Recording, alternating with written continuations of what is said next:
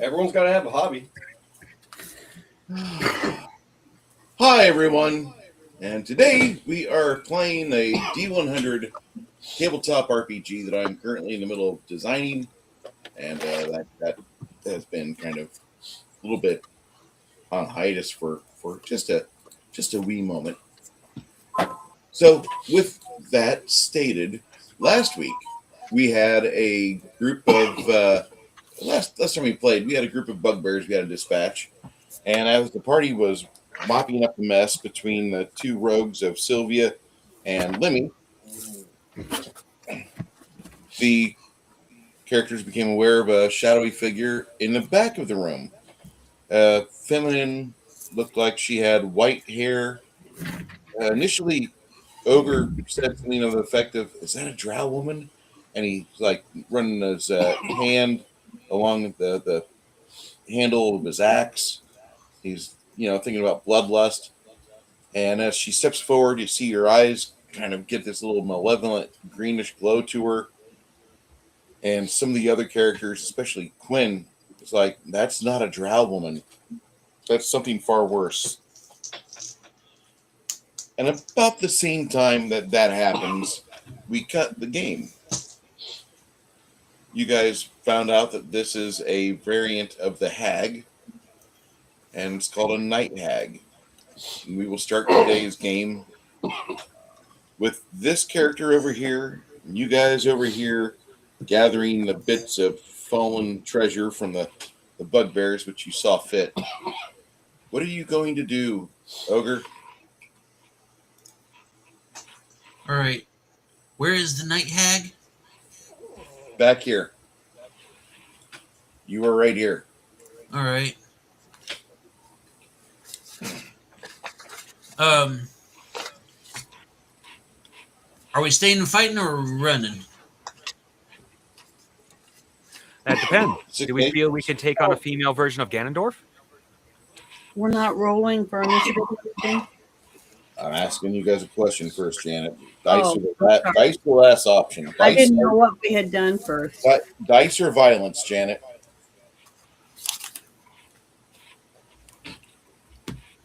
Either way, I'm going to move over and stand between the group and the hag.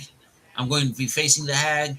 My axe is going to be lit, and I'm fight or flight. I'm asking y'all. Are night hags evil? Yeah. Yeah, super evil. Is her name Karen? Why? Yeah. A vault full of cursed and evil objects. There are so many evil creatures surrounding it. What? Were they just hoping for that angel to die? Okay. What's worse than a drow sorceress? Probably a white liberal woman, but that's just Lemmy. Also, Bruce, if I hear one person say the word fight, I'm going to charge in full rage and go to Hacktown. I'm going to fight if you guys do. Well, our primary goal at this point is to see about getting the evil objects that could, especially the stupid sword that we believe can potentially end the world if the right demon gets its hands on it. I don't really think we got much of a choice. Is Lemmy healthy enough to fight? Or am I going to, stick my thumb in her eye? You're about down 20 hit points from your max, dude. Okay. It's doable. Once again, I'm not going to directly speak for the party, but my basic vote at this point is fight. Not entirely sure this is a good idea. Well, actually, hold on. I did this with the troll, the Etten troll. Can I make a knowledge magic to see if it's a good idea to just run anyway? Knowledge planes would give you better capability of that. I think I do have that. Yes, I do. I have not ranked it up very far, though. Oh, that's good. It's a good thing. Well, I should say, not a good thing I didn't rank up very far, but it doesn't matter because I rolled an 82. No, 81, excuse me. That's a 1, not a 2. You're feeling that sticking around here is almost like chiseling your own name on a gravestone. Okay. If that's truly what this thing is. Okay. I tell the party literally these words: as noble as things have been, you cannot save anyone when you're dead, and this thing is our bane. It's like the Etten troll we ran across in the You can't the save Fae her. horror house. We No. cannot beat it. No. Who's going to save her? Don't talk to strangers.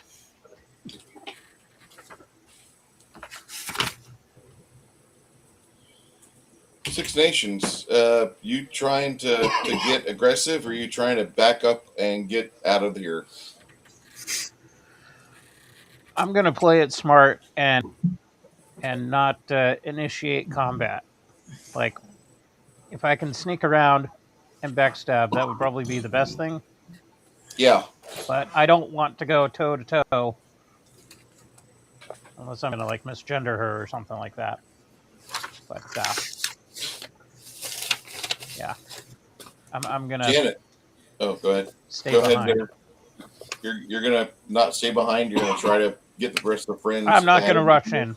I'm gonna Okay. try to slink off to the side if we're going to initiate combat. Otherwise, I would suggest pocket sand and then run. That's my character suggestion. Isaboo, what do you think? Well, once I see her out of the corner of my eye, the first thing I would want to do is cast Blessing of Fervor. But I'm looking through my whole list of spells, and I don't see it on my list, and it's not in my book. You're not that high level, remember? You're thinking Luna. But it's not even in the book for a higher level. That's what I'm saying. I was just What spell? Blessing of Fervor. Yeah, Blessing and Fervor isn't even written for this system yet. Oh, okay. I'm still trying to figure out how to do that on the initial system we've got. I'm gonna look up whatever spell I have that I can cast on everyone to boost our thought that we can kick some ass. Okay. Basically what I wanted to do. You guys are not wanting to get too aggressive, and she comes forth. She starts cackling as her mouth unhinges and her cacophonous sounds start coming out of her mouth. You see what appears to be some form of bluish outline creature grabbing her through the walls, and it grabs a hold of her, and you see it get part of her tunic in its fingertips, and it starts pummeling her in the face. What do you guys want to do? Ogre?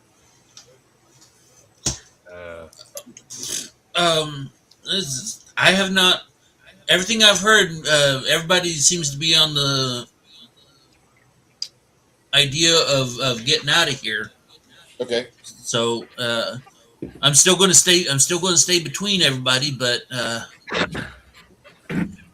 treat it cover like a Waffle House sits. fight. It seems to be a.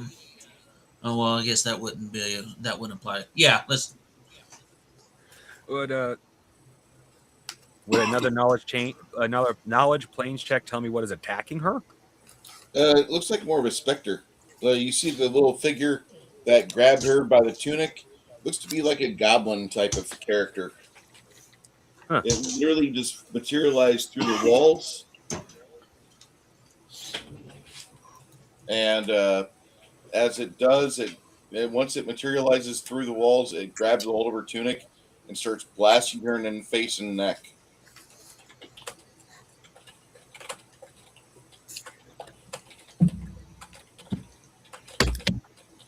Well, admittedly, now I'm kind of curious. Well, I'm looking it up. I'm gonna cast. I want to cast. Shit. Where is it? Hold on. I can't find my stuff. I can't remember if it's. Do I even have I don't even know what I have. Your spell book should be in your Discord, but personal messages between you and me. Well, I got this printed out thing, and it says level 5, and I was trying to see what each of these are. I thought I had something like destruction, but I don't see No, it on. not yet. That's going to be level 8, I hon. guess I will just cast Holy Smite on the creature that's attacking the woman. Janet, that's bad. Why? The creature is helping us. How do we know that? We just Well, bumped here's into the this thing, one. Janet. Even if it comes after us afterwards, we have 2 options now. Trust it and attack the hag because the hag will kill us, or run now and hope that if it kills the hag, it doesn't chase us. But we just went through this whole thing and we fought all kinds of specters. So the specters are bad too. The enemy of my enemy is my friend. And actually, Janet, specters are a little less uniform. Yes, you will find most specters are evil mostly because they're driven by rage, but there are plenty of other reasons for a specter to still be on Earth, including that of a desire to defend something. Yeah, Specters are driven by emotion. Whatever's going on with the specter right now, the goblin-esque specter that's attacking her. This fracas going on between these two. You notice that Sylvia is moving to vacate, as is your friend Rodrigo, and Will is hanging back, but it looks like he's trying to push everybody behind him to get out of here towards Which that way entrance. did we come in? That way To over the here. right or to the left? Oh, Over from here. that way. Okay. Well, I'll do whatever anybody else is doing then. Now, as genuinely curious as I am, I think pulling back, at least for now, is the best idea. We are not equipped to handle this place, like it or not. As you're pulling back, Will slides over and he says something of the effect, "Wizard, Yes. give them both that big fiery blast you've become so excellent with. Isabu, you This could." gives me a chance to test something. Let's see here. Yeah, hold on, let me double check my fireball stuff. Who's saying this to me? William, your boyfriend. Yes. I have just enough mana. I will not be able to cast another spell without chugging a potion afterwards. If you would let me, I can double charge the spell.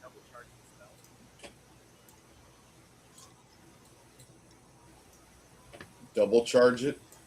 As in basically cast a second spell on top of it. You know, like in this case, take extra time within your world by the seconds to cast fireball instead of twice, 2 times on top of itself, doubling its power basically. You That's could not allowed, I cast one understand. right after another. You're not certain if you could do that. That's one of those things where, I mean, you would be in essence like trying to levy a spell like that or an alter it. You would not just be taking more time to do so, but you'd be like quadrupling your mana cost. Okay. That won't help you as much as you think it It'd will. be like Master Roshi and his Kamehameha. He's capable of doing it, but it costs him a hell of a lot more than it does like Goku. Get it? So before I was going to run and change my pants, but I'm not leaving until you tell me what William was trying to say to me. Okay. What you would be doing, Janet, is you'd be dropping Prayer. not prayer, but you'd be dropping 25 mana and you'd be letting go with Holy Smite. Now, That's what I said I was going to do, and you guys said no because not to. Well, you originally said you're going to hit just the ghost. If you're going to use Holy Smite, hit both. it's going to hit both of them if you drop it the right way. And the thing is that you'll be rolling 5d8 to injure her, and you'll be rolling 8d6 to injure him. Nice. Okay. Well, hold on. I got to get all those out. Before you guys do that, you need to roll percentile and beat the spell penetration. Okay. Well, before I dig them out, I'll roll that because I probably won't make it. What do I have to roll? You need to. You're going to add 40 plus your D percentile. You need to roll at least a 60. Well, I rolled a 10 and an 8, so I didn't roll enough. So I can't cast a spell anyways. Well, I you'll looked be out. I ro- you'll be trimming, throwing out 8 die 6 on the specter. She won't be affected at all. Yeah, figures. And then I went ahead and rolled for. And that's what I was going to roll. That's what I was going to do in the first place. Mongoose, go ahead and roll your spell resistance. So D100 plus 40.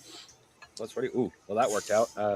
The first one I rolled was a 22. Plus 40 means I get a 62. And the second one I rolled was a 62.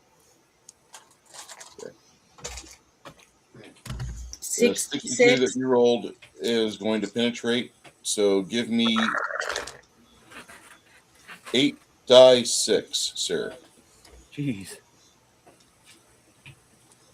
And Janet, you'll be doing the same thing for the Spectre. He actually gets hit with Fireball.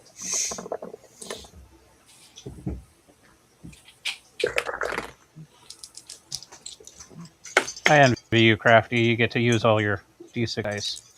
I rolled a 35 total. Okay. I'll be right back. I'm going to change my pants real quick.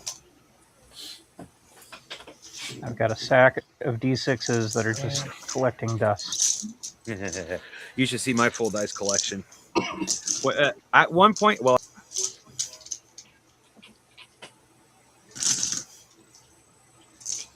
if I had kept all my dice, I would be considered a dice dragon, but I in my collection. Oh shoot. Sorry, I'm looking up Fireball so I know the bonus damage because I think it gets bonus damage at this level. What's your bonus damage typically? Right off the top of my head, I don't remember. Okay, so you're an evoker, right? Yeah, I think so. Okay. I haven't based anything outside of my current class, so. Excuse me. I'll get you an answer on that in just a second. Okay, no, excuse me. It doesn't do bonus damage direct. It does overtime damage in the form of burning damage. Mm-hmm. Okay. So that is a grand total of 36 then.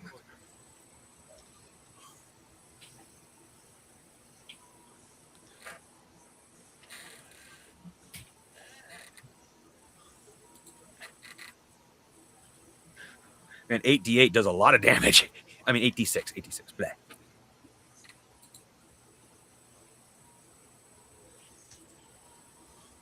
Plus, it kind of helps that I rolled 1 6, which is not too big a deal, but I rolled 4 5s. That's pretty good. What was your damage you rolled? 36.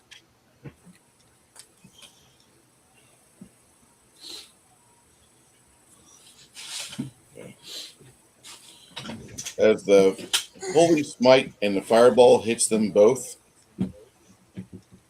you see the Spectre kind of take the brunt of the Holy Smite damage, and then the Fireball engulfs the room as the Night Hag suffers pretty badly from that.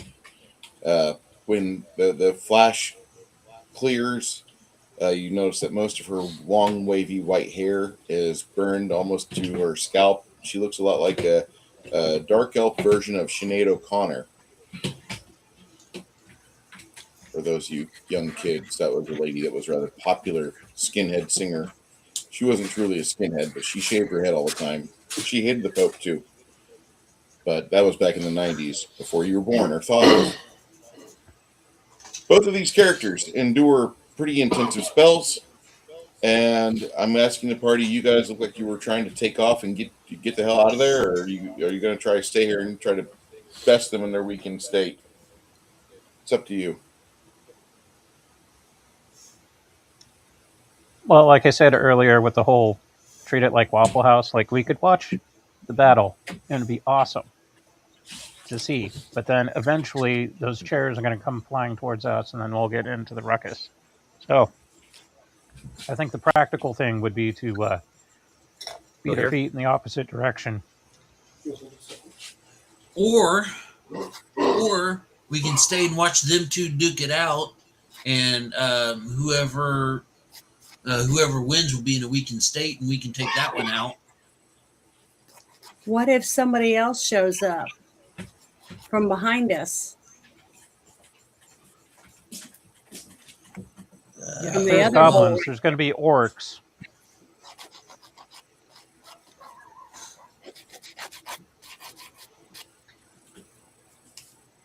And that's already a bad Like the only way I'm going to get anything, if I get to get any man to do any more spells, I'm literally at 0. Which was ironic that I had enough for 2 fireballs, but still. I have to take a potion, and even then I have to use low-level spells, especially in the fact I think I'd only take 1.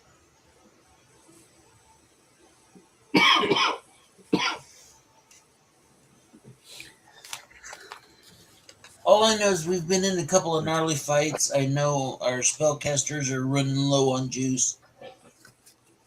And as full of myself as I think I am, I'm fairly certain I can't take down these 2 things by myself.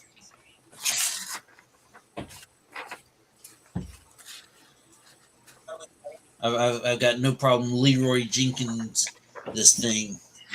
If I know I have backup. Can I get your hand a second? I'm crazy, not stupid. Come on over here. Can you go here, please?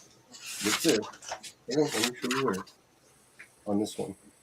Okay. Guys, I'm going to be holding on to something just for a second. So it seems like you guys want to do everything you can to not be here that much longer. Yeah. No, more on it. Not without shotguns. That seems to be the consensus.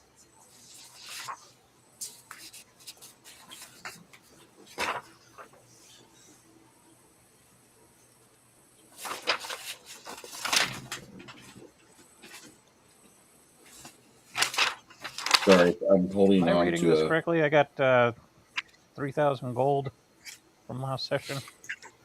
I believe you do. Yeah, because we, I don't know what we did, but we did something. We got money. You guys got actual money last time. Yeah, a lot of it. I should just go buy a bunch of methed up, like, leg breakers.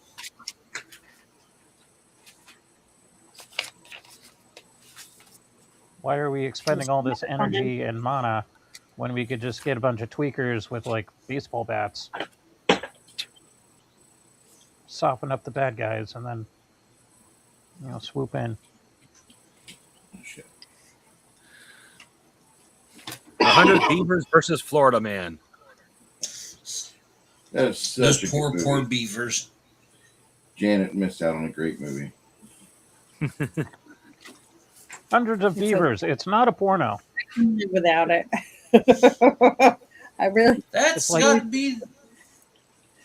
It's really better than anything that Jack Black did. It's an awesome love story too. better Like than, I'm not really into the old better than, romantic comedy. The one but I want to it was watch. pretty cool. What movie is this? Oh, Hundreds of Beavers, the one they're talking about. Yeah, I'll admit, Would I actually recommend- like Jack Black as an actor, but only when he plays the right roles. He is not an I have seen him in a lot of roles. Like, what the fuck? You are not that kind of actor. Get the fuck I out. liked him in Shallow Hal. His I best liked role it. was in Jackal. My movie, but excellent example of 2 movies.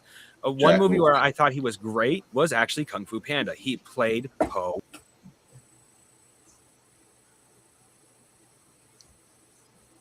Really fucking and balls at was Jumanji. that he tried to play the stubby scientist and came off more like a bumbling fool at best. Because that's not the kind of character Jack. I'm sorry, Jack. I'm not sorry. I should say, but Jack Black only has a certain type of character he can play. Otherwise, it's just going to be a shit character. When he was younger, thought he he could play the did- psychos very well. As an adult, he can't. I thought he did very well in The Clock in the Walls. Was he younger? That's a movie I've heard a lot of things about. If he was on the Yeah. younger side, I could definitely I haven't- understand why. yeah. Because when he was younger, he was one hell of an actor. As I an haven't- adult, he's shit. He only has one character type. Funny. I can't find my sheet, or I'm trying to find my mana sheet of my healing or my potions for mana, because I know I drank 2 last time. I remember that, and I was going to you drink give. 2 men, and then isn't it like 2 or 3 potions, and you're at your limit for being sick, Bruce? You do 2 potions within 20 minutes, and you're going to have to make a miscability check, which Yeah, that's what I did last time. But what I was trying to find is, I think I have 3 more, but I can't find out where I wrote it, because I was going to give 2 of them to our wizard. Can't he drink them I'm too? good, Janet. I thought you have said a you were 920 mana. Yeah, I need mana. I need to take a potion, yes, but I have 9 20-point potions. I just can't find Damn, Tucker versus Evil is a great movie. Don't for, It's not a Jack Black movie, don't but it no is a offense, great Janet, but don't movie. forget no offense, Janet, but don't forget I'm usually the one that suggests everybody grabs potions at the store. I keep up with my potions quite well. In fact, I have discussed with Bruce more than once keeping the potions changed out because they do have an expiration date. Yeah, that's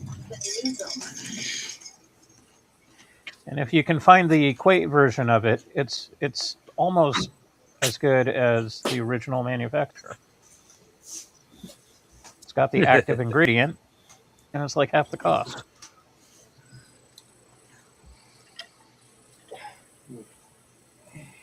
Might be some side effects, but you know.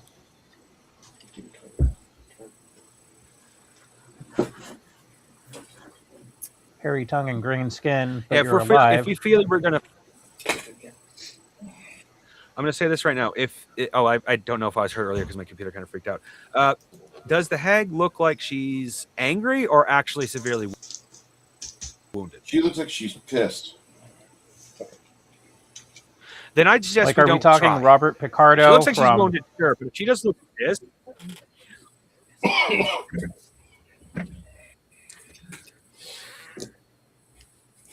Robert Picardo from Legend? Pissed? legend. Yes. Sounds Make familiar. Bucklebones?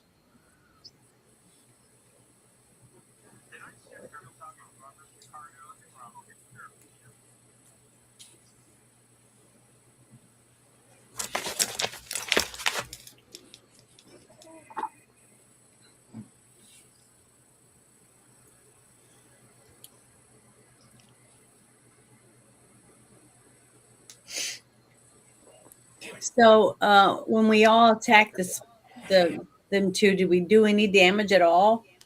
You look at her, and she's got like nubs of hair that have been burned out. She looks like Sinead O'Connor now. No longer does she look like Haywood Banks without the beard and goatee, or the mustache and goatee. Best way to put it is, best way to put it is, we're puppies and we just bit her ankle, and she's a mean bitch. She's a mean bitch. So I vote we leave as quickly as possible. Well, let's go. All right. So you guys will leave that area and leave them to each other, to each other's destruction. Spectre looked like he was. Hold on. I was muted. I asked a couple of questions and I was muted. Okay. One, have we actually attacked her?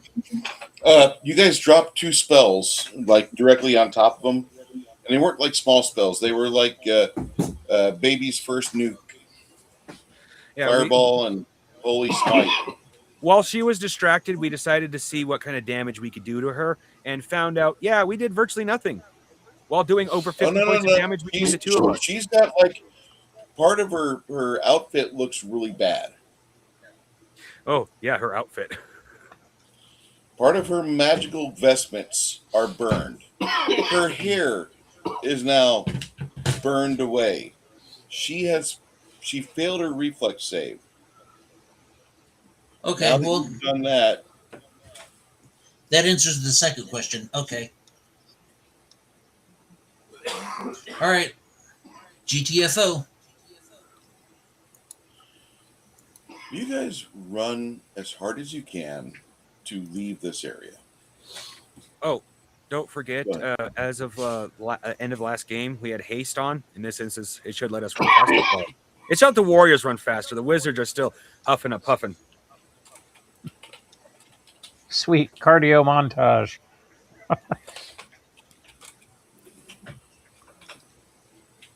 First thing I imagine now is all the warriors just picking up all the wizards and saying, "Run faster, stupid!"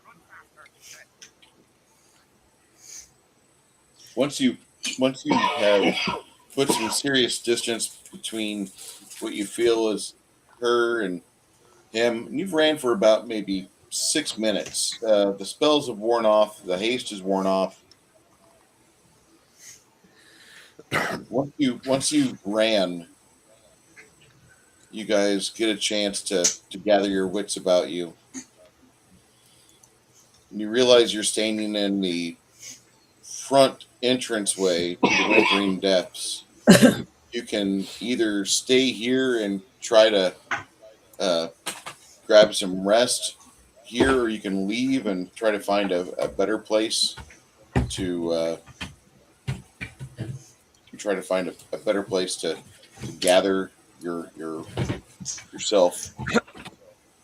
Well, does the golden door at the beginning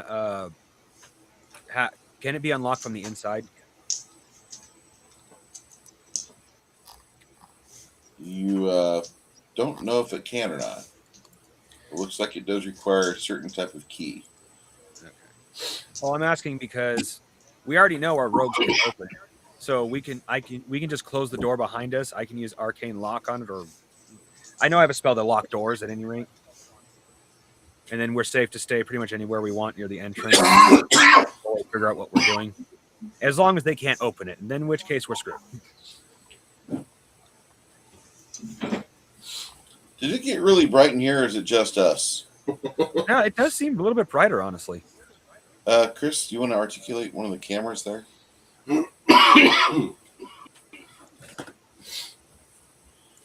It's kind of like over here, I had the sun shining in the room. I could actually see my face on camera by the time we all got online and went back to the Witness Protection Agency view of my camera here.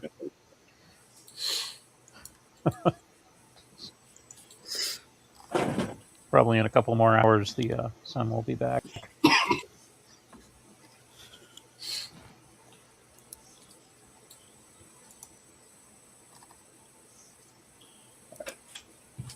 It's not too bad today. It's like a balmy 30. So, crafting. Chris put together this little archway, and it looks like it has a little Hot Wheels track in it. But That's this cool. is going to be used for lighting whenever I'm painting. I have actually been looking into those because, like, there is a couple different ways you can do lighting for photography and for painting, and those, like, making your own of those is actually pretty cheap.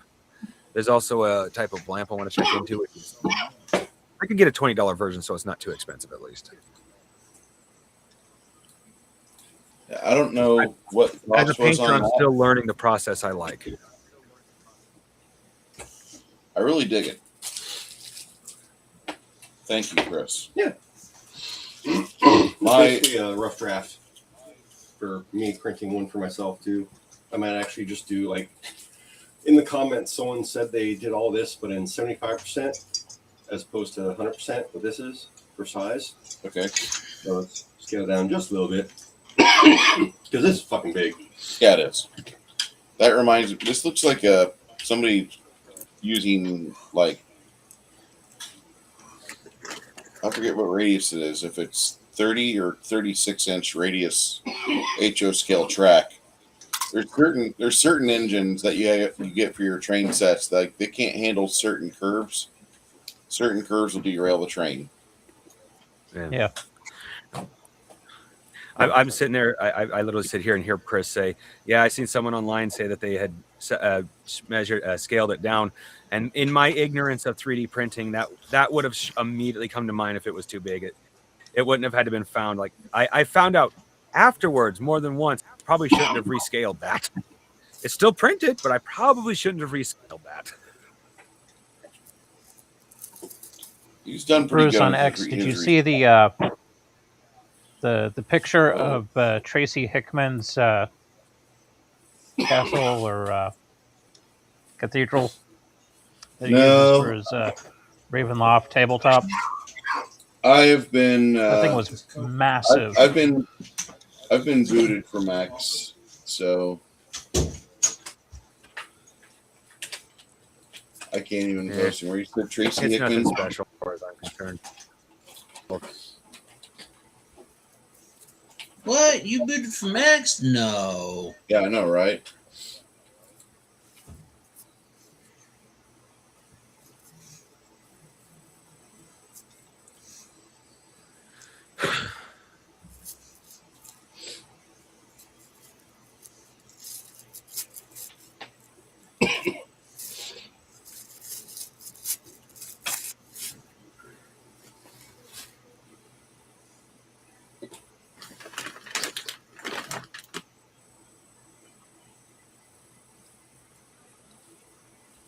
Yeah, I'm not seeing it on X. I'm not able to search. It has to be on my profile.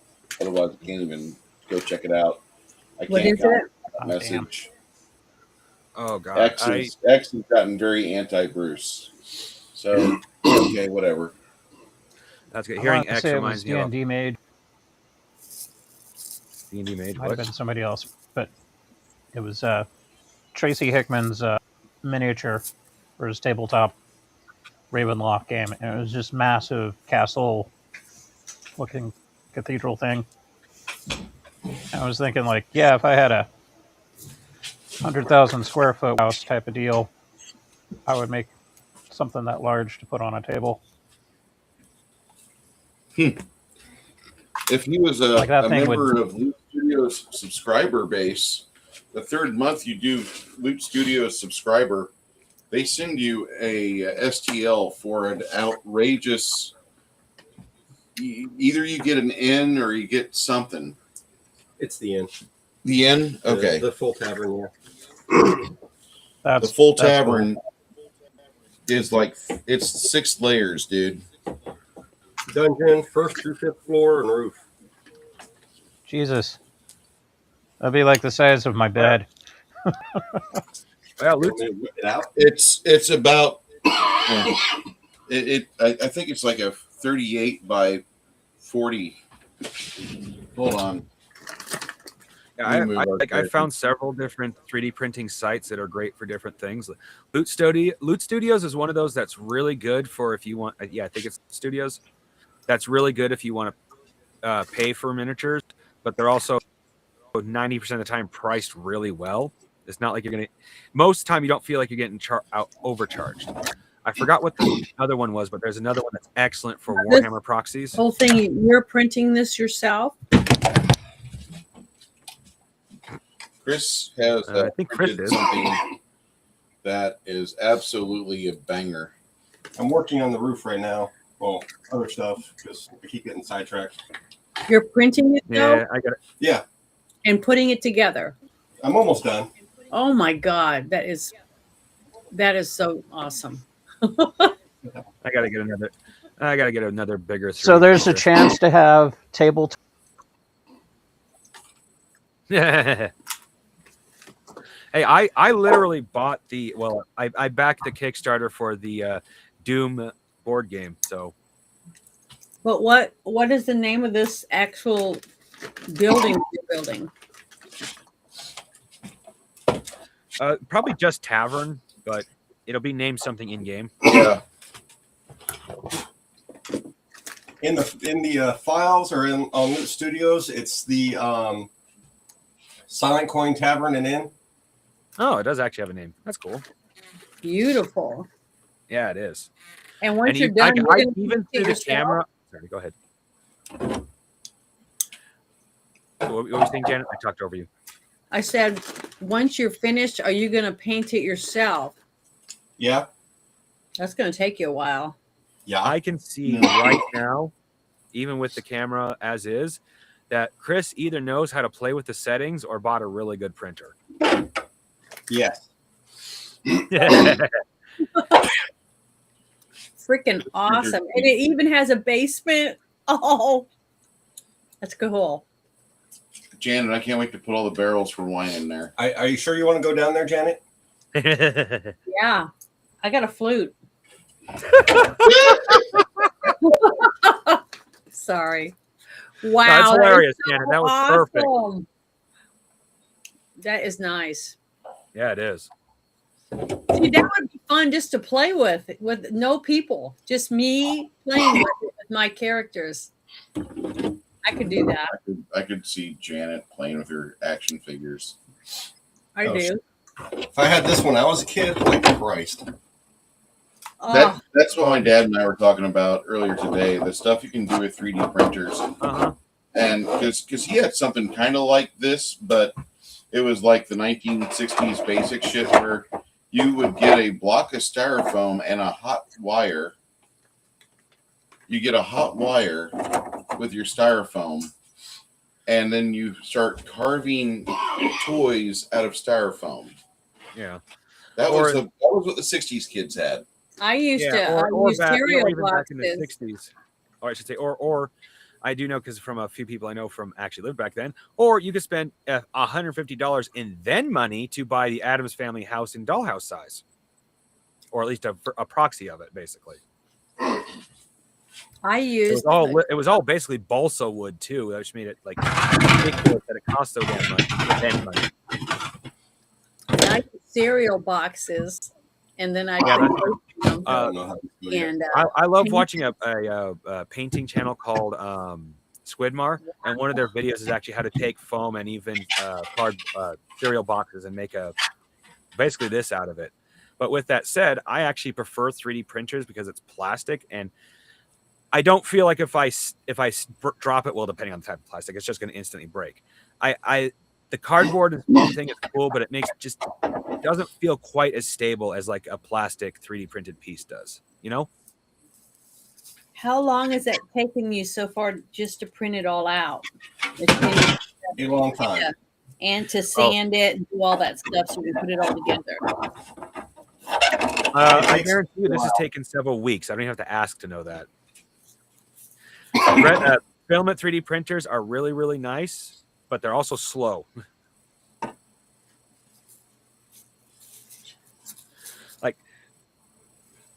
But with that said, the filament he is using right now, the filament printer, what it's really meant for. Large pieces that you don't need to worry about hyper detail. Unless you're like really, really good with but with that said, you could see, even with this camera, I don't actually see any layer lines. It looks, well, like I said before, Chris bought a really good printer or since he said yes, in this case it's knows how to play with settings to virtually, just through printing alone, get rid of printing layer lines. That is possible on a filament printer. It's just a pain in the ass. So the printer that I started this with was the Ender 3 Max. Yeah. But because Creality decided to make that, I guess, like a New Year's fucking thing or something. Yeah. Or not New Year's, Black Friday, with its specific size bed and stuff like that, you can't get replacements. And the next model they came out with was the Max Neo. That anything you looked up at Ender 3 Max would come up with a fucking Neo. Lovely. Yeah. I kind of. Sorry, go ahead. I ended up upgrading, splurging way too much for a Bamboo Lab H2C. Yeah, I'm just looking at a fairly large Elegoo because I'm having good luck with their resin printer. Well, Yeah. Until I printed an object at the wrong angle, which caused it to pop the screen, and now I got a shit ton of hardened resin on the LED screen, and I have already tried, and I could potentially pop it all off, but there's so much of it. The possibility of A, me cracking the screen or worse is very high, Yeah. and B, it's already spread out enough. It could have gone into the printer, in which case I'm just better off replacing the damn thing. So, are you going to sell this once you're finished with all of Oh it? God, no, No. no. Oh, it's for your own personal use? If Chris gets the bad idea to sell it, I'll pull out some money. I'm like, oh, cool. I know people would want to buy it from you. Depending on where he got it, he actually can't legally, or how he got it, he can't legally There you sell go. That's the thing. You can't legally sell it. Like if in the case of what I do, I have a Can few you 3D sell it printed as a things I have creation of sold. art once it's painted and everything? You are allowed the license to have the STLs to print for personal use from Loot Studios. That's then the EULA for Loot Studios. Loot Studios will not allow so it is you Loot to Studios. sell their miniatures just because you bought 30 Elegoo or whatever super type of filament printer it might be. Just because you have that doesn't mean that you're going to be allowed to do the printing and like, hey, I've got Santa's workshop. And I know, but can you make your own design and print your own house and then sell it for whatever you want? absolutely. Oh yeah, But this one here is off there of are- Loot Studios, and it's a reward they give you for being a subscriber for 3 months. In the EULA, you are not allowed to do that with any Loot Studios figurine. None Okay, of their well, STLs. can't sell them, but you can, once you're better at it, you can design your own and then sell that if you decide. well, and Janet, there are actually sites that you can go to buy. Now, usually they're a subscription, but some buy it outright, and you will have legal license to print and sell those objects. Cool. And in the case of what I do print and sell a couple of items, but the big thing for that one is I get the objects for free, so most of the time you don't have any legal right to complain. Oh, And 2, I do not try to make a living off of printing other people's shit. It's more along the lines of, these were nice. I don't really have the space to keep them. I might as well just get rid of them. the wicked witch that eats the kids. The gingerbread house. Chicken feet then. Yeah, it needs chicken feet. In fact, I think if you look online hard enough, you can actually find like Baba Yaga legs for pre-existing houses. Like it's just like it's like chicken legs and then a flat surface that you can set the house on if you want. Let me get you some light.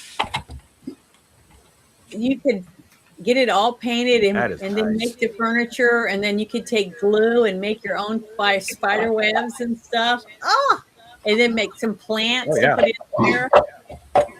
And stuff. Have a hanging plant, just things in there. That's way too cool. When did you get that? This one is like the first or second month. Yeah. Okay. This is just the Oh, it's beautiful. the too. Sonic Coin Tavern. It's just a small tavern. That is really nice. It is. Pine. If I ever found myself ridiculously wealthy, we're talking like billionaire status, I would take these miniature houses, buy up some property, and make a life-size structure. Scale them up. Yeah. It's like, oh, cool, a little medieval-esque village. Where'd you get it from? Oh, adventure module such and such. What? I have the layout from the village of Hamlet. It's for the moat house before the collapse of the Western Wall.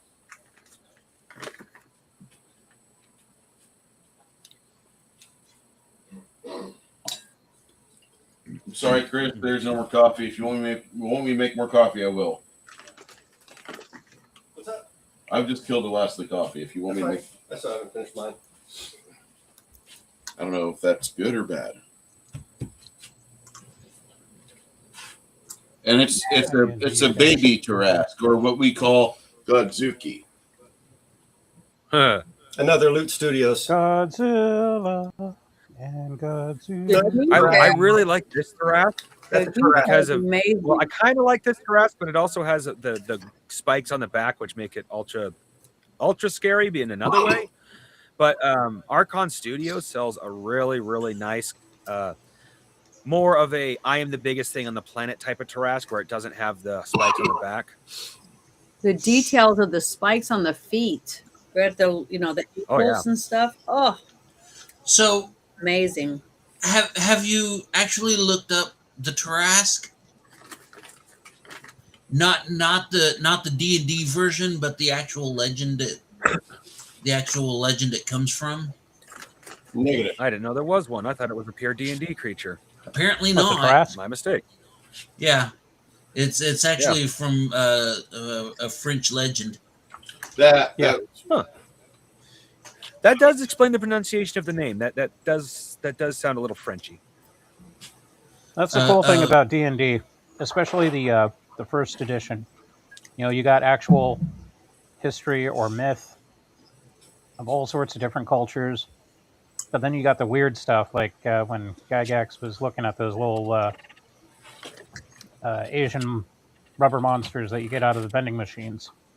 And he was like, that would make a cool D&D creature. And then next thing you know, you got a rust monster or a boulet or what have you. Oh, I love rust monsters. Spoiler alert: the actual Tarrasque legend looks nothing like the D&D. It rarely does.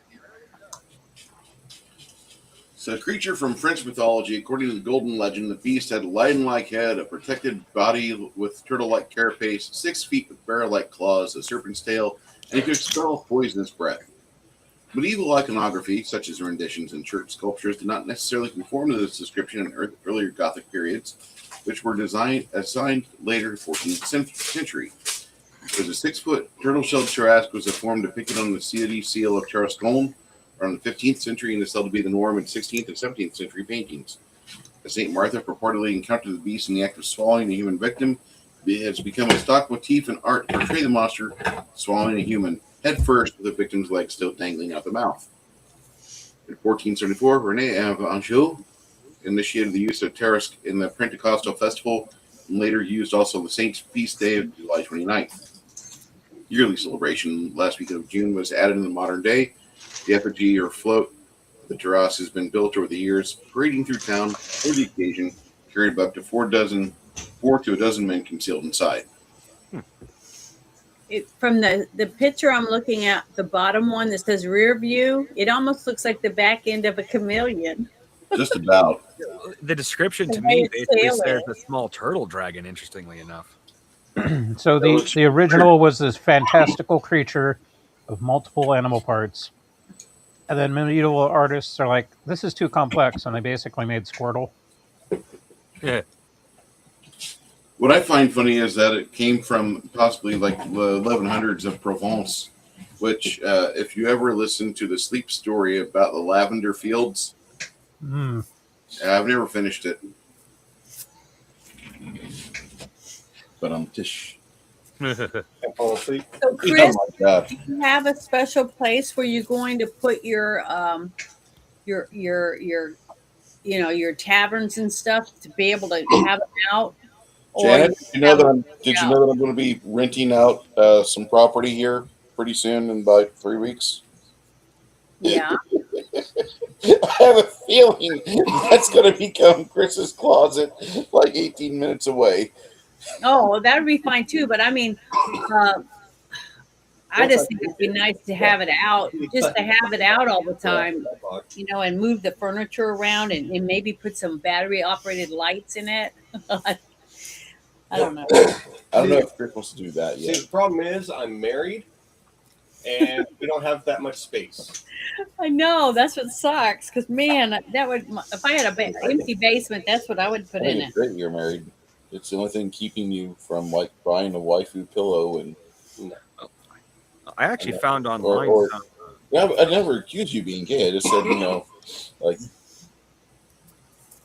A waifu pillow does not make you gay unless it's a gay The waifu. fact that I'm going to be single means I might be going down to Edinburgh, Texas, I have a body Pick out a pillow. waifu pillow. Pick out a wife. Or you can. Yes, but not does it have a pick it anime out. girl I on it, was thinking Janet? about single for a while. No, At it's some just point, white, Then it's not a waifu pillow. but I sure I like might it. get a waifu pillow. I don't know. I haven't decided yet. I would take a waifu pillow over whatever the hell is coming out of Africa right now with their quote unquote androids. What? Have you seen the robotics coming out of Africa right now? No, I have not. Okay, Not even heard of it. You have to So- put it in my Discord So- so I can so look at it. it's Africa's version of whatever Japan, the U.S., and China are trying to do as far as humanoid robots, and it's really shitty construction with obviously rubber latex skin over. Like the T800 is super scary. This thing looks Yeah. like they took Johnny Cab, skinned it with something that doesn't fit, and they're trying to tout this as like the 21st century technology that's coming out of Central Africa or what have you. You know the technology they could be working on? Wells. Wells would be Plumbing. nice. Yeah. So I'm looking at it, and I get this gut feeling in my stomach like this is horrendously creepy. And it Sure. was a childhood memory of the old 70s show Vegetable Oh, Soup, dear which God. was a kids show back in the day. And they had these puppets. But it was a combination of puppets and like human hands, but the hands were adult size hands. And then you got these little like wooden head puppets with their mouths that move. They're almost like ventriloquist dummies in a way. And it was just one of those weird uncanny valley moments where you're looking at it and you know it's wrong, and it's off-putting. That's a So when movie I want to put on the list. Magic. Speaking of such things, anybody here play Magic the Gathering back when the Dark Crystal and the Labyrinth came out? No. No. It's only been out since 1991, 1992. Well, I'm asking because Magic the Gathering has decided they want to try to get that crowd to come back.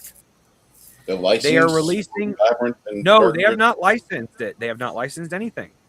Okay. They are using the same exact background animation, the same exact puppetry style. I mean, if you didn't know any better, you would say they hired retired animator, Henson puppeteers and creators from back then.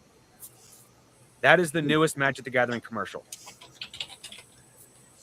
Interesting.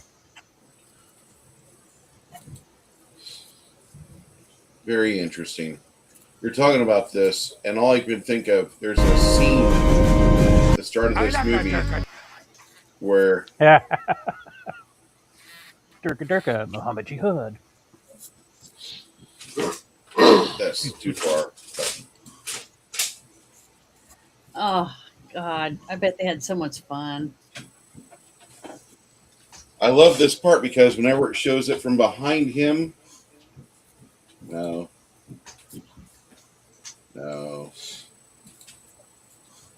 Okay, this is where I believe Matt Parker is holding the ring up, and you can see his hand in camera, which I thought that was just absolutely hilarious.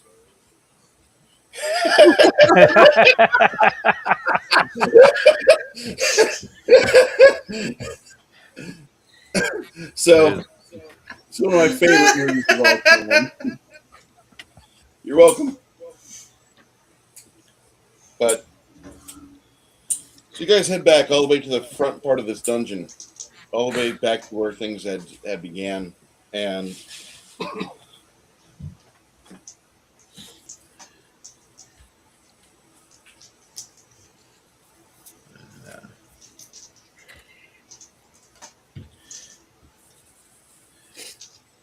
and I appreciate everybody that was watching that or participating in this to allow us to show off some toys and some things. One of these days, Tommy's gonna come in here and see all this shit, and he's gonna be just fucking heartbroken He's like, I need to get a filament printer. I need to get a resin printer. I need to get this printer. I need to get that printer. You need to get the printers that'll be making for you some pew-pews because they're going to make that shit completely illegal. You can't stop the signal. Yeah. What do you mean by that? The information's out there. It cannot be contained. Oh, yeah. Like, what are they Okay, going to now, do? so Outlaw is this where hardware we're stores? going in into the cave, or is it like? Looks like where you began in coming into the cave, Janet.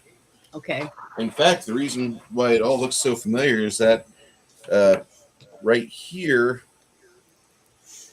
looks like you had the sigil in the etched in the ground, and there's still some like fabric that was being worn by the angel monastic diva that was part of it. It's kit and caboodle, but after the disintegrate spell completely eradicated her, all you What's have up, Lloyd left is Christmas? the weapon. Hey, Lloyd Christmas. All you have left is the weapon, which is in your stock, and you've got that. When you get back here, William smacks his open hand against his helmeted face. Isabel, what's the chances of you and our wizard being able to dismiss that thing? I don't know. I'd have to ask the wizard if he thinks that we can do that together.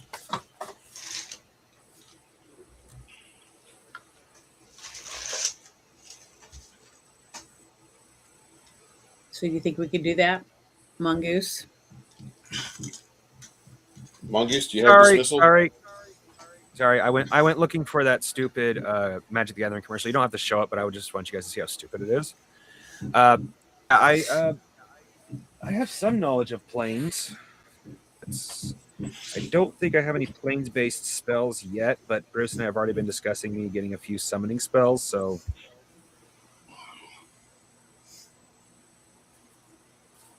which would mean it'd be something my character has at least been researching.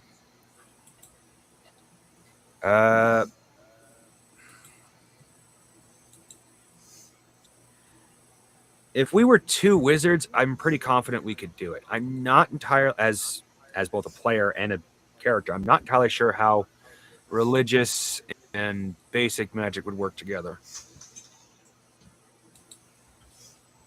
Obviously, Two William thinks wizards, it could one be, spell. Okay.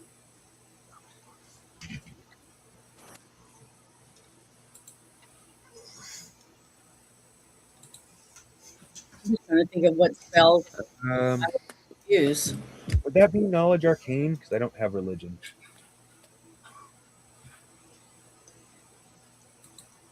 I'm gonna look real quick and see what I have in here for my knowledge wise. Did you send me the YouTube information there, Mongoose? A Boggart Ballad. This. My knowledge arcana is only 5%. It's not very good. Oh no, I put it in the private chat. I put it in the private show it, but I wanted people to see how stupid it was. So this looks like it's Jim Henson Creations. Yeah, it looks really cool. I forgot what it's called. But it's like, Yeah, Knowledge Arcana. Yeah, I'm really low on it. 38 total. If you guys can override the Not 138. no, 38. If you guys can override the spell resistance of that damn bitch, that arcane planar bitch, the night hag, you'd be able to send her back where she came from.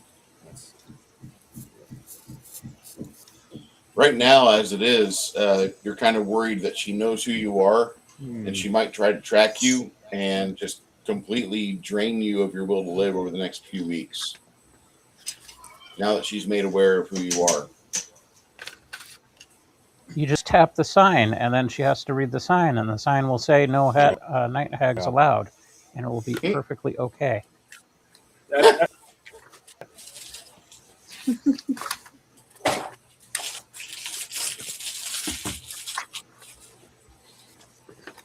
In Karen land, it works like that. You would plant the seed of doubt in her mind and win the psychological battle. Then you set her on fire.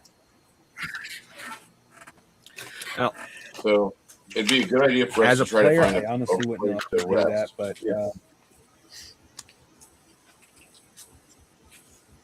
Well, I unless she has the, I think it's safe to go out the main door, key, and perform and lock it with my spell, like I said, and at least sleep outside the cave. I wouldn't want to sleep in the cave just in case, but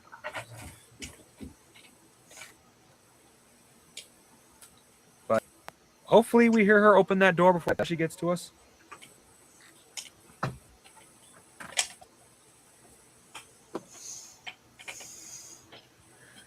Unless we want to go like a distance, that's the only suggestion I got. Isn't there a spell or something that we could put down the hallway to let us, that would notify us if somebody was coming? Oh right, yeah. The bar, our bard, he has alarm or whatever it is. Yeah, I was going to say, I thought we've used it before. Quinn says, "Let's get out of here.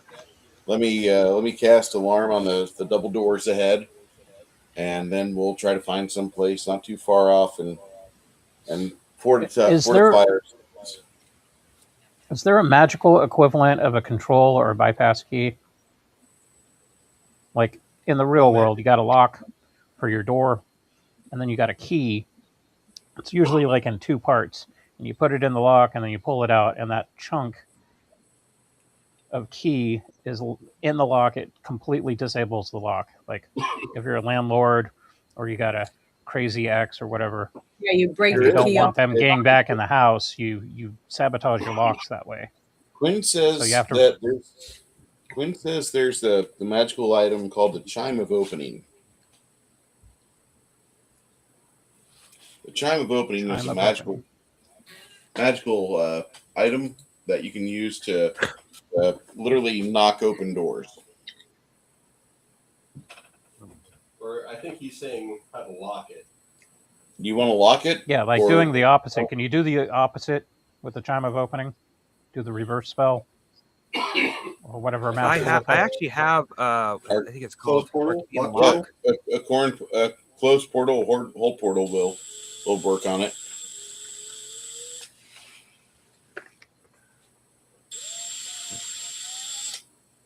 If you want to go that way, if you want to do that.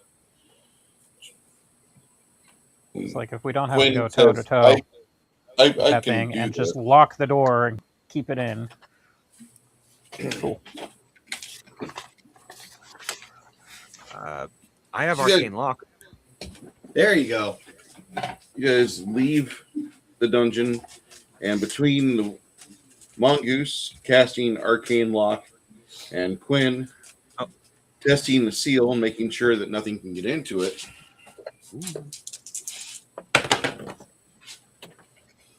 Quinn looks at it and he says, "That's a fairly effective lock that you've got there constructed." You guys will leave.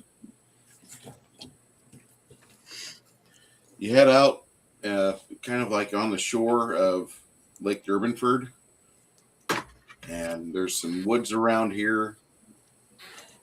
About maybe 500 feet to the left, you see what appears to be the land has formed what looks to be a naturally occurring cove area, and the beach in front of that, the shoreline in front of that, looks like it's ideal for setting up a campsite. Quarter moon out. I suggest to our barbarian, is this a perfect place or is it too perfect? given what we just dealt with. He has the survival roll. Ogre?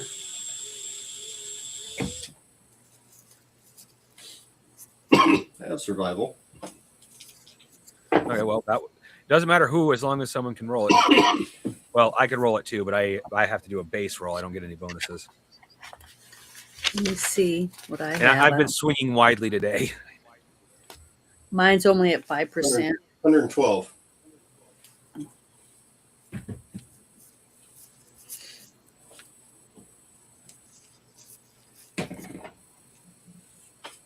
You got 112 survival.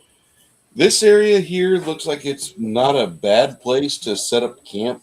The only issue is that there's a couple of game trails that suggest maybe there are some carnivore animals in the area. Looks like the majority of them would be pack animals like coyotes or such like that. Now, coyotes are usually pretty easy to keep away with fire, so unless they're really, really used to it, then that's not going to work. Like if these are wild coyotes, fire will keep them away just fine. If they're acclimated to humans, that's going to be a problem.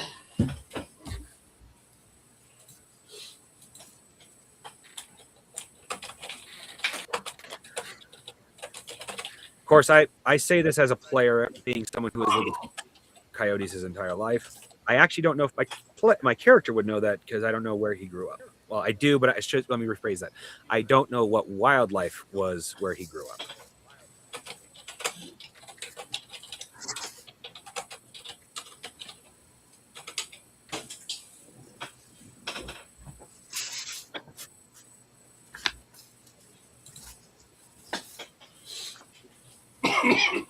Ogre will kind of point out the area up ahead. He says, we've got some driftwood over here.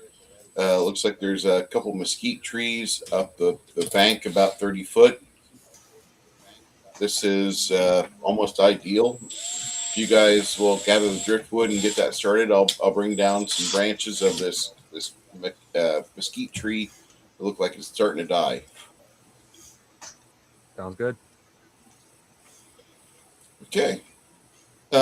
After you guys get everything all prepared and get a hot pot of food over the fire, and get maybe about 20 minutes into your getting ready for rest,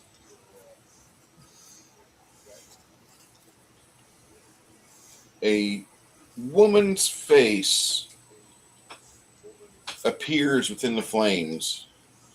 You can see from her singed hair and from the frazzled appearance, it is the same exact woman that you fireballed earlier. Oh, joy. She says, "Ah, I have a means of talking to you. Excellent.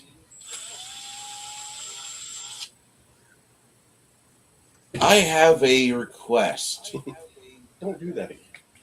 The night hag asks you guys a question. Oh, joy. Help me rid this area of that miserable goblin, and I will not trouble you further."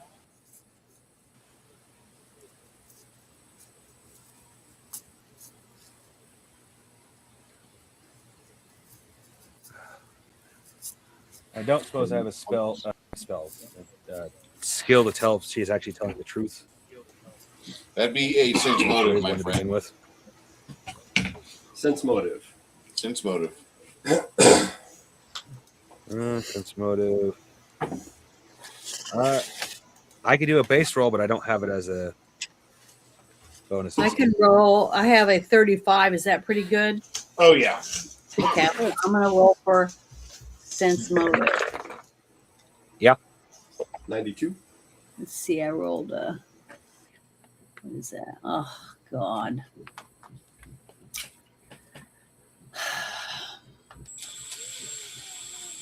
I ended up with a 70 total. It sucks. between you and Runahar and the other, I got a plus 25. If that don't cut it. I had a 35. Didn't help me it much. sounds like this thing is trying to tell you guys the truth. It says, help me rid this land of that miserable goblin specter, and I will not pester you further. Oh, so it's a undead goblin. Yeah. I do have to ask, what do you want with the cave? I merely request that my studies be allowed to continue. That's why I fear you're here. Well, there is one condition we would like to meet on our end. There is a sword deep in the vault that, in the wrong hands, can literally lead to the end of the world. We intend to remove it, and at this moment in time, guard it with our lives until we can figure out what exactly to do with it. I vote we feed it to rust monsters personally, but because they can't eat magic items, even indestructible ones. I read so. I actually looked up rust monsters at one point. They can actually eat even indestructible magic items.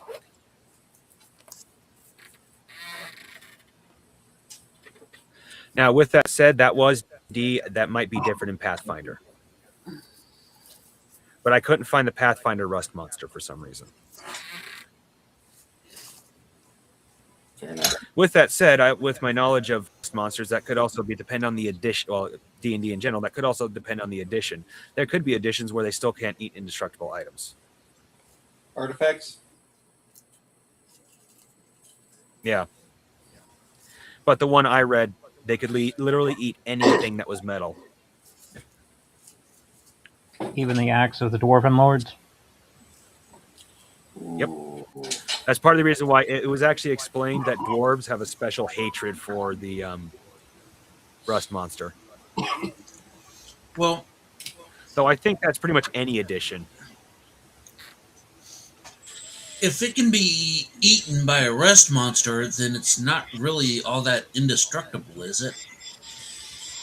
Not really. Well, indestructible in this case means we as players could drop a nuclear bomb on it and it'll just laugh at it.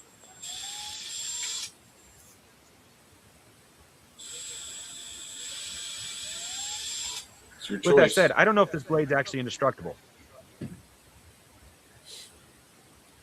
We should get it and test it. Just the fact that, yeah, And then I'll give it to my lady when you fail.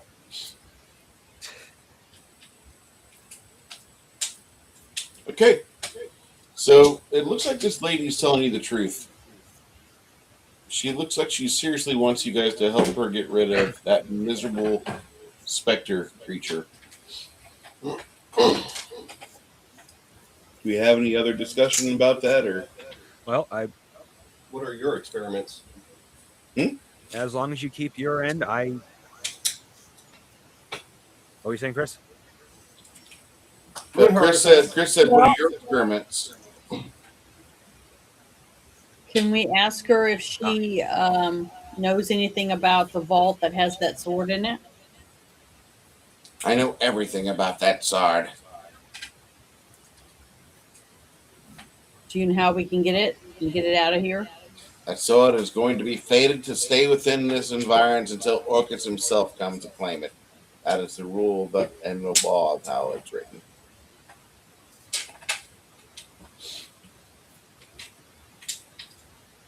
Do you follow Orcus? So even if one of Orcus's followers were to come here, they can't claim it? I do not follow Orcus. I only abide by him because of his massive power that he has. Oh, yeah, no, that's what I meant. What I meant was one of his champions could come to this vault, and they still can't take it. It has to be Orcus himself. There are other creatures within this area.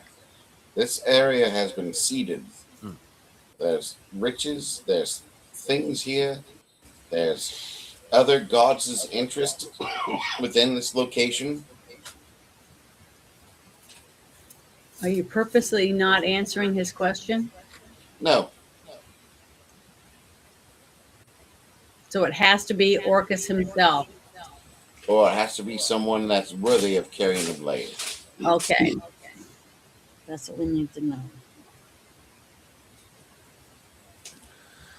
Ah, So if we help you get rid of the specter, you will show us where the vault is at.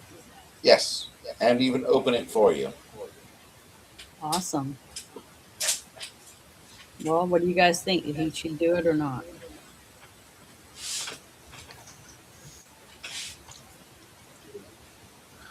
well, Gwen give kind us, of give looks us away other options. and Other two options: either directly fight her, which we don't have much of a chance. I say what the hell, but we trust this hag about as far as we can throw a mountain.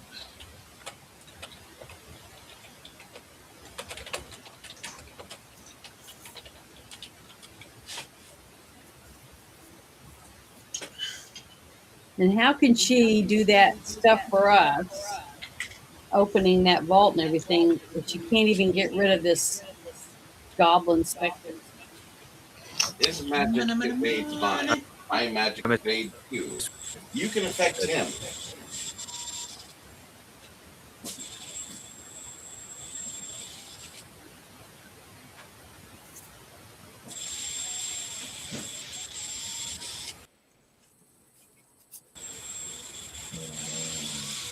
Oh, I agree, but our other two options, or we risk fighting a hag and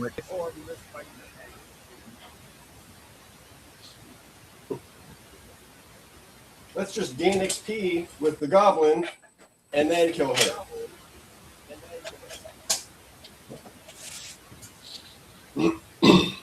Got my vote. Well, I want to talk to all of you guys without her being able to hear us. At that point, Quinn starts playing a different The equivalent song, to and you what's see going little various colored notes. she's equivalent of me. I can hurt a demon. You can hurt a demon. Mhm. Well, what I was wanting to talk to just you guys about is if we help her Yeah. by getting rid of this goblin, and she opens the door for us, and then we aren't capable of getting the sword, uh, we're going to be leaving it wide open for someone else to get it, or even her. Well, she just said she doesn't want it. Okay, but that just because she says it doesn't mean it's true, because we can't trust her. But also, if we are not able to open the door like she says she can open it for us, or she can open it, and something happens and we can't do it, she'll help someone else open the door. So I really feel that we're going to have to get rid of her anyways. Night hag, probably. Well, we could all quit our jobs and start up restaurants or Because we can't trust dry this. cleaners. We can't trust her if she's going. She may not bother us for the rest of whatever we're going to be doing, but I don't trust her not to help someone else get it if we're not successful. Okay, even if she were to keep her word, that's not to say that she wouldn't lead us to someplace or something that could kill us. Yes, that too.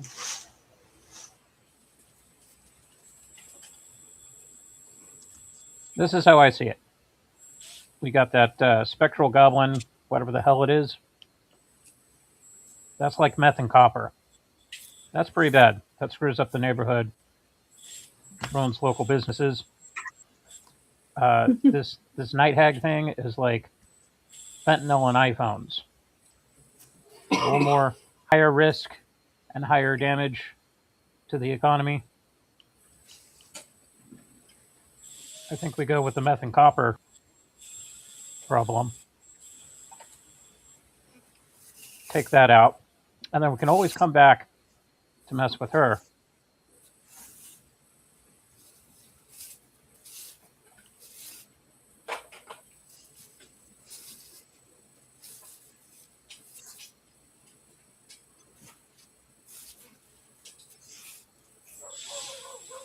we've got a history of messing with those hood rats anyhow. We've done pretty good. So far. I mean, you don't have to take my word for it. But, yeah. That's my 2 cents. So what are we gonna do? Definitely not sleeping with succubi. So that's a good thing. You can learn.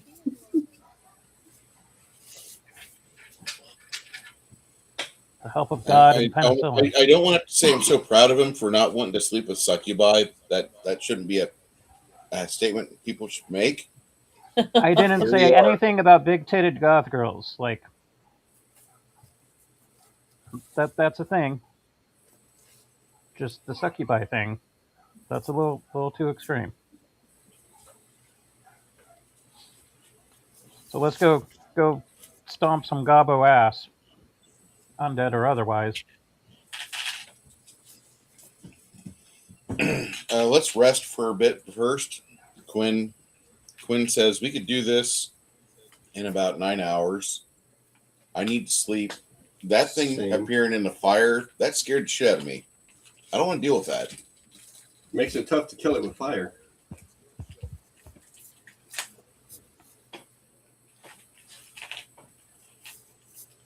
I believe the fire was just a Holy conduit water? of talking.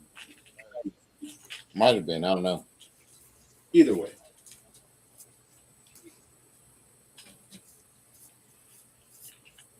So, Go ensorcel Janet, some roll me a D20, entertain squirt please. guns full of holy water.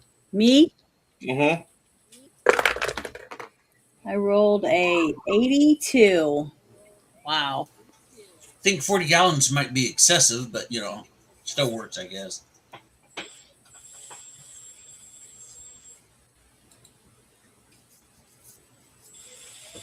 After the fire goes out, her face disappears. She's not able to talk to you any further. You discuss things, and then Quinn does something. He grabs some of the coals and he applies enough heat through some sort of magic spell that he has warm coals that'll last there. He's like, I don't know how long it'll stay like this. We have a little bit of light. Over the course of the evening, you guys are able to sleep until daybreak. Actually, you sleep past daybreak. Some of you still haven't had enough rest. The spellcasters, I'm just going to say that this is definitely not reality, because if we had the ability to have mana and cast spells, those of you that have a job where you'd be required to cast spells, your boss would be looking at you after 3 hours. So, you got enough partial mana to do this. So, can you cast this spell over here? You be hearing this all day. I don't want to give you a full 8 hours rest. I have to pay you for that. Yeah. I understand. But you guys get your full rest 8 hours later. About probably 8:30, 9 o'clock.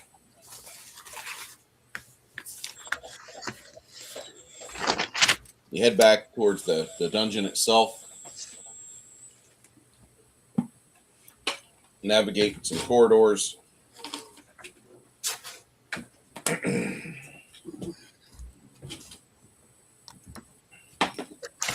As you're going into the bugbear caves from the worked sections of the hallways into the natural sections of the dungeon,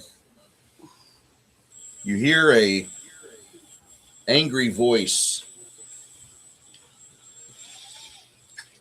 Don't go any further. Everybody kind of freezes in little 5-foot wide passageways. Then you see that there's in the darkness ahead, there's Sorry. a illuminated, it's like a circular spot right in the middle of the path. It lights up. You hear the angry voice. If you go past that, can't really save you. If you step on it directly, I can't really save you. I can use it, though, to have a conversation. That hag wants you to obliterate me. I think it'd be a far better world, a much better world, if we had no hags to deal with.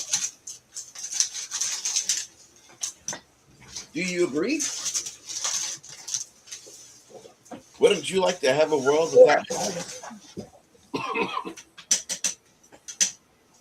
I would agree with that.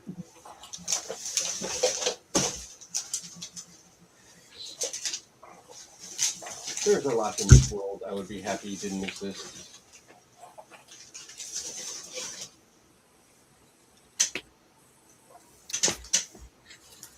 If you help me get rid of her and take her heartstone, I will give you more gold than you've ever seen. Why do you want her gone? We both have our strengths. Hers I cannot touch. I do have some things she can't mess with on me.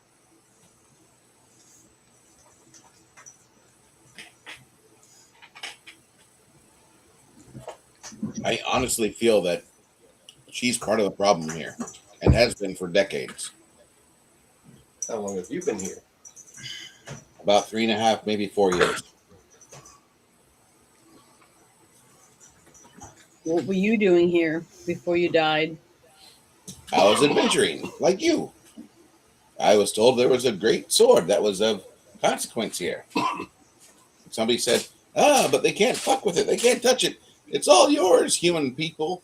And so me, understanding that human people meant goblins too, I came with my adventuring band, and we came here very happily.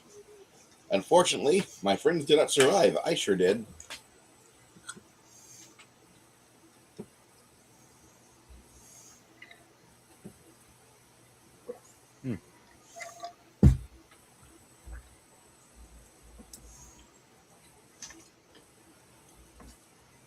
You don't find that to be a problem, do you?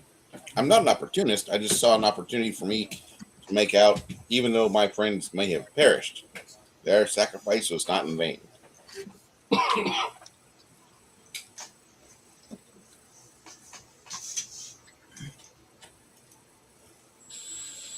So, internal monologue here.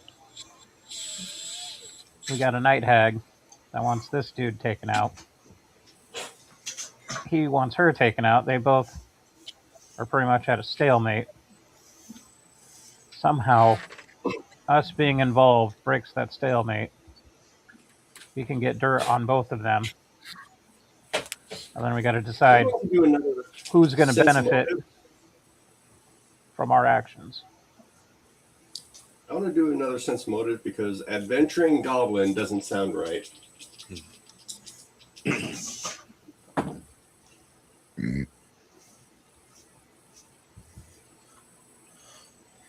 Is there D&D style reincarnation in this game?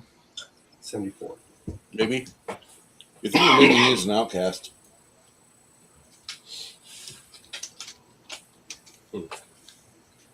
Most goblins don't adventure. The ones that do adventure for the fact they have to. They have no business doing anything else except for stealing and taking other people's things illegitimately. But then they're exterminated like rats. Mm-hmm.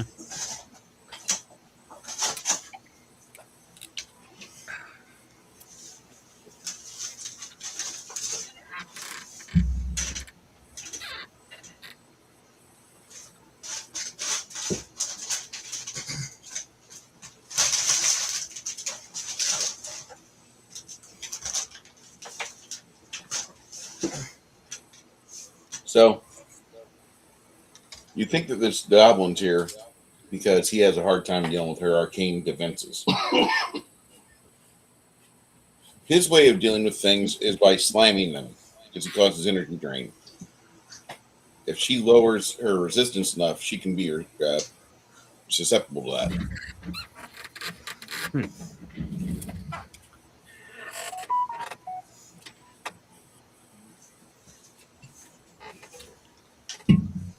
So We are got y'all like thinking what a I'm thinking?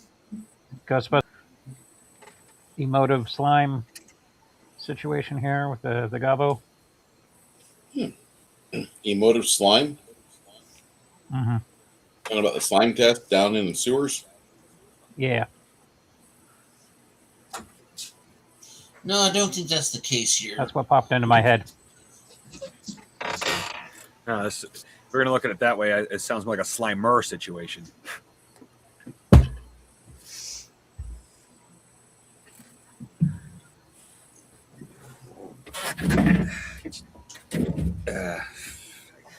So, what happened? He turned into a Slimer? No, No. What I'm referring to is that Slimer started off at the series as a somewhat aggressive ghost, and the more he escaped from the ghost prison, he started becoming less and less aggressive until he like actually became friends with the Ghostbusters. Mm-hmm. I don't know if that's like directly what happened, but that's like what if we're gonna compare him to the Ghostbusters, he's like a Slimer. He's aggressive to a degree, but overall not dangerous unless he wants to be. But to us, what is more dangerous, him or the hag? Probably the hag. So does he know where the sword is? And He would died be looking for it, apparently, from what he's yeah. saying. Even though that doesn't jump correctly, but Well, I'm just saying. I would much rather get rid of her than him, but we need to be able to get in there and get the sword somehow. And we definitely want someone we think can actually help us do that. Well, you know what I mean? well, yeah, well, we basically know where the vault is because the angel died right in front of the door. Our plan was to go ahead and explore the cave first, just in case something was going to stab us in the back while we were exploring the vault. Mm-hmm. So we know where the vault is. It's a matter of getting it open, which we have not even bothered trying yet because, like I said, we didn't want to risk getting stabbed in the back. I wish I would have asked her why she's never tried to open it if she could open it. Oh, she probably has opened it. She just doesn't. I don't know for a can't, fact, but I'm willing to can't bet claim part the of her sword for whatever experiments. reason. Yeah, I'm willing to bet part of her experiments actually involve what's in that vault. Like, I can almost guarantee it's got more than just that sword in it. The big question is does the vault? I mean, the sword itself probably doesn't, but does the rest of the treasure in there have some sort of curse on it?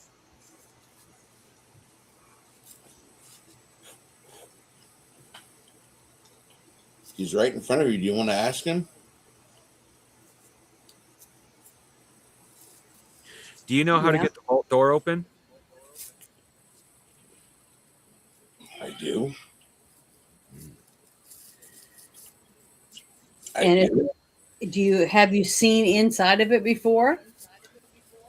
Once I have, yes. Is there more than just the sword in the vault? Not within the vault. The vault is only for the sword. Oh, really? Okay. Okay, so there is I nothing can't else. say I'm too surprised, but I'm a little surprised. What else do you guys want to ask him? There is something of note. The coworkers I had up until my demise, they were not exactly like me and so selfish. They actually cared about the world around them.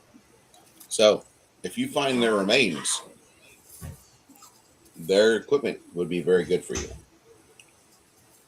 Why? What was their equipment? They had holy items.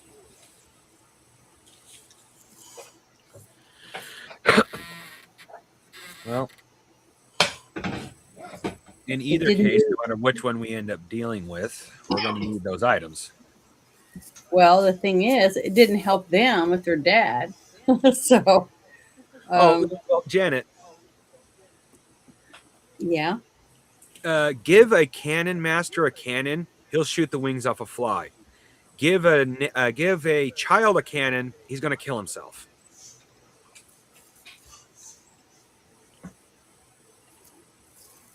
It's not necessarily that the items didn't help them. They may not have been skilled enough to properly, well, may not properly use them, but not skilled enough to actually survive even with them. Okay. Possible. Now, that's not necessarily guaranteed, obviously, especially in what we found in here so far. But Well, I'm going to ask this. Can I ask the Spectre another question? What happened when how did your friends die and what killed them? From what I understand, what killed them was possibly the same bitch that was able to lay me low. I've been going at it for the past 3 years. question: did the hag offer you a deal before she killed your party? She did offer me a deal. She said, Okay, that's all I need to hear. She if you offered you a abandon your deal. friends, I'll do everything in my power to preserve your soul. At least she has maintained that fairly well. Yeah, but basically, if we do what she says, she's still gonna not necessarily stab us in the back. She's still gonna. Oh God, fuck. She's gonna kidney stab us, so it's not necessarily gonna kill us, but we're gonna regret it nonetheless.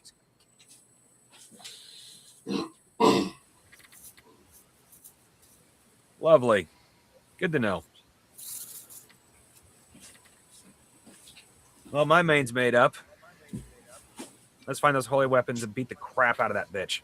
Quinn makes a motion to you guys. It looks like Quinn is telling you guys, let's kill him and her and get done with this fucking part of our life. I don't have a problem with that. It's a complex sign language, forward-weight sign language. Didn't we have a discussion that I was going? Yeah, It was something like that. Yeah. Back when we first started the game, Bruce introduced this particular sign language, and I asked if I could learn it. Bruce said yes. It just would take a while since I wasn't going to be a direct skill. It was going to be kind of a side skill. So hopefully I've learned enough to answer Quinn as I think that's a good idea. So if I decide to cast Holy Smite on him right now, can I? No, let's kill the witch first, then him. He can be useful distracting the witch. I'm willing to bet money. Like I'm doing the sign language thing now. I'm willing to bet real money. He is weaker than the witch. It's just the fact that she can't hurt him. Okay. So you ready to go do that then? And then we'll get rid of him. Well, I still say we look for the holy weapons, the holy items first, because that'll be a big help. And as for destabilizing her, my character, like I said, my character will probably know, but I definitely don't as a player, and not the most familiar with D&D and Pathfinder magic. Well, I mean, I don't even know if a Holy Smite will hurt the hag, because I don't think I can roll big enough numbers to even be able to cast a spell. Janet, a 60 is the number. You just rolled really, really bad. That's what I'm saying. I don't think I'm going to be able to roll better than that. Well, no, 60 having to break 60 is a good round number, so chances are on your side. Have faith in your dice. 2026 is the year of the dice. Yes. I got 100 of them. Enough of the negative waves, people. Think positive. Yeah. Like, I want to survive this so I can do my Hooters boneless chicken gig later on. All right, well, let's go. I'm ready. How are we going to get around that thing in the middle of the room? Oh, I think that's where the ghost is. Yeah, I know. How do we get him out of our way? He's a ghost. Unless he attacks us, we can just walk right through him. Unless he has an aura effect, in which case we don't want to walk through him. Can't we just tell him to lead us to the vault or whatever? He actually said he doesn't know where he said if you find them. He did not see I can lead you to them, which kind of suggests he doesn't know where they are. He might, They're somewhere but in I'd the be vault, surprised. perhaps. I wouldn't be surprised if he didn't. So we need to go get her. Can we get him to go hide so he'll think that we killed him? Oh, I guarantee you the witch knows what's going on. She's heard every single word we have said, and she knows we're coming for her. That's part of the reason why I want those holy items, because she's going to be prepared for us. Okay, so we got to go into the vault and get them. Oh, no, they're not in the vault. He said they're somewhere in the cave. They never made it to the vault. Okay. They were basically pulling an us. They wanted to explore the cave to make sure they didn't. Well, I'm presuming he didn't say this, but given the nature of the way he was talking, they pulled an us, which is they explored the cave before opening the vault, so they didn't get stabbed in the back. Yeah. So they're somewhere in the cave. He may or may not know, but I wouldn't be surprised if he didn't. So we're in the middle of a Mexican standoff without adequate firepower. Pretty much.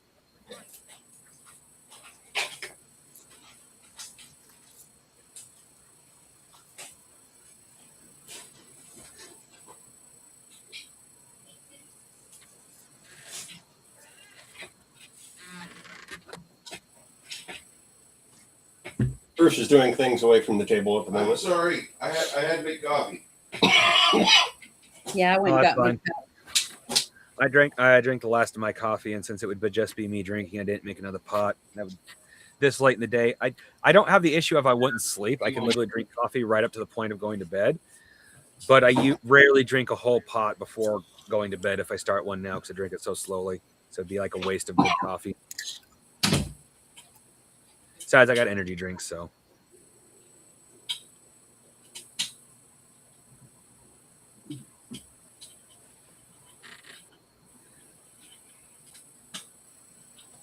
Normally, if I do coffee at the end of the day, it's got to be like decaf. Well, I have a mild ADHD. It's not so bad that if I drink caffeine, it completely knocks me out. That caffeine also doesn't wire me either. Yeah. There's the hag. Does she like cast spells and things like that? Oh yeah. Oh, yeah. And special abilities. Oh yeah, I'm Janet. gonna see. Last I week I used a description that would describe her very well for what she's capable of in a direct sense. A female Ganondorf. She not only cast a shit ton of spells, if she gets her hands on us, she's going to be able to rip us apart. Are you familiar with Baba Yaga, the myth? Would spell immunity help us? I was fine until I heard the water dripping out of the water reservoir into the pitcher for the coffee, and I had to pee. Okay, so you guys are headed back, or you guys are talking about things. So far, what we basically agreed upon as using the little sign language that we've been learning, we basically agreed that we're going to, hopefully with his help, but I wouldn't be surprised if he can't, because the way he worded things earlier, find the bodies with the holy items, go kill the witch. As soon as we're done with her, turn on him. We're going to let him think, though, that we're helping him, because that means he can be a distraction to the witch. And Runar's sitting there like shrugging back and forth with the goblin because he doesn't know. Fordwaith alone is rough for him, man. Yeah. Yeah, hearing him talk in his native tongue, it's like listening to Germanic romance poetry. I can't cast spell immunity greater. I can only cast spell immunity. Should I put it on myself, or at least I can heal people? How long does it last? I'm trying to read it right here. It just says a creature is immune to the effects of one specific spell for every 4 levels you have. Above The that, spell- how long does it last? This, I don't know. I'm trying to read it. The spells must be of 4th level or lower. The warded creature effectively is unbeatable spell resistance regarding the specified spell or spells. It's like 10 minutes left. Naturally, that immunity doesn't protect a creature from spells of which spell resistance doesn't apply. Protects against spell-like effects of magic items and innate spell-like abilities of creatures. Like, does not protect against supernatural extraordinary abilities like breath weapons or gaze attacks. Okay. Yeah. So, Yeah. I don't know. I've never used it. I just was trying to read through my list to see if there was anything that could help us. That's why I asked if that's what she does. Well, I could put it What's on. that spell called, Janet? It's called spell immunity. Okay, excuse me. Immunity. I have the Supposed spruce. to put it on our barbarian.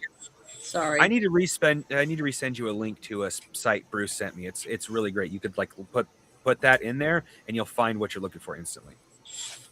Well, if I put it on our barbarian, maybe he can charge her and chop off her head, and to keep him from being able, her to be able to use spells on him while he has a chance to get to her and cut her head off or something. I don't know. I'm just trying to come up with an idea before we leave.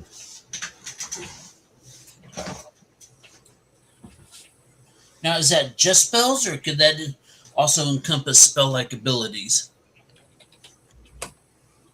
What does it mean? It says spell-like effects of magic items. Magic items specifically? I don't know. That's one of the parts of the spell. I was asking Bruce, what kind of stuff would it keep him from getting? Like you could make yourself immune to a fireball, or you could cast it and be like, I don't want to be susceptible to cone of cold. Or if you're a certain type of adventuring wizard, I don't want to be magic jarred. Things like that. You have to give an example of what spell you're going to be casting against. And okay, hold on. A plan has just formulated. You can cast that on me, make me immune to fireball, and we can just sit there while I'm hacking at her in pieces. We can have the spellcasters in the back just keep lobbing fireball after fireball. I won't be affected, and she will be. Janet is level 8, right? Yes. Level 8, you can actually protect from 2 spells. Spell immunity. And it is a 10-minute duration per level, so it's going to last a while. Okay. But what That's 2 over an spells? hour. See, that's what we need to think about. The spells that we're going to protect one of us from. Well, unfortunately, we're not entirely sure what she's capable of. The fireball is definitely a good idea. Hold on a second. The fireball is a good idea because then I can just lob fireballs just fine. And I think the other one should actually also be for friendly fire. Doesn't Janet have an attack that can hurt allies too? Or a spell, I should say. Say again? Doesn't Janet have a spell that can potentially hurt allies too? She has a couple. Well, then I suggest Janet pick prayer that helps boost your saving throws. She's got aid, which helps save against fear. She has owl's wisdom, which helps your saving throws for your will. What's a death ward? Death ward is... I got to look up everything in this book, so that's what takes me so long. Here, Janet. Hold on, let me get this back to me. For you, Janet, it gets a plus 20% morale bonus on any save versus death spells and magical death effects. You're granted a save to negate such effects, even if one's not normally allowed. You're immune to energy drain and any negative energy effects like channeled energy. It won't get rid of like magically negative levels, but it does remove penalties from negative levels for the duration. Hey, Janet. Yeah. What is the most powerful offensive spell you got? From the ones I know what they are, I guess it would be Holy Smite, I guess. I don't know. I mean, that's what I'm saying. I don't know enough about all my spells. I don't think Holy Smite would hurt Ogre. Yeah, No. Lyman and species. But it would hurt her, wouldn't it? Oh, yeah. But I mean, he doesn't Yeah. have spell resistance. All it's going to go back to whether or not I roll high enough to be able to stop her spell resistance or whatever. So, Well, yeah, that's fine, Janet. But or I could summon a monster myself and use that monster to fight her. does she have? Do you have summon? Yeah, I have summon monster. Let me look I that know up. I've been talking to Bruce about being able to summon spiders. Sorry, Lemmy. No Let me see offense. what I have in here.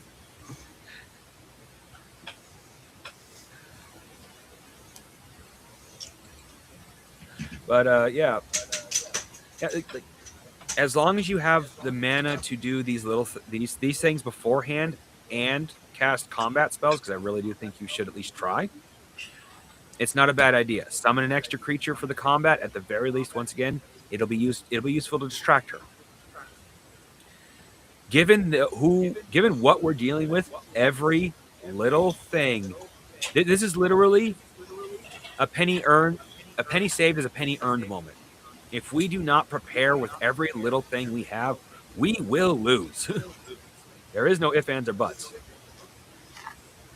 So, spell resistance, good idea.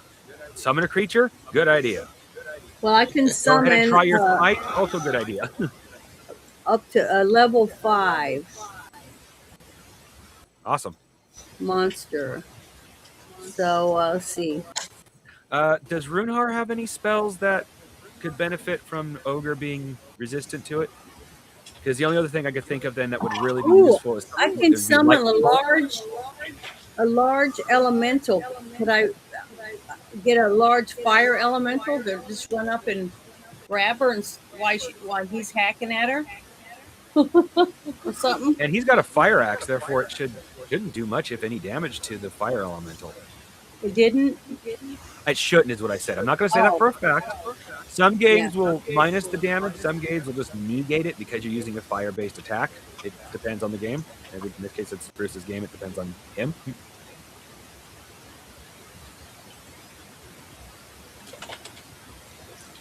But yeah, fire elemental, not a bad idea.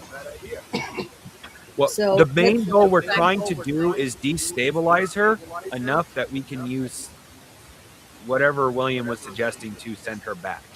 I honestly would be surprised if we actually kill her. Well, how do we send her back? Who's got the spell to be able to send her back? More than likely use it. You have summoning magic. Well, what would be the name of the spell? Dismissal. Dismissal. Okay, I have that. Let me look it up in my book real quick. Here, my Discord is freaking the fuck out. Bruce, could you send Janet the what the fuck is this thing called? The D20 page for dismissal.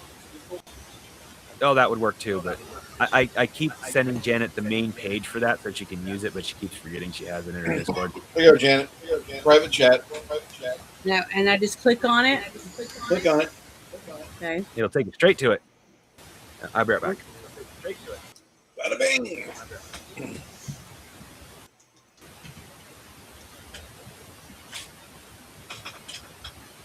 Okay, and it's 25 mana. Okay, I gotta write that down. Give me a second. I have to use my pencil. There it is. Sorry, I didn't sleep very good last night, and my leg is really hurting.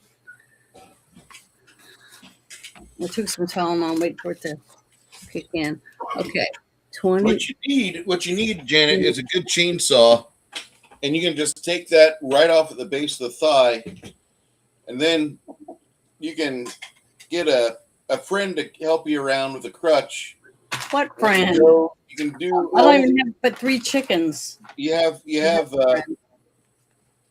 a few live shows in the Fort Smith area, maybe Little Rock, West Little Rock. You start doing some live shows, and you'll be a internet sensation with working for Nub. In all the wrong places. That's awful.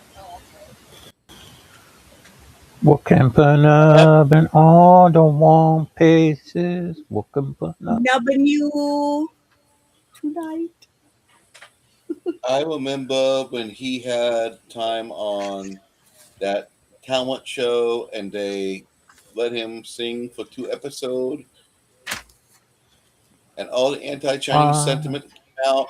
Twice, 3 times away. William Hung, he did a Christmas album CD. Do you remember that? Yeah. Yeah. The only thing I could have gotten worse for a friend of mine for her Christmas was the incredibly positive boyfriend VHS tape. Hmm. And if Speaking you've of ever Christmas- seen that, Okay. that is like the worst thing you can ever get to your chronically single friend. Oh, If speaking of I- Christmas, I have ordered your Christmas present, Bruce. Before you say, "Oh no," you Don't will do it. love this. It takes up No. virtually no space. It's a sticker. Uh-oh. I'm not going to spoil what it is, though. if I cast dismissal as 25, and if I cast the fire elemental, that's another 25, that's 50. And then if I'm still going to do that spell on Jesus. Ogre? Night Hag? Yeah, no, but I mean, shit, I'm getting all messed up now. Just give me a second. If I cast the spell on Ogre first to make him more spell resistance against fire, like we said, then cast the one for the fire elemental, all while you guys are doing whatever you do. That's 50 mana. And then the fire elemental's attacking her, and then when we're all around her, then the next spell I would try to do dismissal. That's another 25, which is 75 out of my 96. And then if I have to heal anybody, I have to have some mana. And then if one of the spells don't go through, but I still have to pay the 25 mana, I'm not going to go do it. That's what I'm saying. So I have to know what I'm going to be doing before we go in there to do it, to try to be able to do Now it. you're thinking like a wizard, Janet. Well, what I'm trying, that's what I try to do with my notes. I try to figure it out beforehand, but my rolls always screw it up, and then I'm frustrated and I'm trying to find another spell That I is might totally be able to fine. do. I'm just letting you know. Basically, you're doing the right thing. If you want, as a cleric, as you are, but you want to lean a little more towards the magic, you are starting to get the right mindset. You always have to take into consideration how much mana you have in you. So, good job. Like literally, I mean this as a compliment. You are in the right mindset right now. But is that what you guys think I should try to do by casting that on Ogre? That way, if you're shooting fireballs, he can still be over there hacking away and not be hurt. And if I have fire elemental over there fighting with her too, he won't get burned by that. Yeah. Does the yes, actually that's from what I read. That should be how it works. Bruce can correct me. But don't forget, you have 2 resistances at level 8 you can place on Ogre. Does Runehar have any spells that could potentially hurt allies? Yeah, summon. Well, that kind of doesn't count because if it hurts the ally, it's because the skeleton missed terribly. Are you talking buffs? No, I'm talking about no. He's we're talking about preparing- like fireball. Like I'm in a melee and you cast fireball on the enemy, I'm right there. I'm going to get hurt too, because you can't designate. I want this one person. It's the area effect. So what he's saying is because Janet can place 2 resistances. Fireball is a good area of effect that I can use. But if nobody else has anything, I might have suggested lightning bolt. I can use that almost pinpoint because I can hit what I'm looking at. But there is a decent possibility that Ogre moves or she moves and I end up hitting him. strategically transfer. El Presidente to alternate location. Pretty cool. Okay. Best I can probably do is help you flank her and close her areas of escape. Well, okay. I'm gonna ask you guys another question then. What other spell resistance should I put on ogre besides the fireball or resistance to fire?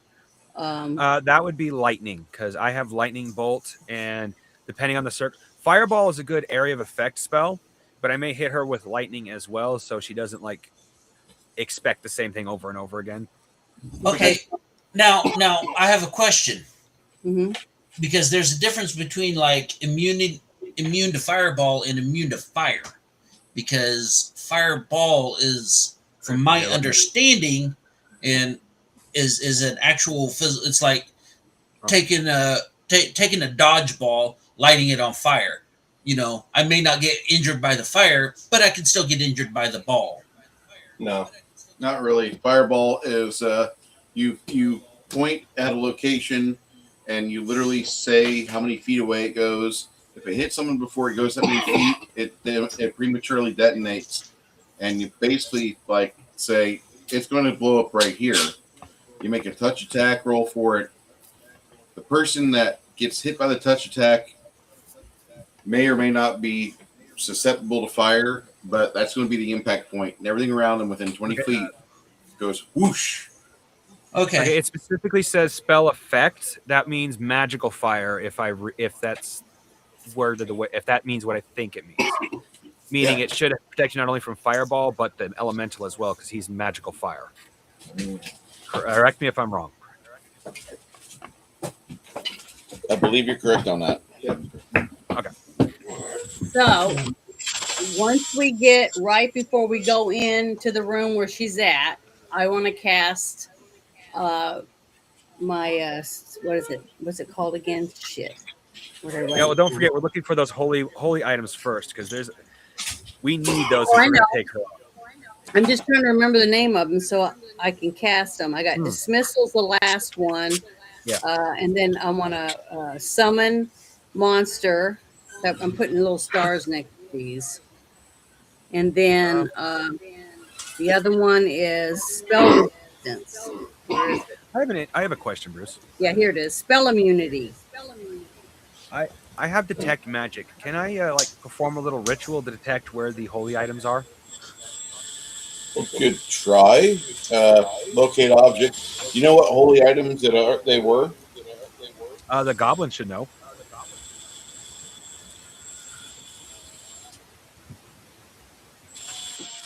Unless he's taken off, in which case it's already too late. He comes back once he realizes you guys are interested in going off and doing this again. You guys are in the middle of the bugbear caves where you guys are still kind of happy that you haven't really gone too much further out. This leads into a small chamber. I need to relocate this further over towards that way. Today's game is brought to you by Milwaukee Tools. Nothing says you can get it done quick with Milwaukee Tools with a charged battery pack. Sorry. Still better than us using Lysol as a free advert last. I misunderstood what you said. I thought you said Minnesota. As long as kind it's of fond actual Milwaukee Tools, I don't have a problem with it. But if you're going to be on camera with like a Ryobi, shame. Oh, go fuck yourself. Never, never, never. I would never be caught handling a Ryobi tool. I'm kind of fond of what's that yellow one called?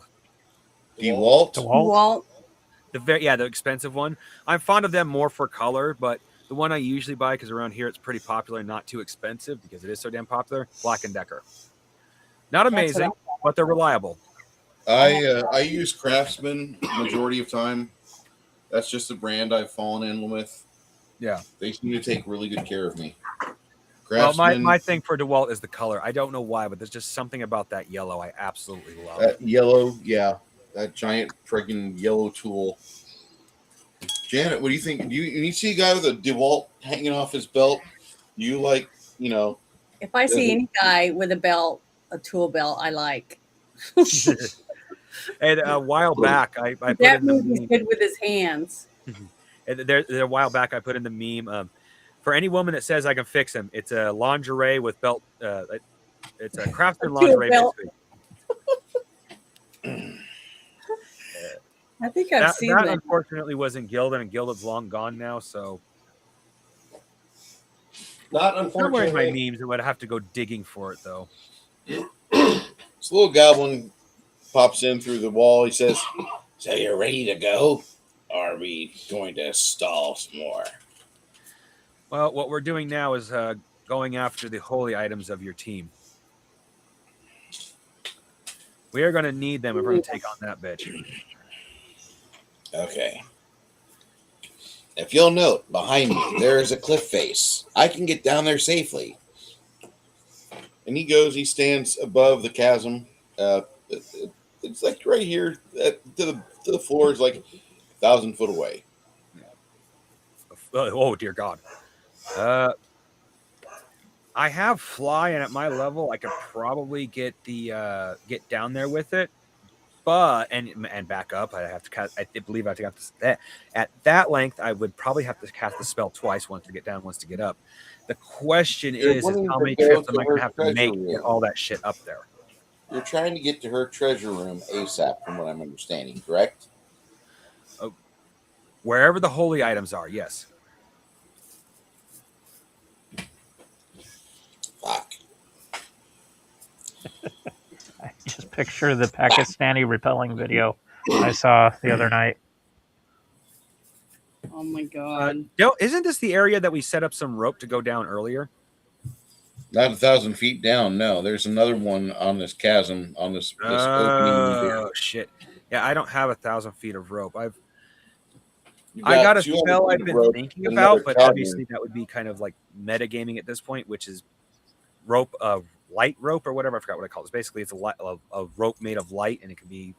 I forgot what. Like it has a rules for how many feet it can be per level, and I can't remember if it would have enough at my level to get down there. But either way, it doesn't matter. It's just sorry, kind of off subject. I was thinking about that all of a sudden. I got It'd be nice like to have that space 100 or maybe 200 feet of silken rope. Yeah. 1,000 foot, I think I could put one person on floating disc going down, because the way it's worded, even at that kind of face, it would probably stay level enough. A person could get down there. But once again, I don't know if floating disc can only take like one person according to the way it was worded. So I don't have to be the one that uses it, but I can only take one person. We'll probably just bungee the gate like it worked before. Their lack of opposable thumbs, the bungee's fine. Oh, no, their colors See are here. fine. Firmware update. Damn it. This would actually be a perfect circumstance for a summon giant spider. I could ride the fucker down. Yeah, but if you use all So your could I, mana, you're screaming not like a gonna have schoolgirl.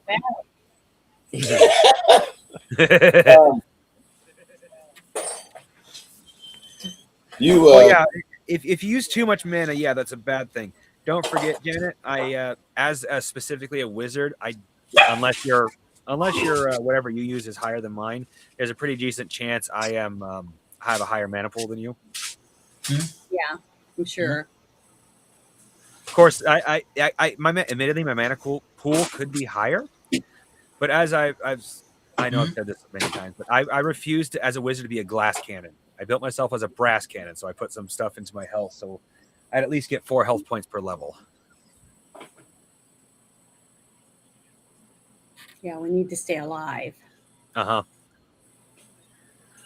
like I like the basic idea of a glass cannon as an NPC, because I've always felt when I've watched people play, and as a player now, I am powerful, yes, but if I was truly a glass cannon, I don't feel I'm getting enough power out of what I can produce to be flimsy as D&D, especially early D&D, likes to make wizards.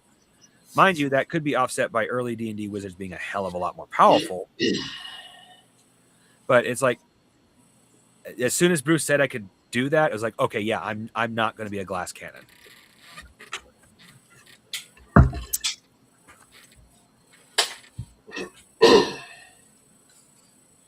In fact, I'm quite fond of Bruce's leveling up system. So how are we? What are we doing right this minute? We're trying to. You guys are from what I Right now, understand, we're discussing how to get down down. 1,000 foot, basically cliff. Yeah, from what I understood, you were going to cast fly on yourself and take one person at a time, and getting down I got to to double that check floating access. disc, but I think I have enough time on floating disc. I could potentially like put one person on it, and I don't know if I could carry somebody.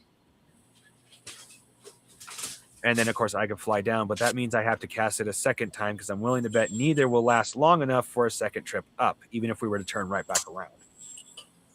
A couple hundred feet, sure, but 1,000 feet, it's not going to last long enough to just turn right back around. I think I have. Note to self: wait a minute, purchase wait a minute. ring I think I of can cast, Featherfall. oh shoot! I can cast fly by touch, so I don't have to cast floating disc. I can just cast fly on whoever goes down with me. Okay. I asked the goblin, how many holy items are there? Oh wait, I have a bag of holding. Never mind. All right. To keep from using too much magic, it's either going to be who wants to go with me? Janet, do you want to be the one to go with me, or do you want to be the one to go with me, Ogre? Well, I'm looking to think. I thought I had fly, so just give me a second. I got to look through all my You stuff can probably here. pray for fly if you I'll want. go with you. I can't. I would love to cast fly on the party, but it's a fairly expensive spell, so I can't just cast it on everybody. Yeah. So I have to be selective of who goes with me. But if Janet can cast, Yeah, fly, that's- What exactly is three of us down can at go. the I do bottom? have fly. Before we get too Good question. hell What's bent down on there? all going down there, if we get a couple of folks down there that aren't spellcasters, we don't risk the two spellcasters getting attacked immediately at the bottom. That's why I said that. That's why I said I could go down there. Yeah, you have to make a spellcraft check though. Shoot. Oh wait, Bruce. we have ever burning torches. I always keep a few of those on us because Bruce gave us a few back at the beginning. I don't know if he, Yeah, I have one of my.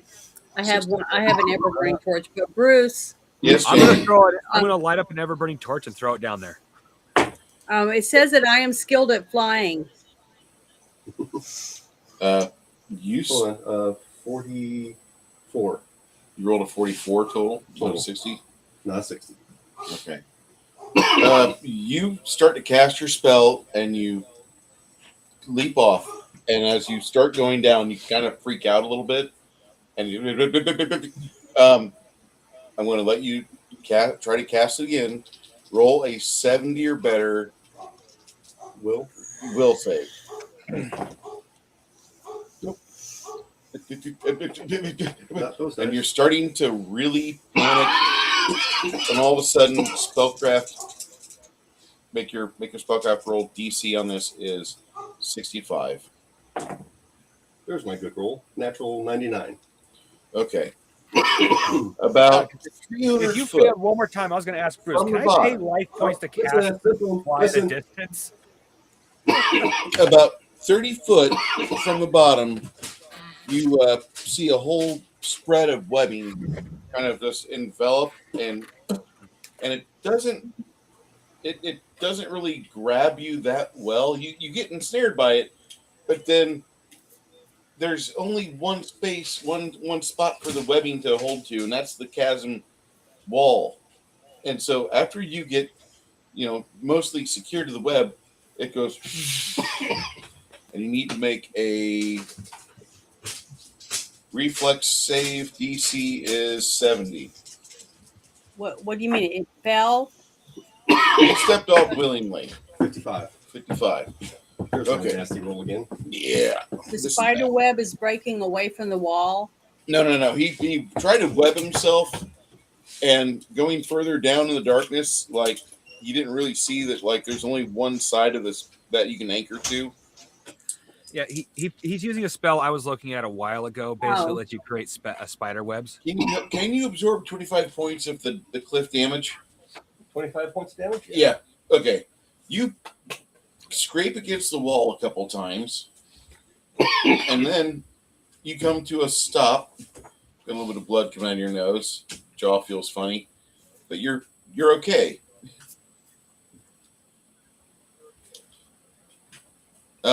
You guys don't know what happened to him. He disappeared from view.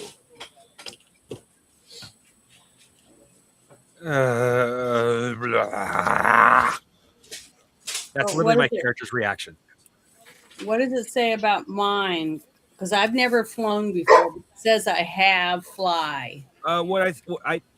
correct me if I'm wrong, but my understanding is that means like if you have the fly spell, you can fly with like in circumstances like this. We wouldn't have to worry about it, but like if you need to dodge. No, it says, this is what it says. As I have fly, it says you are skilled at flying. Through either the use of wings or magic, you can perform daring and complex maneuvers while airborne. Yeah, That's that's a exactly skill what that it means. That's a That's a skill skill. that you practice when you are bestowed with the ability of flight. That doesn't Okay. mean you can automatically fly. That means that whenever somebody gives you the fly spell and you're trying to zoom around whatever it is that you're attacking or your friends are attacking, you can do dives, barrel rolls, duck through its legs, etc. And it means that the higher you roll, the better off you are to where you're not. It getting doesn't say stopped. anything on here that I have to have somebody cast fly on me to be able to. No, do it. it did, Janet. You actually Still, though, specifically said it. If you have it's- wings or the fly spell put on you Yeah. by you or someone else, it didn't say that specifically, but if you have wings or the ability to fly through magic, is what the exact words. Oh, Yeah. Basically, it means in here, if you cast fly without that skill, you wouldn't have too much of an issue because it's a matter of just going up and down. But especially outside where you're dodging, weaving, maybe performing tricks or ducking through the branches. so where do I heavy look fucking to wind, see if that's I where have that the skill will really spell be useful. to cast spell on list. myself? It would be Huh? on your spell list if you have it. Okay, let me- You don't I gotta have go- that spell, I Janet. don't think I have That's it. an arcane spell. That's an arcane spell. The only thing you might be able to do is cast Airwalk. I don't think I have that either. Don't worry, Janet. I'm going to cast fly on you. I'm going to cast it on Ogre, and I'm going to cast it on myself, and then I'm going to quaff a mana potion because that thing is expensive. So that's 2 web spells.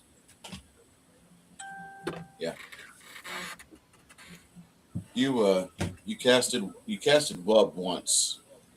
How much is that? Yeah, that's a lot You of mana. casted it one time. It just was you getting your brain ready as you're falling because you've never fallen like that before. So, And it quaff hurt. a potion, and that puts me at. With the 20 mana potion that I'm taking right afterwards, I have used 28 mana.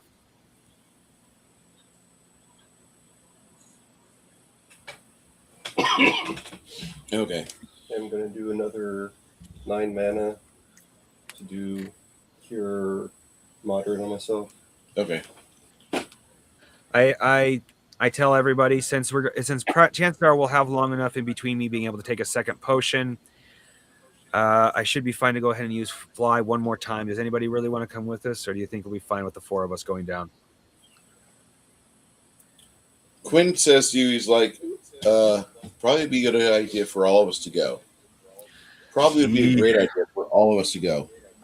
How many more people? Because I've got, of course, Runehar's already down there. We have Janet, and I've already casted on Janet, Ogre, and myself. Little goblin. What if I go and climb down a bit, and then when I fuck up, save my ass so I don't go splat? Well, Ogre, I would be surprised if he can't carry you. Janet could probably carry some, like William. I would be surprised if I have the physical strength to carry somebody down. No, Ogre, Janet- actually, no, now that I think about it, Janet could probably carry William. Ogre could probably carry Sylvia, and I might be able to carry you. But I Yeah, still have to William cast can fly just on the other wrap people. his arms around my waist, and I'll just float down. Well, let me actually look at fly now that I think about it. I need to read the spell to make sure that's actually what I can do. I'm just presuming here because it makes sense. That doesn't mean it's true. Because it's not the fall; it's the abrupt stop that does all the damage, right? The little goblin alchemist or goblin specter appears next to you, Renar. I believe your friends are coming down. Yep. Let me show you where you need to be at if you're going to actually look for the holy relic items. But I will wait for them. that would be smart. Okay. Yeah. Wow, you've got balls, mister. Fly doesn't seem to have any weight limit, so I presume I'm just presuming that it's going to be based off your physical strength. Physical strength is a weight limit. And I'm going That's to, yeah, okay. So base well, okay, what's my physical strength? My my physical strength is actually 10. So actually Lemmy's pretty small, so I should be able to carry him down. It's just a matter of okay, we still have because we can carry 3 other people. That saves me 3 spells, but we still have our bard and our archer. Do we want to take the donkey down? I That was means I have to cast it to bring it back up. Maybe the you think about the night hag, and she's got teeth like the Paizo goblin, bunch of needle-like teeth. Okay, we're taking the donkey with us. Hearing- That means I have to cast it three more times, which is another 48 mana. Ouch. In 20 minutes, because I can't. I'm not going to risk the well. No, I'm not going to. Okay, if it seems safe down there, I'll take another mana potion within 20 minutes and risk the effects. But if it seems dangerous, I will not. All right, I cast spell fly 3 more times on the rest of the party. Well, hold on. Before we get too far, I might have to cast it a 4th time. Is a strength of 10 enough for me to carry Lemmy down? With Lemmy in your arms, you are. Can't Lemmy just hang on his back? You are descending. It doesn't really matter. My I'm like- strength limit is still my strength. 5'10", Let me- 175 pounds. I got a strength of 12. Lemmy weighs a little bit, and you and him are going down. You have the Okay, fly so I can spell. still carry him then. That means Ogre can carry You're Sylvia. still carrying him, but going Nerdy up. Org's got his hand up. Ogre What, had a Janet? question. Org had his hand up. He said he's got. Well, something. it kind of got answered because I'm fairly strong myself. I could if you cast fire on me, I could carry somebody down. I have no doubt you could carry any one of it. I wouldn't be surprised if you could carry the donkey down. Honestly, He's got to carry his woman. Well, yeah, that's why I said he I carries could Sylvia. probably carry 2 down. I wouldn't try that.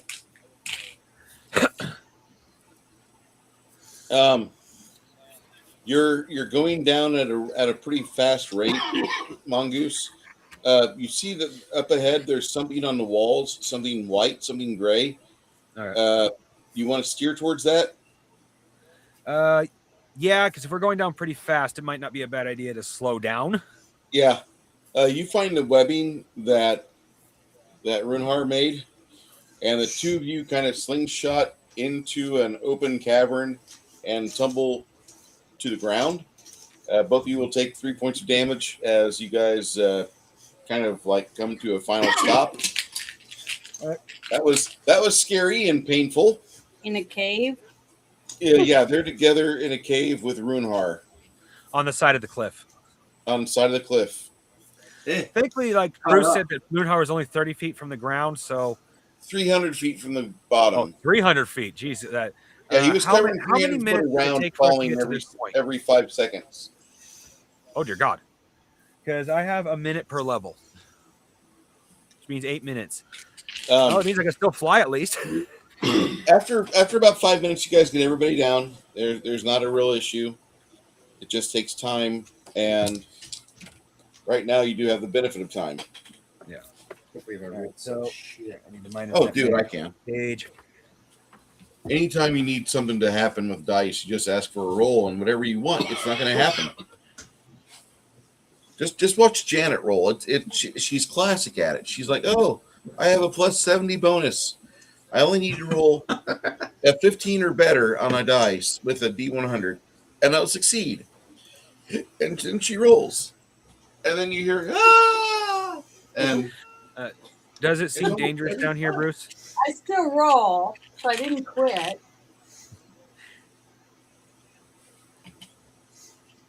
How dangerous does it appear to be down here, Bruce? Now that we're down here. I try to acknowledge that verbally. He stepped away for a second. Oh, okay. Not gonna lie, I still think it's adorable that Janet kind of gets upset because she thinks she got the lowest roll possible when she got all zeros. When she gets all zeros. Yeah. Oh, that's the best. When she rolls all Yeah. zeros and she critically succeeds for once, and she's like, I just fucked up everything. I bombed. I inadvertently bombed. And then when we tell her no, that's the best roll possible. The level of excitement in her voice. Right? The level of shock, I think, is more Yeah. apt. Yeah, Wait, shock. I did something right? No. That fit. Shock. I love having Janet in the game. I do. Oh yeah, she's Oh, fun. me Like, too. Janet, no offense. I love all you guys here for being here. It's great. Janet's your Janet's got favorite a player. We lifetime understand. path to be at my table. Because Well, just her I absolute. just want to grooming. do well. Nobody is because- offended that Janet is your favorite player. No, Not nobody's at all. offended. And I appreciate that. No, because Aw. like she is so enthusiastic when she does something and it succeeds. Give it 30 Uh-huh. years when she's cynical and jaded and just sick of the shit and chain And I just sit here and do this all night. We're gonna have Yeah, Kai she'll literally with be the Janet. night hag that we're now getting ready to fight. That'll be my nickname. It'll be Kai and Janet doing the show together, and you'll have the most two cynical gamers ever in the world. God bless you, Kai. Sometimes I think like we need to just get you a permanent bottle of JB Scott. the real life equivalent of Waldorf and Statler. Yes. I mean, Kai looks like Kurt Russell's like cousin from the movie The Thing, because he's got the long hair and all he needs is a JB Scotch and a funky hat, and he's in wintertime Illinois right now. Which don't talk about the 60-degree weather. Give him a big furry coat and his funny hat and that JB Scotch, and there we go. We got him and Janet there bitching about the weather. Then the porkers report, the pig report comes up, the farm report. Janet does that. Check this out. Gaming. I found this. Oh, See this hat? And it has the little snap back here. Ooh, that looks nice. You know, but you can drop it down like this. See this? Oh, my nephews Oh, have cool. a couple of those hats. And They then I absolutely love found them. this one. The same thing, but it's solid black, and it has the little thing that Oh, goes they down. are very nice hats, honestly. Both of these at the thrift store. Which thrift store? Just one down the road from where I It's a live. local thrift store. It's not like a Yeah, Goodwill or just anything. local. Not a Yeah, chain. just a local. No Like, chain. Do not go to Janet, Goodwill. you gotta put unless the you are fuzzy ready to cap be on. shocked. Put No, the fuzzy I've cap been- on I've and been- then say that your Chevy took a shit. Yes, and I'll say, don't you know? What was it you said about the reindeer piss or something? When we wasn't did that the drink his wife made? remember the movie that we reviewed? The Moonlight Escanaba and the Moonlight. Yeah, that's it. They have the magical drink that his wife makes him. I What is forgot it? where Yeah, it is it looks exactly. like There's Uncle people. Buck's hat from the I movie forgot where Uncle it Buck. is. There's a tribe of native people that actually feed their reindeer magic mushrooms year round, and then will drink the piss to have a high, intense hallucination. Yeah, Look it up. yeah, I'm not joking. I believe it. It's disgusting. Now, is that The idea personally is or- interesting, but it's the piss part. That's literally right up there with, oh, we eat the shit too. It's like, no, thank you. Oh, that's There's no no- different. That's no different than that coffee that's like hundreds of I dollars refuse an to drink ounce. that coffee. Yeah, And- that and- the will chews up and poops out, and they Yeah. suck it up. Yeah, I don't want any of that. Yeah, it's no different. You don't want Yeah, to try agreed. the Completely agreed. monkey shit coffee? Do you like it, Bruce? Have you had it? Never had it a day in my life. I'm so good without it. Same here. But did you know the ancient Egyptians actually fed their cattle mangoes, and then would collect the piss and then dry it out and use it for pigment, yellow specifically? Yeah, I did know that. I thought that was interesting. That's interesting. I could live with that. That's on, you're not ingesting that. No. And in the case they had other yellows, but specifically the yellow from feeding cows nothing but mangoes was considered sacred, so it was really only used for hieroglyphs and things like that. It wasn't even used in clothing. Once again, I could live with that. Yeah, same here. And it doesn't have moose testicles, but it does contain reindeer. Bruce, how dangerous does it seem to be down here? Super dangerous. You guys Okay, are then. hearing when you all pile within this cave here. You're hearing the entire dungeon sift and sigh. It sounds like there's something going on. Like the dungeon itself is uncomfortable with its current predicament, and hearing everything, like it sounds like the dungeon itself is possibly even alive. Great. We've So heard there's a if I like it or not, now would be a good time to risk a second potion within 20 minutes. Great. All right, what do I roll? Perception check, boss music, please. Okay, the mystibility chart for you, as you shovel the next mana potion in, whatever you rolled, give yourself those mana points. I need you to make a fortitude save. DC is 65. All right. Runehard does his only 2 Oh, nice. positive heals for a total of 10. I got a plus 15. Come on, a plus 15. Nice. Base roll of 77. Okay. I'm swinging for a wide moment, today. for a moment, Excuse me. this the stomach pain you have is very awful, very real. You give it a few moments. You lean over to one side on one foot, and you start creeping out the flatulence. And as everybody around you smells it, it smells like you've just had like dragon curry with maybe a little bit of Ryan's Oh no, I special- have a better description that it will disgust everybody. What's Rotten that? Cheetos.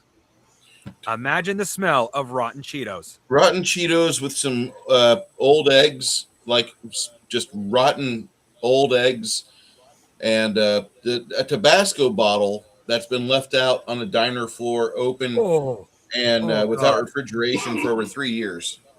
So, Sir Strong, I've smelled a Tabasco bottle that went bad. You wouldn't Or think fucking something curry. that fucking spicy would smell so awful after it's gone bad. Holy Okay. shit. One, I have no idea what rotten Cheetos smell like because I've never had any Cheetos last that long. Oh no, here's the thing. I've never smelled rotten Cheetos. My dog, when she got a stomach ache when she was young, would fart what you would describe as being rotten Cheetos. And holy crap, it was disgusting. I had to open my window in the middle of winter to air it out. It was so bad.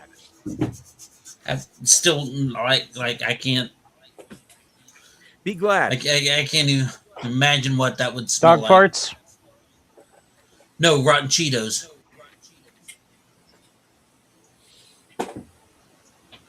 I mean, I know dog, the Alpo farts. And That two, You really cut the cheese. we moved into this place one time, into an apartment when I was a kid, and one of the first meals we had was a big old pot of navy beans. Ooh. And my dad, he loves to put the Louisiana hot sauce on the beans. Now we lived there for about a year, and when we moved out, the last meal we had was navy beans. And my dad went looking for the hot sauce and could not find it. We eventually found it behind the refrigerator. Oh no. It had turned green. My dad takes the lid off, puts it on there, takes a bite, and you literally, I'm not saying the word literally when I mean figuratively. I mean the word literally. Saw the color drain from his face. It was just like in the cartoons where it goes and you see the face go pale. That was my dad's face. That's how hot it was. Oh, I completely understand. Like, there is a time when I do not use. I very purposely try not to use the word literally, figuratively, which is why I will say this with full and utter confidence. On the last, because I had a magic shop for a while, but it closed down. Magic the Gathering. On the last day there, I talked to the owner and said, "Hey, can I trade some of my old cards and stuff like that for product, since you're closing down anyway?" He said, "Yes." One of the guys turned around and said, "Hold on, you can trade cards for product?" I said, the owner and I actually unified. Yes. I literally watched him spring 1.5 feet out of the chair without getting up. It was literally the cartoon bounce out of the chair, and then he then he straightened his legs to stand. It was like there was a spring under him. I have never seen that before, and I have never seen it since. But that is literally what I witnessed. Boing! Apparently, it's a thing because I I've got actually woken talked up. to several other people online, and they, especially like DM James, apparently that's actually a very common phenomenon when you're dealing with medical issues. Yeah, I was crashed out at a friend's house, and I had a boombox with a CD player, and you could pause the CD at certain points. So we were playing the Pulp Fiction soundtrack. That one scene where they go and try to get the case, and that kid pops out with the gun and he unloads on him. He had cranked up the stereo to like full blast, paused it at that split second before the gunfire, and then played it and woke my ass up. And he said that I went from sleeping in the bed underneath the cover to like vertically levitating about 3 feet off the bed onto the floor. All I know is that I had a heart attack and I was on the floor wondering what the hell happened with gunshots going around. The Spectre leads you into this chamber after you go through a few worked stone areas. Not smooth, but they've got the general gist of the work down. As he's leading you in here, he tells you, "Listen, there are some low-level guardians of the treasure still within the area, and hopefully they haven't destroyed everything. I can only hope that the things you need are going to be still preserved here." Sure enough, as you silently get the doors open, once you crack the doors, you see light spilling in. And here, there's a globe. Here, there's a globe. And somewhere over here, there's a globe because you see this shadow of this wall being cast over here. But what you see is a fairly interesting large pile of coins over here. I don't suppose there's like a spell for detect cursed objects, so we know what we shouldn't touch. You don't really know about cursed objects. Yeah, it wouldn't really matter anyway. We're in the middle of a cave, so it's not like I can learn it, but it just crossed my mind. I have 2 questions. 1, are cursed objects considered evil? And 2, are you able to cast a spell that detects evil? Most cursed objects aren't technically evil. They're just someone think computer virus. Someone's just being a dick.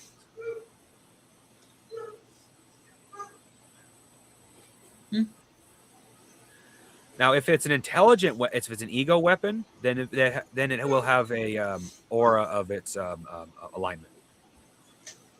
With that said, though, I'm willing to bet there are some curses that are so nasty they can be detected with detect evil. Because some curses are just evil by nature. Some are mean, but most are mean, I should say. Some are just straight evil. Okay. I'm not a spellcaster. I'm just some silly barbarian, so you know. One of my favorite things when I was GMing a lot, even though I was always a bad GM, I will admit that. I let the players get away with too much. But one of my favorite things to do was introduce cursed objects. So I've been reading a lot of the cursed objects from this game, and it's like, damn, some of these are nasty, some of these are mean, and some of these are pure evil. It's good. Creep into here. It smells like a little bit of an acrid smell. A little bit like whatever's going on in here. Somebody's been making some sort of experiments with acids I look for notes while we're here. Nope, Any you ma- say? Yes, any magical knowledge I will look for. Depending on how evil it is, I will not keep it though. See like a little puddle over here. Oh, that's the wrong color. Little greenish puddle over here. I don't think I have anything to collect it. Like I always carry a few vials and stuff like that on me, but like unless it's like specifically meant to hold something like magical acid, I don't think even a glass vial is going to protect from it. And I will say right now, I have not bought anything meant for magical liquids. It's all been just for little things here and there. But don't you think that's a idea whose time has come? Yeah. I've been meaning to, admittedly, but I keep forgetting to talk to Bruce about how much that would cost. Someone blows their nose and you want to keep it. Hey, that could be the cure for cancer or the cure for goblins.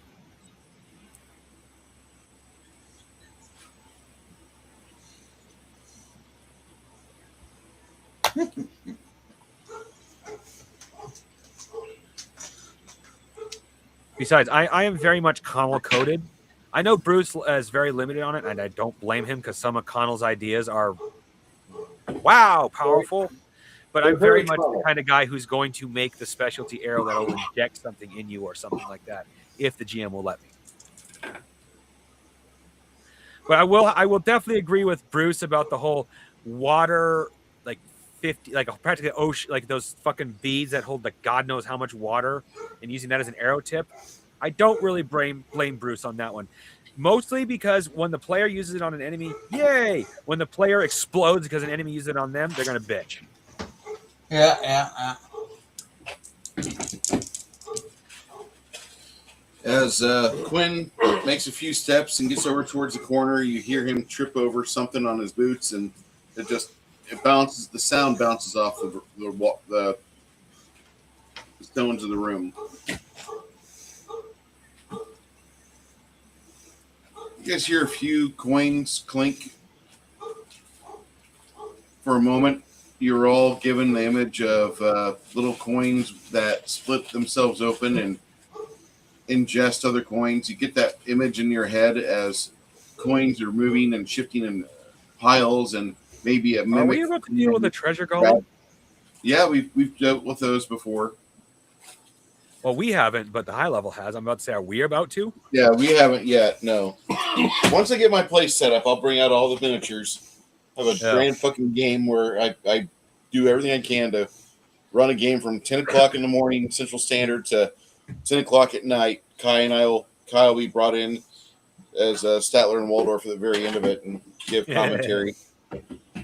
But we'll have a big fucking miniature fucking explosion on the table. Looking forward to building my first gaming table. Okay. As you guys are seeing him sneak over, he dips his he dips a old sword in this little puddle over here, and when he pulls out his sword from the puddle, it's dissolving like shit. Yeah, that's why I'm not bothering even putting a glass vial in it to try to collect it, because I'm pretty sure if I do, it'll just come back half a vial. What do you guys want to do? Totally not take a bath in it. Well, now that we're here, can I use the detect magic to determine the holy weapon specifically? Because I know you said if we take time, we can determine what the item does and things like that, but given the fact I guarantee you the hag knows what we're doing, we don't really have time.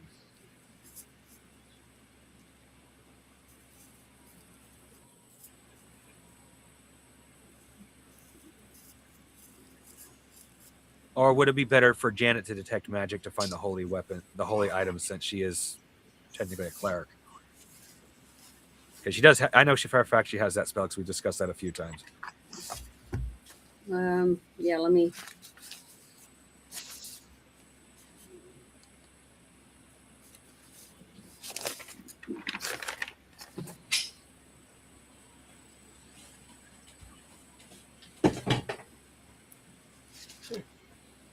Oh, Janet's Okay. looking that up.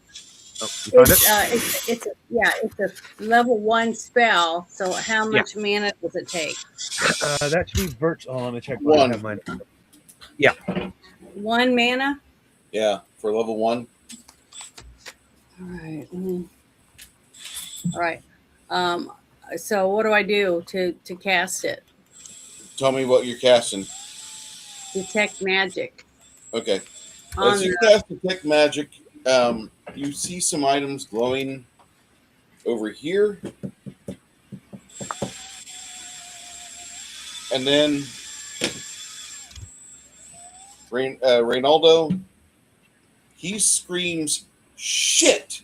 Chris, give me a die roll, D percentile. Uh-oh. uh-oh.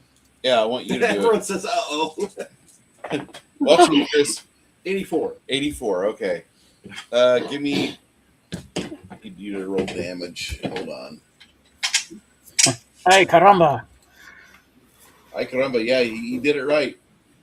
Not Reynaldo, it's Roberto. Roberto's damage is 2d10 plus 7. So why? What happened? Reynaldo shot something. Well, The Wolfman we're has dealing with nards. guardian. 21. 777. I don't know what's guarding it, but there is something guarding this treasure.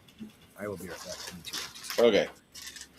Okay. You hear a reptilian-style scream echo through the walls, and Janet.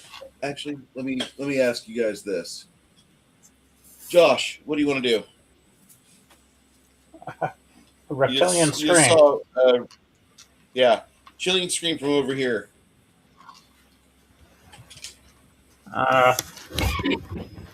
You are right Shit. here. Is that the direction he shot in? Over here, yeah. He shot over here. Okay. Okay.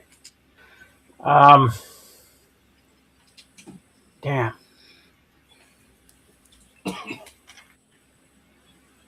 We're not going up against like Hillary Rodham Clinton, are we? Maybe Chelsea. Well, we are going against a night hag.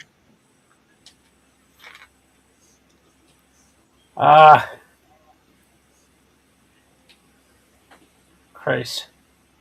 And we got like this acid goo in puddles all around the floor in various spots, I'm assuming. Yeah, various places. Hmm. In Dilemma. a world where Greta Thunberg has morphed into Theo Vaughn. Oh, that's a How woman. dare you? No, I'm serious. It's like, that's a woman? I thought it had a beard and goatee. It's just like her. They look a lot alike. That's all I'm going to say. Greta Thunberg is Theo Vaughn. Well, Hillary Clinton, Bill Clinton's daughter got married. So, there's someone for everyone. And they want to have babies with them. So Yeah, Arranged marriages are not real marriages. people used to tell jokes and say that they used to have to tie a pork chop around her neck just to get the dog to play with her and stuff because she was so ugly. But she got married and she's had babies. So Yeah, you'd be amazed how many sins Janet? there are. Go ahead. yeah. Oh. Go ahead. There are plenty of men out there, which is part of the reason why we have the epidemic of. I mean, men. There are some men that caused it, yes, but there are, believe it or not, even more men that uphold the way those modern women think by being simps that'll just take it. Why? Because for some weird ass reason, they think they should. Here's the thing: being a woman, you haven't noticed it. Yes, you grew up in the era where women were put down a little bit. I will admit that from your age. But especially for the era of my age and my sister, women were taught, like, there's an excellent example. There's a video of self-help. Talk about self-help. Men, you need to. Women, you deserve. And that is how, especially my generation, was raised. And there's a lot of men that cater to that attitude. Mm-hmm. And it just perpetuates that bullshit even more. I don't know. Like I will say, women are part of men. It's worst part is I've done research on this and I cannot find who started it, but women are really nasty now, and men help perpetuate it by catering to it. It's all bullshit at this point. It's the cucking of the United States of America. Yeah, I'll definitely agree with that one. Terrible. I mean, people got jealous of the hotel chair. I don't know what the fuck happened. Yeah, I talked about that a little bit last night about men not even knowing how to change a tire on a car. I know how to change oil on something before Quick. 2000. Anything after 2000, I don't know if I could change the oil, but I can change the tire of any car right now. What were you doing, Lemmy? You're right here. Yeah, I was panicking internally. I don't think I fought a lizard person. I know that Lemmy fought a dragon, yeah, but me personally, I have not experienced that since my various health and technological issues this last season. So we haven't fought any. We haven't fought anything lizard-like except that dragon. Everything else has either been demonic or kind of what you. And you were saying that there was light on the right-hand side, like light here. There's Ronaldo. Light there. There's more light and over here. light over there. Yeah. Okay. So I can't like sneak over there in the shadows and try and maneuver. Well, shit. I'm assuming I still have some lamp oil and a vial in my gear. Yes, sir. Yes, sir. All right. I'm going to ready one of those. And I'm going to move over towards Ronaldo. And whatever he pissed off, if it's going to charge, I'm going to chuck that thing out there. Their face, if possible. And then later on, hopefully we can set that sumbitch on fire. Because I don't see being super stealthy working out at the moment. So I'll have to be underhanded.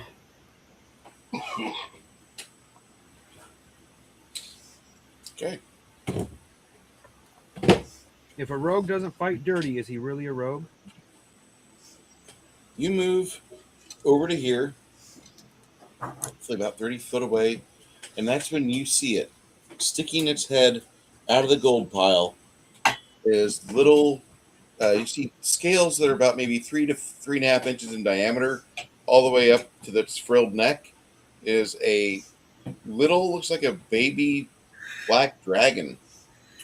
Oh boy. Son of a bitch. What do you want to do? What do you want to do next there, Josh? What's your next action? We'll have to set this up for next time. I'm going to chuck the oil at it. Okay, throw in the oil. That'll be an initiative 7. So, all right, Janet, what do you want to do next? I want to use spiritual weapon. That's initiative of 9, right? Yes, against the little thing that popped out of the gold. Baby black dragon. All right. This is one of the few times you'll hear me say this. If that thing offers us a deal, we do not take it. Ogre, what do you want to do? Get my axe at the ready and let me know when I'm ready to Leroy Jenkins this thing. Okay, you're gonna go. You're gonna go do that on 13. Just hope that it's just the one and not like a whole mess of them, and then the big mama comes in. I didn't say that. I could be wrong, but my understanding, especially of black dragons, they are not very maternal. Like you're more likely to have a maternal instinct out of a green dragon, and they're cannibals. Oh, my bad. I was racially profiling, and I thought, never mind.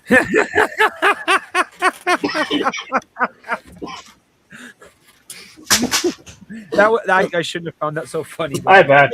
Oops. What do you mean? I gotta check my privilege. I'm sorry. So it's a surprise element. That's the roll D8. Rogue, he rolls D6, and then it just goes from there.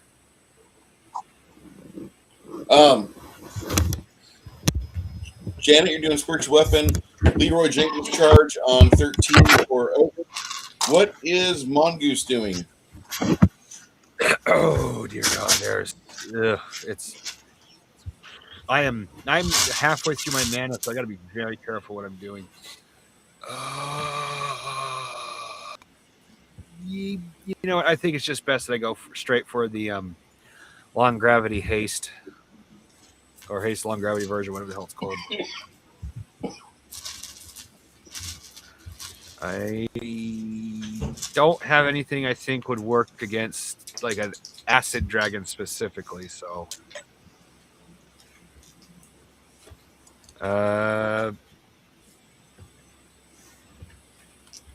you know, okay, I'm still gonna cast long gravity haste, but my next move after that is to go ahead and try and phantasmal killer. I know, excuse me, black dragons are intelligent, so it's worth a try at least. Aw.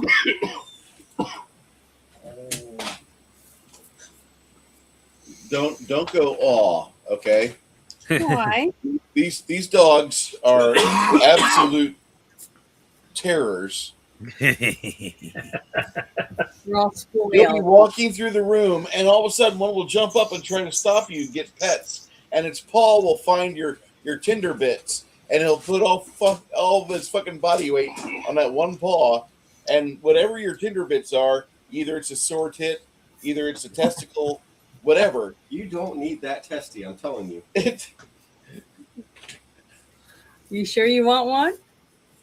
I'm just saying, like, it's very sad that these dogs are so accurate with their like, I'm going to hit you in the fucking jimmies, and they do Really, it's just Mouse does it, right? all the time. But never the others.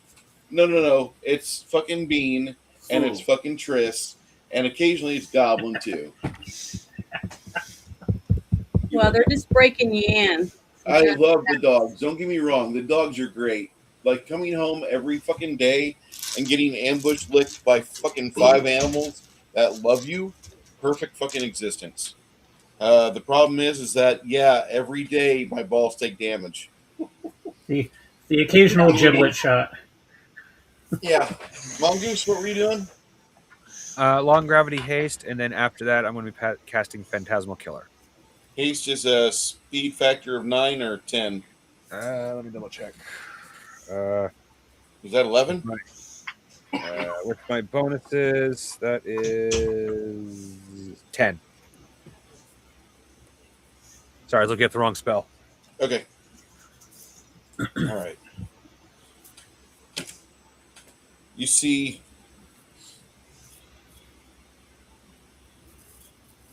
she moves into the room as quick as she can over to here. About the same time, a little black dragon wormling head pops his head out of the gold pile and coin pile over there. That'd be medium as well. Medium. There's mediums. 5s. Also on 5.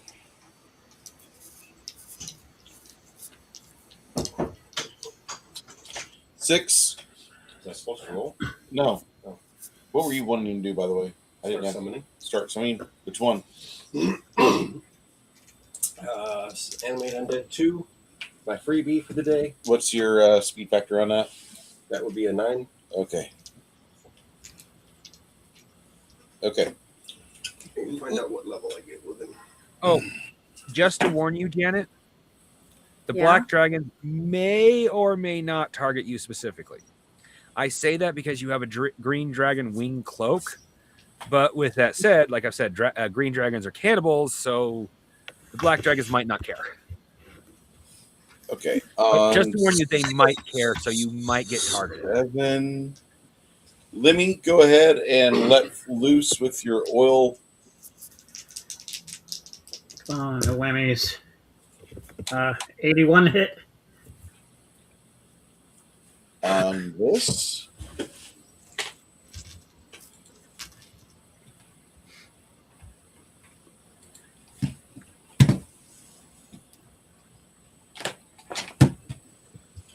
$81 is going to be a miss, but you're throwing a flask of oil, right? Yeah. 81 would hit. My bad. It was touch attack. So go ahead. Roll 9 damage. That was a D6.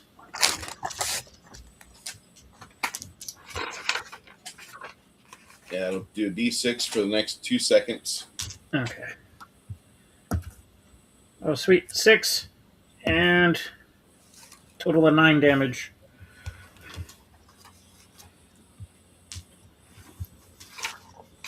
They're not medium, by the way. They're like small. Okay. They're small creatures. Okay. You bathe it in oil. How much damage did you give that one? It was 9 damage. 9? Yeah. Okay. There's a arrow that's in its body that also seems to catch fire as well. What are you doing next, Lemmy? I'm going to try and maneuver backwards and to the left, away from whatever that dragonling is that I pissed off. Okay. And back off to the left, you say? Yeah. Like over here? A little bit further to your left. Not where the group is, Over but here? kind of back over, yeah, that way. Okay. Sure. I just had an idea. Over here. A third dragon head pops up out of this coin pile. All right. Shit. Oh dear God. Wait, my bad. This will have to go off on 12. That's a move action. My bad. Because Okay. I was thinking in my mind, I just pissed that thing off. It's going to be looking at me if I move away from the group. They'll be able to get some better hits in while it's focusing its ire on me. Ogre, I need you on 8 to roll a reflex save for Miss Sylvia. For Sylvia, her reflex is 30. So roll d100 and give me an additional 30 points. Hey, Shadow, how you doing, bud? I believe Ogre is indisposed of at the moment. Okay, then why don't you roll me a reflex save for her? Okay. Hey, Shadow, I hope you're doing well today, bud. And Ogre had a good time on the zombie game. I rolled a in the middle of 76. my fucking pizza. What'd you roll? 76? Okay. You see her kind of do this unusual kind of cartwheel as a thin green spray of acid butters out. I don't even think it goes that far. They have acid in their blood? Oh, yeah. The little black dragons can burp acid. Oh, they burp it, but it's not in their blood. No. Okay, but will the acid melt the gold? It could. Oh, well, I'm just going to have a Vasquez moment. Let's rock. here's the thing about. Well, here's the thing about that. You can have some gold Fortunate for nuggets. at least in real life, I'm not going to say for a fact for the dragon, but it wouldn't surprise me given the nature of them just blasting acid around. Gold is very, very hard to quote unquote destroy. So if you acid it, it's just basically the equivalent of smelting it. Once the acid goes away, the gold just kind of becomes a lump again. Yeah, it just lumps. Janet, you're casting spiritual weapon? Yeah, it's called. Is that what it's called? I wrote it down. I think it is. Hold on, I gotta find my paper again. Here it is. What? Yeah, Violent little terrier. spiritual weapon. Anyone familiar Oh, with mine. circuit board plating will know that gold isn't really affected by acid as much. So I got to roll to see whether or not I can cast it or not. Nope, you got to roll, see if you can cast it. A weapon made of force, a sword appears, and you direct it. So you make a touch attack. Ooh, it says you use your base attack bonus plus your wisdom. It's a force effect. Okay, cool. So you're going to roll, and this is going to be.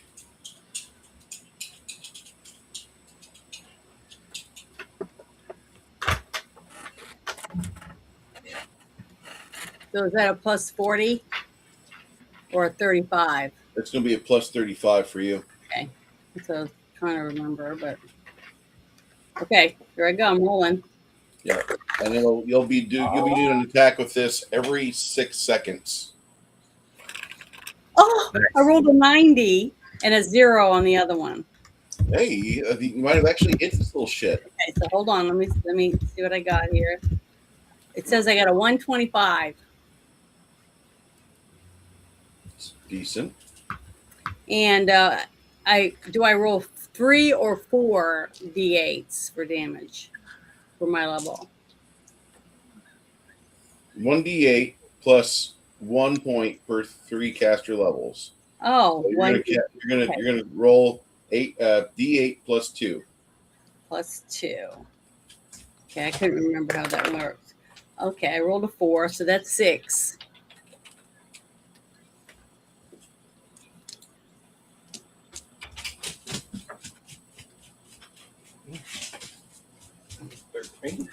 Yeah, Oh. they're small. They're not tiny. They're small. I'm sure a few people by now was wondering why I'm not advocating for running like I did with the hag. This isn't because I think we can't defeat these guys. We can defeat these guys. I admittedly think we have a decent chance compared to the hag. No, it's more along the lines. Unlike the hag, dragons tend to be very determined once you disturb them, especially in their own horde. Okay. And Janet, what are you doing next? I'm going to do the same spell again. Well, you'll attack with it on 15 again. Okay, Okay. plus 15. Augment summoning 2 goes off first. Ian, what are you doing? Your augment, your animate undead? Yep. Okay. He's going to pop up by me. It's not Oh. going to be helpful location wise, but he's That going to reminds grab my dragon Bruce, bane, I need to make a sorry. long sword or Okay. long spear, Okay. and then he'll start moving straight to start a charge on that one straight ahead. All right. He'll grab it on 5, so that happens on 14. Spear. And then he starts moving towards over there. That Bruce, Yes, sir.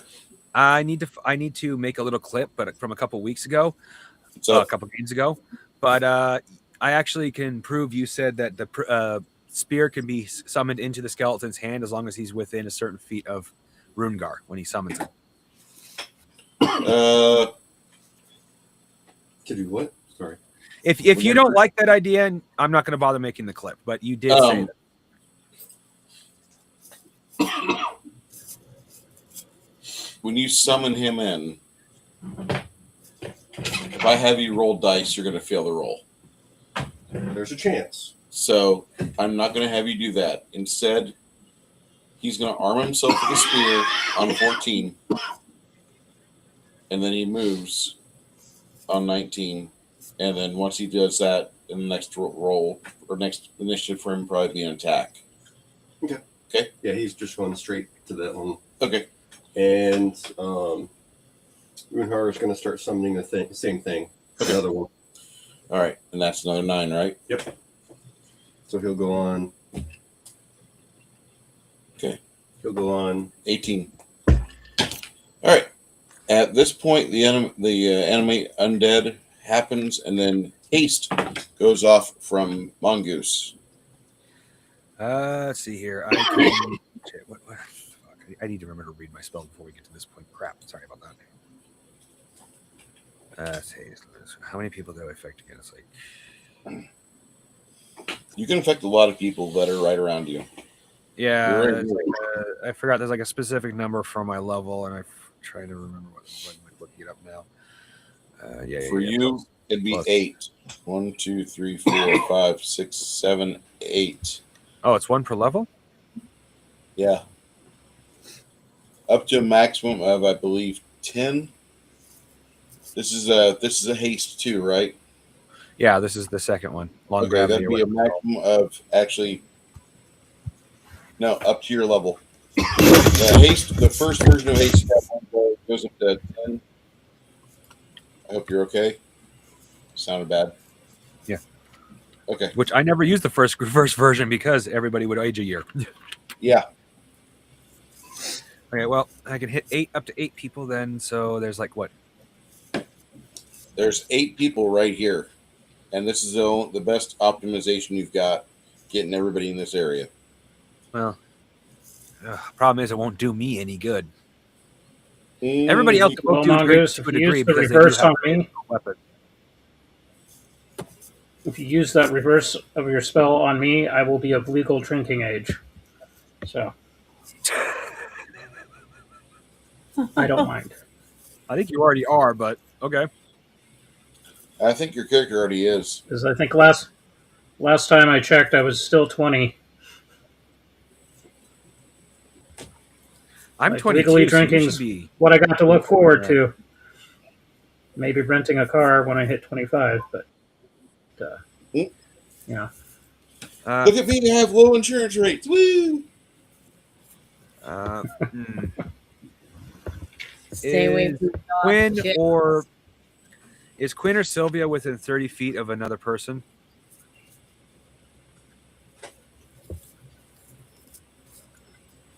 Say again, Mongoose? Is Quinn or Sylvia within 30 feet of another person? You have to be within a radius, no more than 2 of which can be outside of 30 foot. So that's within like a 6-inch radius. Okay. These winged creatures are little black dragon wormlings, like they're small size. They're not completely purebred black dragons. They look like they're possibly like bugbear black dragon crossovers. Lovely. All right. Well, I guess I'll have to hit the party that's with me then. Well, problem with that wording, and I can understand why a couple weeks ago one of the guys you were playing with got a little upset about it. That almost suggests you can chain link it because of the wording. Yeah. Well, the good thing is I'm writing a new RPG, so I'll be trying to not step on potholes written by other games. Yeah. What do you want to do with your next action? You already casted Haste V2. Yep. Shit. Well, I had an idea, but that's not really going to work right now because I got to make something for it. But right now it's going to be Phantasmal Killer on the one that's closest to the party. These things are intelligent. I hope. Is that an initiative 11? Yes. So for me, that's 10 with my little bonus. But anyway, the idea I had is like hollow copper arrows. That way I can use lightning bolt. That's going to have a much higher chance of hitting. All right. Or at the very least, damaging deeper. But I can't make that right now, so.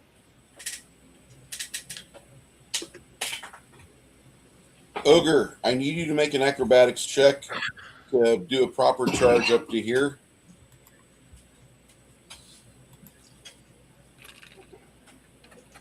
Alrighty. Do I have acrobatics? While you're doing that, you see Sylvia do flip, flip, flip, flip, flip, flip, flip, flip, flip, coin splash.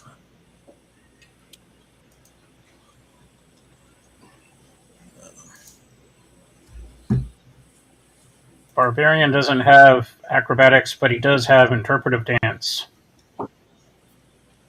I have acrobatics.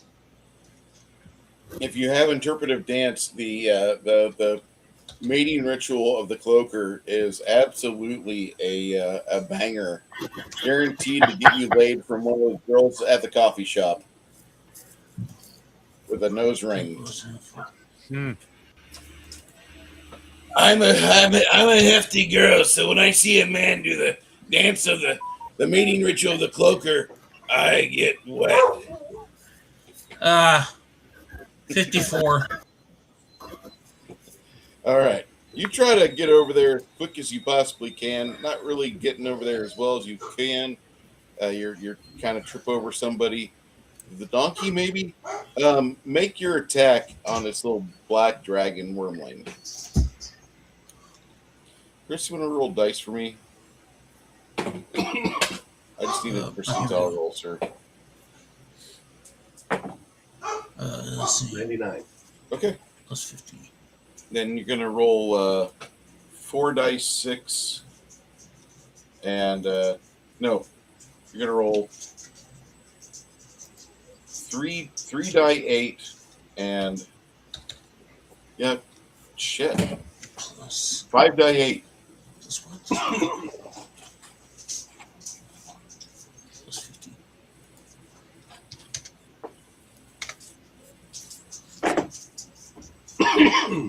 $113. Give me some damage there, Ogre. 3 plus 19 damage. That's pretty good.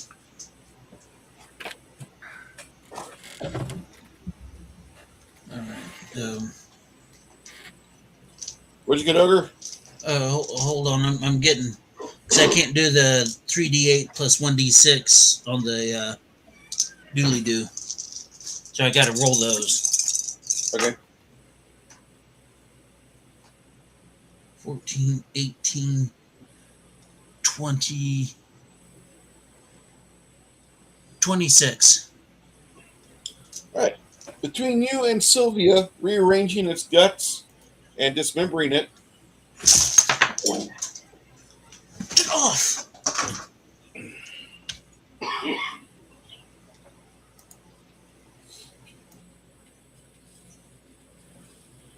that one comes flying at Roberto.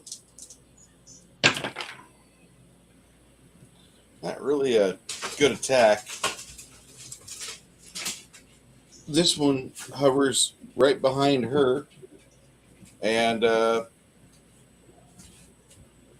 hands are full, Chris. Josh, give me a percentile check for Sylvia. Oh, you're going to roll for Sylvia? Go ahead, roll for it, Chris. 79. Okay, I need a 65 or better from you for your reflex, Ogre.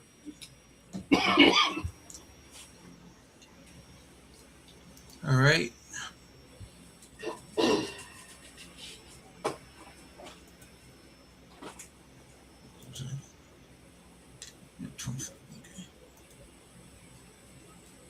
Ogre?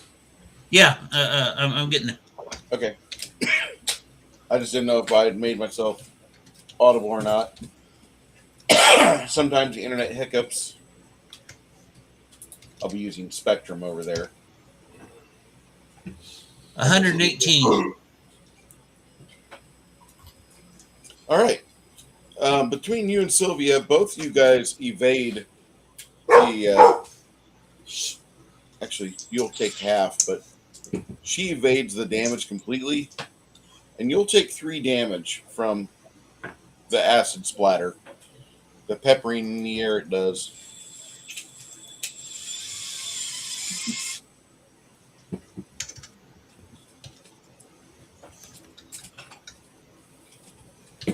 Hopefully you guys are having a good time today.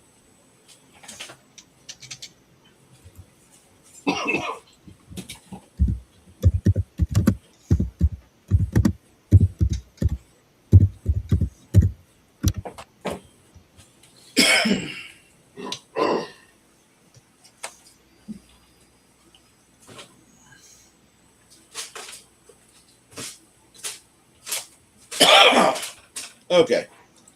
So you hear your friend start to play Thunderstruck. It's a song of courage. Gets plus 10 to attack and plus 2 to damage.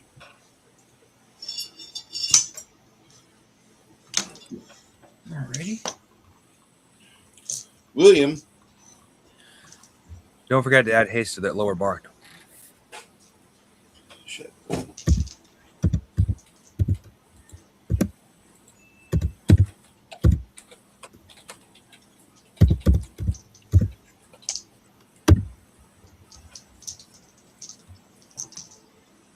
Okay.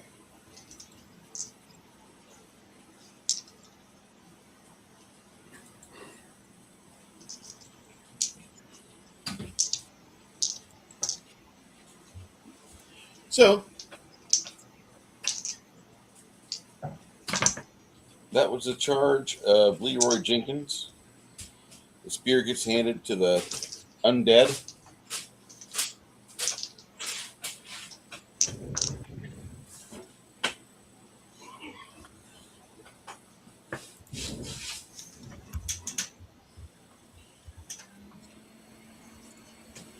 Oh shit. He'll be able to actually charge properly.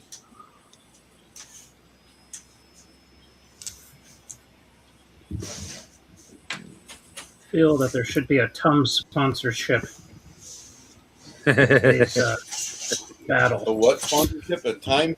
A Tums. Tums? Acid reflux got you down?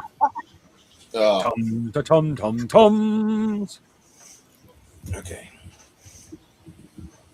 As the Leroy Jenkins charge happens between Sylvia and the barbarian, the dragon gets diced up in the bit. The spear gets handed off. And now spiritual weapon goes off again. Janet, Yes. you want to attack this one again? Yep. Is Go it for the same one right in front of me? Yeah. A little bit away from me, I mean. Okay, here we go. Come on. Rolled a 97 this time. Give me some damage. 132 total, and I get to roll 1d8 plus, was it 4? It's going to be plus 3. Plus 3. Oh, I rolled a 5, so that's a total of 8. Okay. Huzzah. All right. Janet, you want to do that again? Yeah, I'll do the same one again. Okay. I got to minus my It goes mana. off on 21. 21. Okay. She does that What number again? around 15. Animate Undead will be going off now. As you're what? The one that's up is supposed to go on 14. He got the spear on 14, Okay. and now he'll be moving and charging on 21. So you got another one that you prayed for, you said? Yes. All right. And he's going to grab the +1 giant bane long spear. Okay. What are you doing? This guy? No. Take that out. So he's the one that's moving. Okay. This one's coming in, number 2. All right. He's charging towards that one. Okay. That'll happen on 21. And then he is grabbing the spear. All right.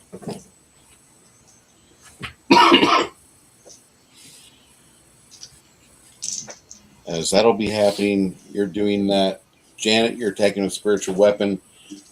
Lenny, what are you doing? Jawohl. I'm going to go try and attack the dragonling that's over by Ronaldo. Okay. I'm going to try and do an epic anime run. Hop on its back. And then hit it repeatedly in the kidneys until it drops dead. Or my sword disintegrates, whichever comes first.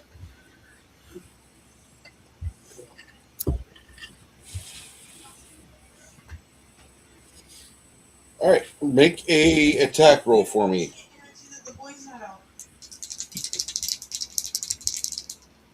That's what I'm doing. Ouch. That's I'm gonna cast shield. 68. Shield.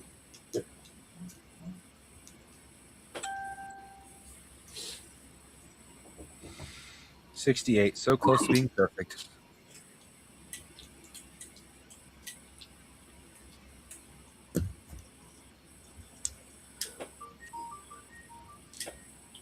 That was off in 27.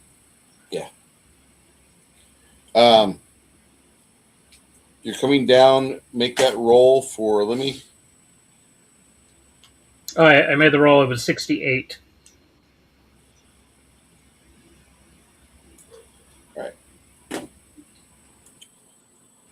68. You're charging. Yeah, 78. You need a 90. You miss. Sorry. Did I just go, ah, ah, and then knock myself out? No.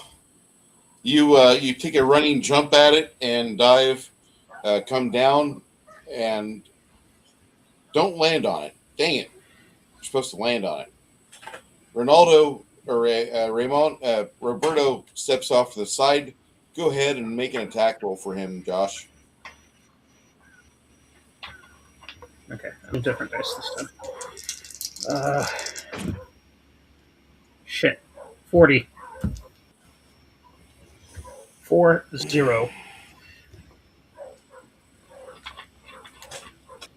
I don't think that's enough. Mm-mm. I don't think so either.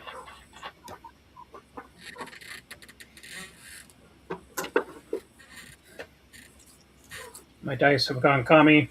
They have seized the means of You said production, 41? and they're not handing up. You said 41? 40. You said 40. You said 40? Plain 40. Okay. 40, yeah. Roberto statted up like a player character, so give me 2 dice 7 or 2 dice 10, add 7. All right.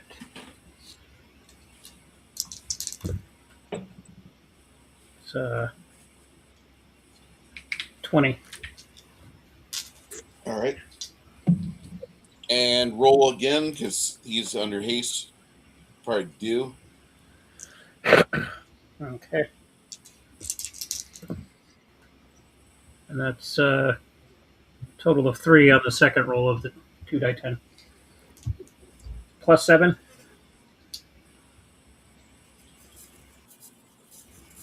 So that would be 10. Yeah. On this guy? Yeah, so that would be a total of 30 damage altogether. Yeah. You remove his wings from his body. Yay, Roberto. What are you doing next? Aside from picking myself up off the floor, Yeah. I'm going to try and epically turn around and look cool doing it. Okay. And then run over to the other group, and maybe I can get the one in the far corner on the left-hand side facing my left. All right. I have a feeling that they'll all be ganging up on that one that they're in front of.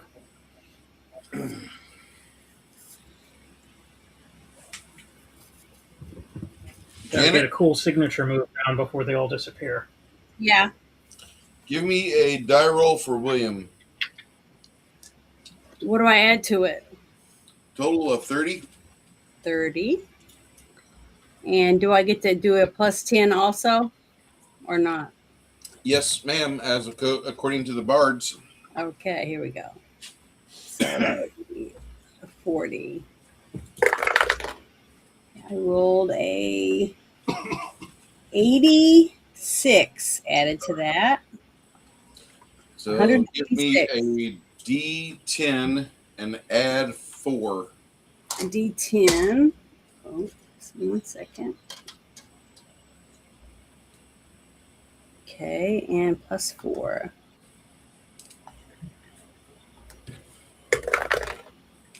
Oh. 7. I rolled a 3. Okay.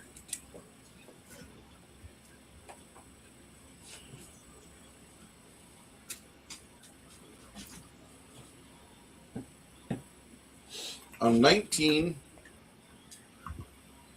Phantasmal Killer goes off. Which one of these three do you want to go for? Shit.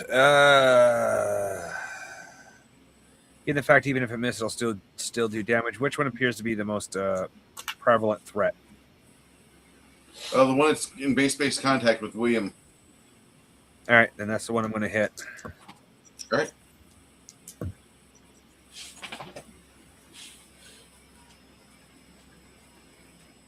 Yeah, you get clear line of sight on him. Go for it. He gets Phantasmal Killer. There's no spell resist, so he has to roll saves. How about to say I don't think I roll anything unless I take damage. 2. 1 for will, 1, and then 1 for fortitude.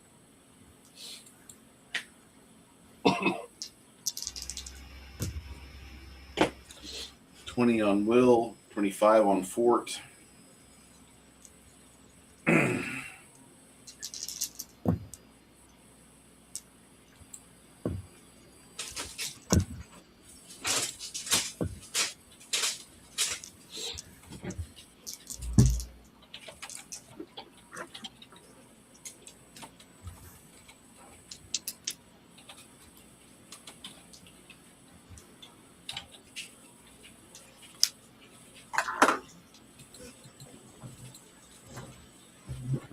Conjure within this thing's mind an image of Neil Patrick Harris biting into a faux black dragon cookie, ripping into it with the bloodthirsty frustration that only Doogie Howser could do. It passed its first save.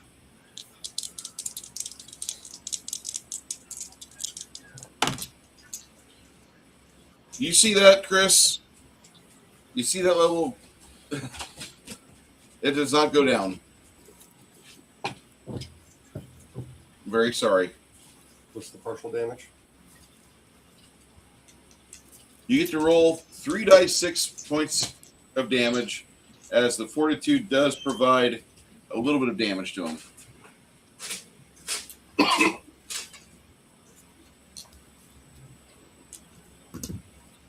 Said he made it save? He made a save. I rolled up. Then he doesn't need a fortitude. Even if the fortitude save is successful, subject takes 3 dice 6 points of damage. No, 3 dice 6. Will. He passed his will. Oh. If that save fails, okay. My bad. What's going on? No, never mind. I fucked up. He gets a will save to recognize the image is unreal. I rolled a 72, and he gets a plus 20. What's your intelligence modifier? Plus 20? I think You have a 16 or 14? plus intelligence is You have a 16? yeah, I don't see a bonus specifically, but I have a 16 intelligence. Okay, so that's a 15 plus 20, so he has to roll 65 yeah. 15, 65 plus 20 more, 85 or better. I rolled a 72, and yeah, the first save, he passes without a problem. His will save's good. He doesn't need a fort save. My bad. Not bad, though. What's your next move there, Mongoose? Kind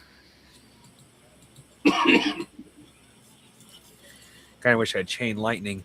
Let's see here. Let me double check what I got in the way of offensive spells. Too bad I don't have the ability to omit people. I got Ice Storm. That'd be fun. I haven't had a chance to play You with can that. cast Ice Storm. Can I You cast it can without hitting my allies? Oh.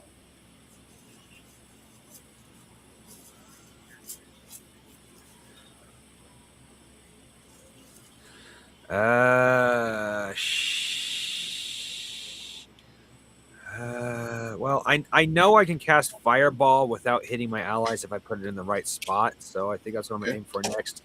So since by the time I get the Fireball, the rest of the dragons will be in everybody's face anyway. You want to cast Fireball with the casting time of 9? Yes. Okay. All right. I'm still not too familiar with Ice Storm, so as both a player and a character, I don't know if I can place that where I need to. Ogre, you got to go? I'm sorry, what? Ogre says he had to go. Oh. Probably Kitty. Yeah. He's been having Kitty what he said problems. earlier. Okay.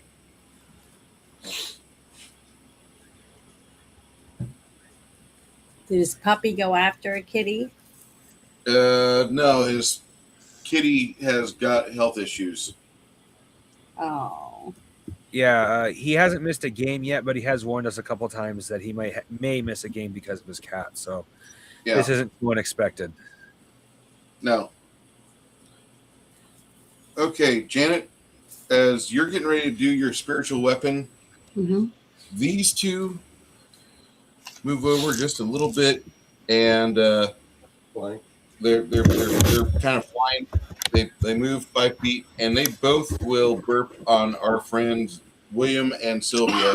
So you get to roll for William's reflex. I get to roll for Sylvia's reflex. The DC on this is 65 plus. I have to roll at least 65. Do I add anything to it? Reflex. I don't know what it is. I don't have his paper. Oh, John, his is plus 20. Plus Hers 20. is plus 30. The first roll is successful. Let's see, 6 Hers and second roll is successful. 86. So 86 added to 20 is 106. Is that high enough for Yes. William? William does really good. Thank goodness. Acid sucks. Yeah.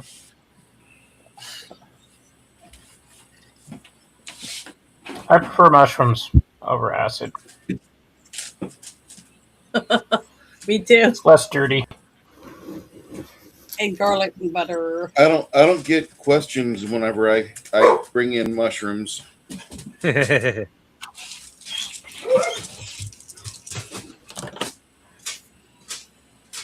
I've actually tried mushrooms. When you stare at least for me anyway, when I stared at the plywood, I seen the little bits of wood dance. All right. You see, William has a little bit of scarring on him from a splatter of the black dragon juice, but he didn't take it full force. Janet, go ahead, and which one are you going to send your spiritual weapon to? This one attacking William? Yeah, that one.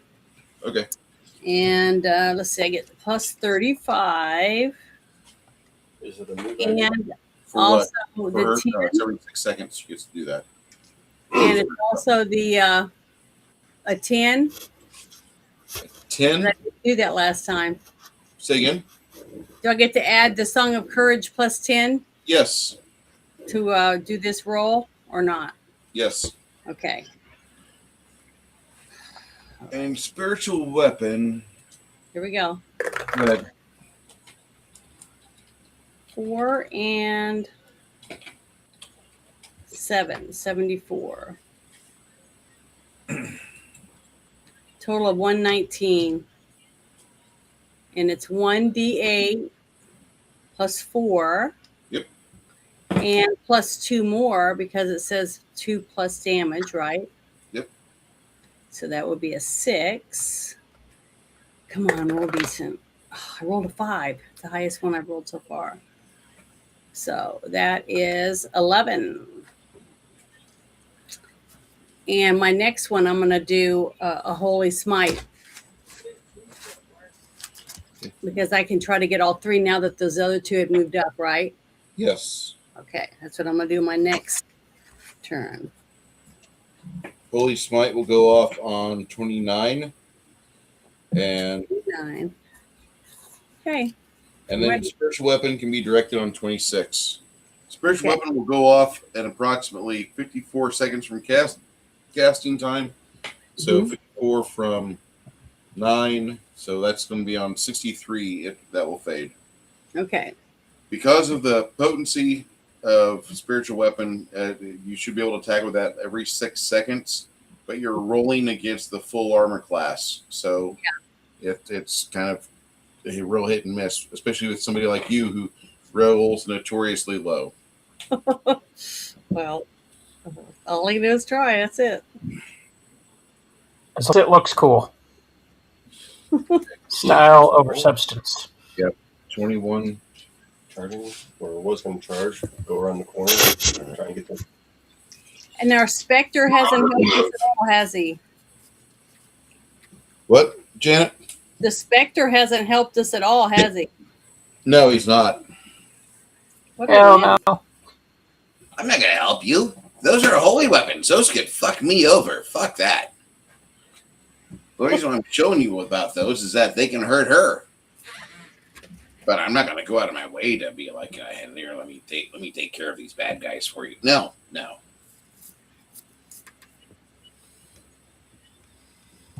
Okay, on 21, he goes off. What are you doing next there, Chris? Both of yours, do they go off? Both of these jackasses? On 27, I can cast shield on number 2. Okay. So he'll hang tight until then. All right. And reminder, they have long spears. Long spears. Yeah. Yeah, he made it to right here. That's as far as he could get. Yep. On his next, and basically make a 5-foot and jab. Nice.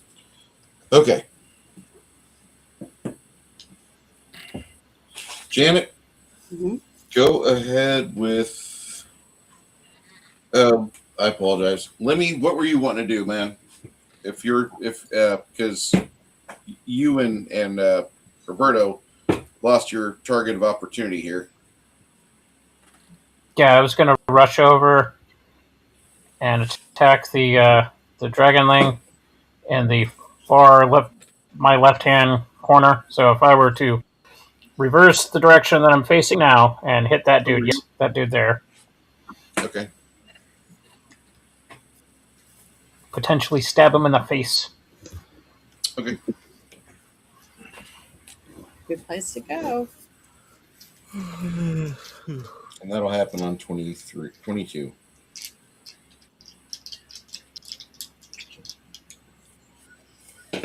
Okay.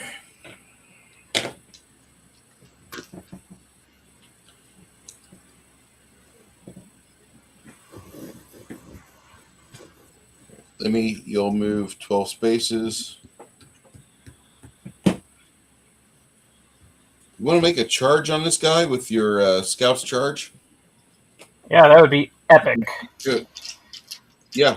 Or you an want to epic help fail. out? But I would look cool doing it for at least a second before I die. You want to help out William there? I suppose I could, yeah. That'd be kind of neighborly, wouldn't it?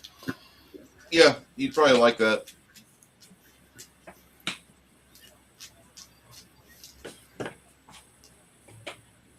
Hopefully you guys are having fun today. Nobody's about to die yet, are they? No, not yet. Until I forget about the pool of acid that I back into. Oh, don't do that. Since I can't like bleed out in the snow all epic with some cool chill music, I'll just do the Terminator 2 thumbs up as I disintegrate in the pool of acid.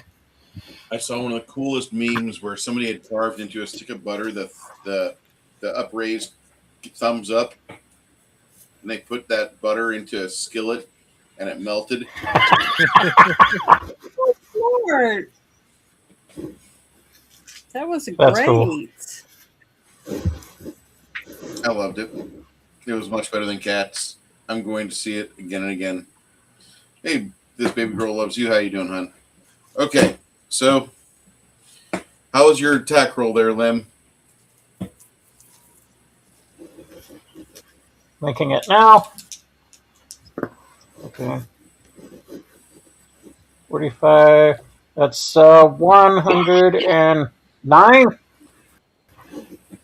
That's what you need I to think I attack. hit it. So figure out your damage there. Should be getting some extra Damage precision. is Part of your skill set. You are a badass when you're on the move.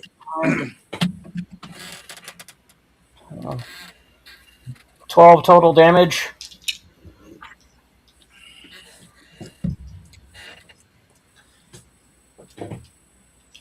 You see the small dragonette look at you and he's like, I can't believe you hurt me. Aw. Yeah. Do not feel sorry for them. These are literally the evilest of dragons. The only thing more evil is their god. Baby girl The tiniest violin playing for the dragonette as I stick my sword in its pee hole. Tries to circle over let here. me play a song for you on the world's tiniest violin. He slides over to the other side of William. William and Lemmy need to make a reflex save. I have to roll for him? Yeah, you got to roll for William. Reflex save of 20. Oh, with it 20? Yeah, plus 20. I got to. Oh, I thought you meant with the percentile or not. Yeah, you get a plus 20 on your percentile. Here we go. Let's see what he got. A 65. All right, 65.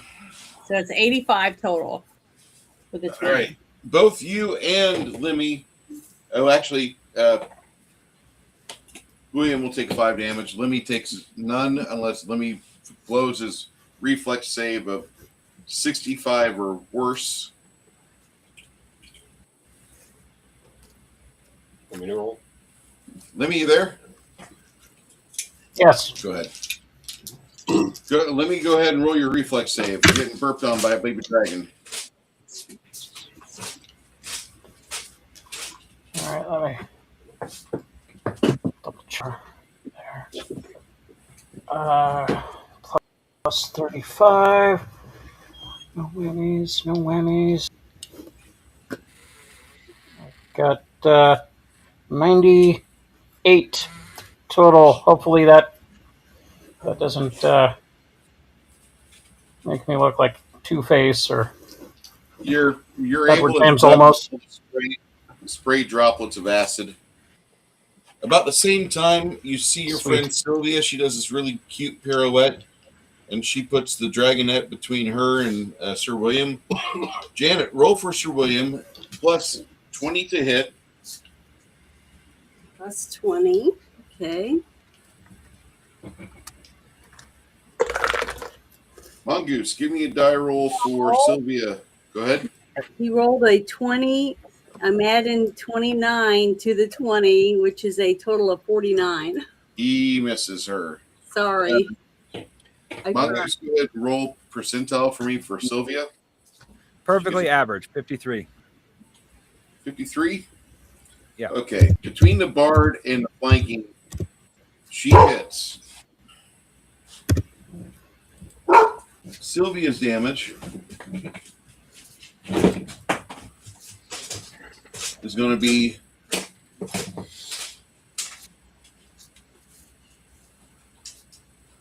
2 dice 6 plus 4 die 8. Add 1. 2 dice 6? 2 dice 6 plus 4 die 8. Okay, I got to pull out my dice. 8 or something as a wizard I very rarely use. I didn't pull them out. There. 2 dice 6 plus 4 die 8.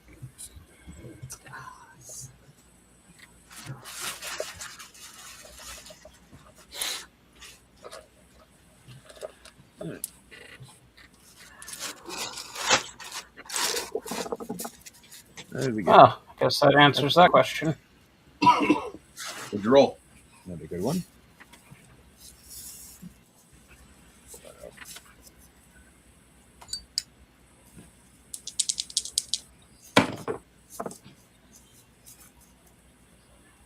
Let's see here.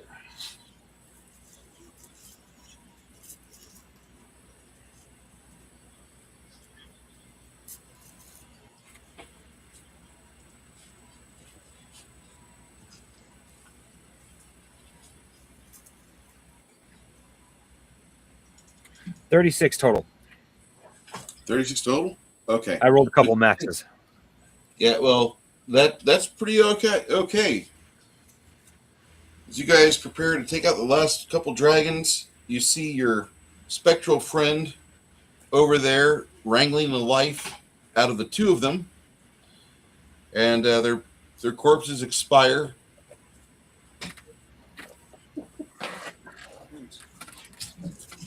What had happened was they panicked and they started fleeing toward the door. Your spectral friend came through and just started putting his hands through both of them, watching each and every pass of his arms make them a little weaker, a little less susceptible to having a healthy, long life, till both of them collapse and their brittle scales clatter when they hit the floor. He Good kind job, of gives out Yoda. a long.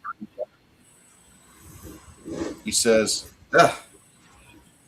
"Don't look at me like I'm some sort of hero. I just took advantage of these two weakling black dragonette creatures. All right, you should be able to find your stuff in here. Hopefully, this is where they gave the weapons of my friends and allies." All right. Sure enough, you do. You find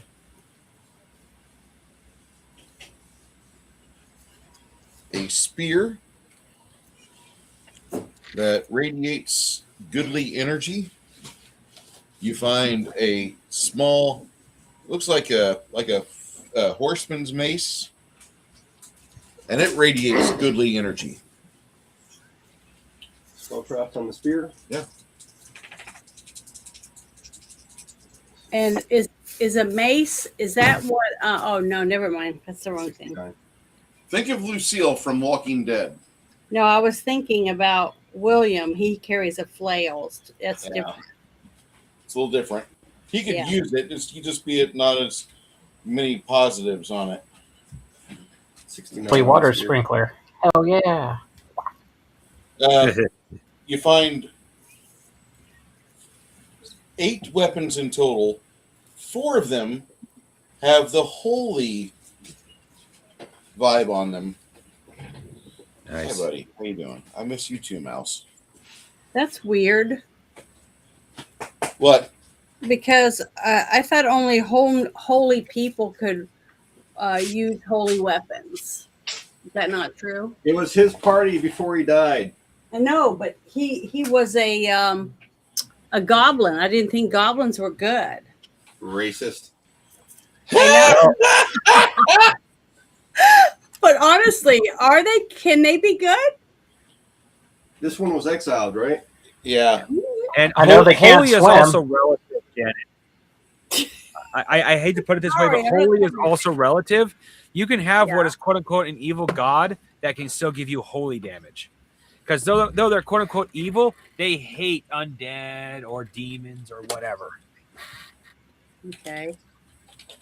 I just thought it was interesting the fact that he had friends that came with him to supposedly try to get the sword that were holy, and he's a goblin. I don't know. Just doesn't add up. Goblins are a little bit different from. Correct me if I'm wrong, Bruce. This is your game, but my understanding is for a D&D and Palladium setting, orcs are made from Orcus, for they're technically unholy. Goblins are a little more like Fae, therefore they don't count in that aspect. They're evil, but they're not technically unholy. They're just magic little fuckers. Okay. It's like Bruce can correct me if You I'm can wrong. semi-assist with goblins. Like they steal the hubcaps off your car. Yeah. Yeah, they're the guy at Barter Fair that if you don't trade something with him, he's going to steal something from you. He still might steal if you trade from him anyway, but won't be as bad.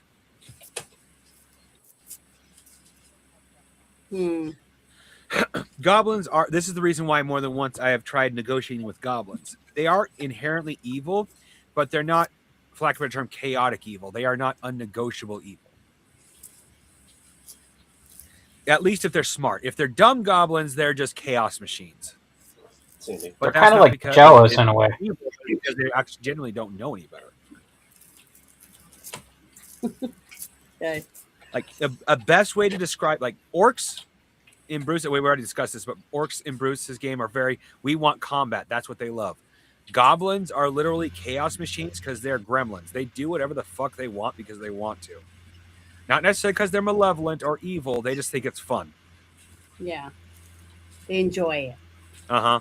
And if that means ripping out your guts and stringing them across a building because they think it's fun, they're going to do it. They're not thinking of your pain. They're not thinking of enjoying your screams. They're just doing it with your guts because they think it's fun. Goblin Slayer. Yeah, pretty much.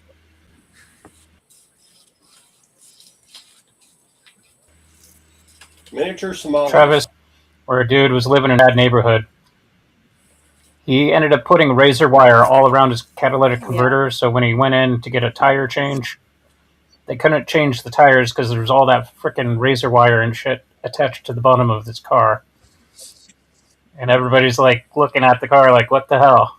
And I'm thinking, he needs to move out of the neighborhood if he has to do that to keep his catalytic converter. Yeah, I've That's watched just so many ridiculous. videos of people taking in their cars to mechanics and mechanics going, what the fuck?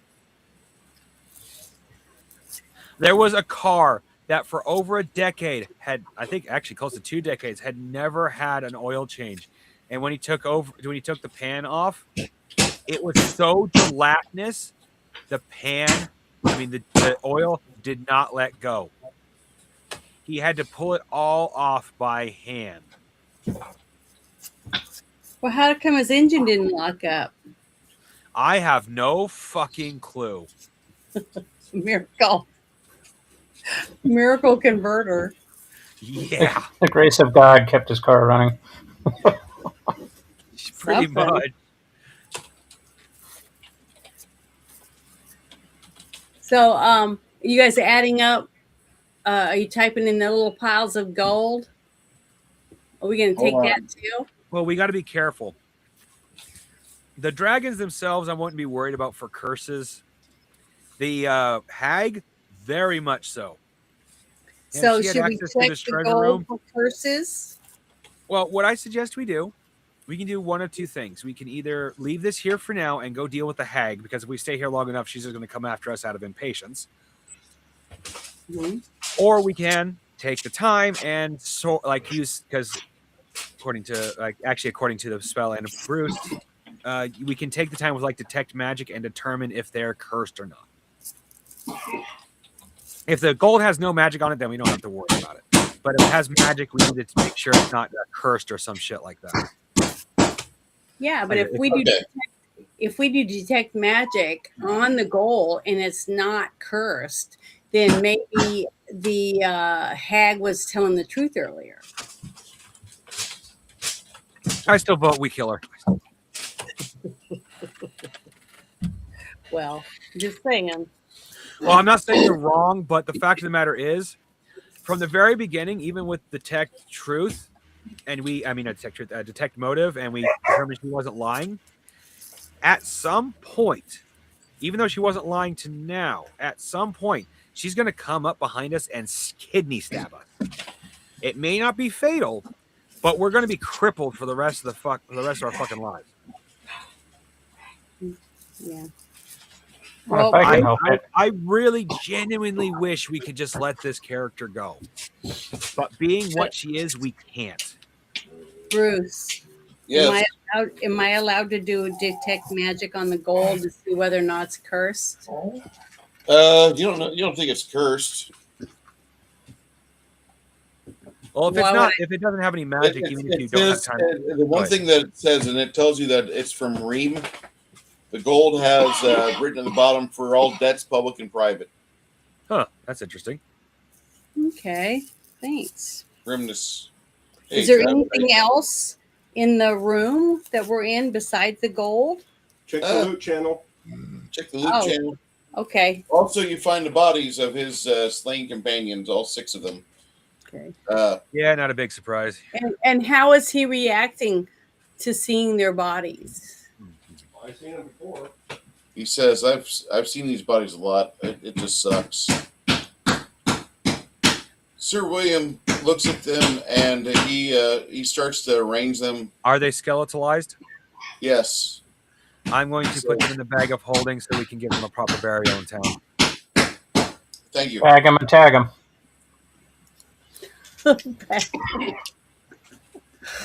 Hey, Travis, check this out. This is going to be an auxiliary light source. I genuinely like that for like I gaming. love it. It's like Halo. That lights up the game table quite nicely. Dear God, Yeah. words Beauty are suffering in salon. my mouth today. There's not enough chevrons on the damn thing. They use them at beauty shops, beauty salons where they do your nails. They're not that fancy and big, but the halo light like that. I have actually found that You want gel for nail? They'll be slicked all off. I've actually found makeup and nails have a lot of crossover for miniature Solo painting, nail. believe it or not. Solo nail. Like the nail stamps, metal plate nail stamps work great for planting certain types of stamps on miniatures. The dickhead. I was going to say that the dickhead Spectre, he's kind of upset when you're touching the body. He's like, "Hey, what are you doing? What are you doing? What are you doing with that?" We're giving them when we leave here, we're going to give them a proper burial. Yeah. You understand that, like, I used to be myself a man very dedicated to the service of Agma, right? I loved singing, I loved dancing, I loved carousing, I loved the ladies, and I loved going and having a great time. And that was the secret of our success in the early days. It was good. But let me tell you something. I really feel like Orcus is onto something, because everything's just going to be dead later. All of it. There's everything dies. Everything goes to entropy. Why not give in to Orcus and help him? And he can help you. I will admittedly not deny your logic. I want to live as long as possible. And yet, eventually everything will be destroyed. Why accept death when life is fun? I will accept death when I have lived a full life. Man, you know, I don't even have aches and pains anymore. The only problem I got is occasionally somebody, like your miss over there, she thinks that occasionally I need like see some daylight. Whoa, gotta go. Let me go step in the wall for a few minutes. No, not gonna be part of that. And that's up to you, honestly. I just personally, I would like to live. All right. Is there anything on here that you think William would like or is better than William's weapons? I haven't looked yet. Williams spent some time practicing with that flail, and he still hasn't gone up in rank on it. He's still a basic ass flail user. I'm going to disappear for a minute. I have to turn off my computer and turn it back on to get to Discord. Why do you want to hold the flail? Godspeed. It says and stuff that the fucking undead can grab, because the holy not so much. Okay. Yeah, the holy is going to be good because it against evil creatures is an extra plus 10 to hit. oh, but there's one on it. I only see one flail. And it says a +5 cold flail. Yeah, it's not holy. I know, but is that better than the one he has now?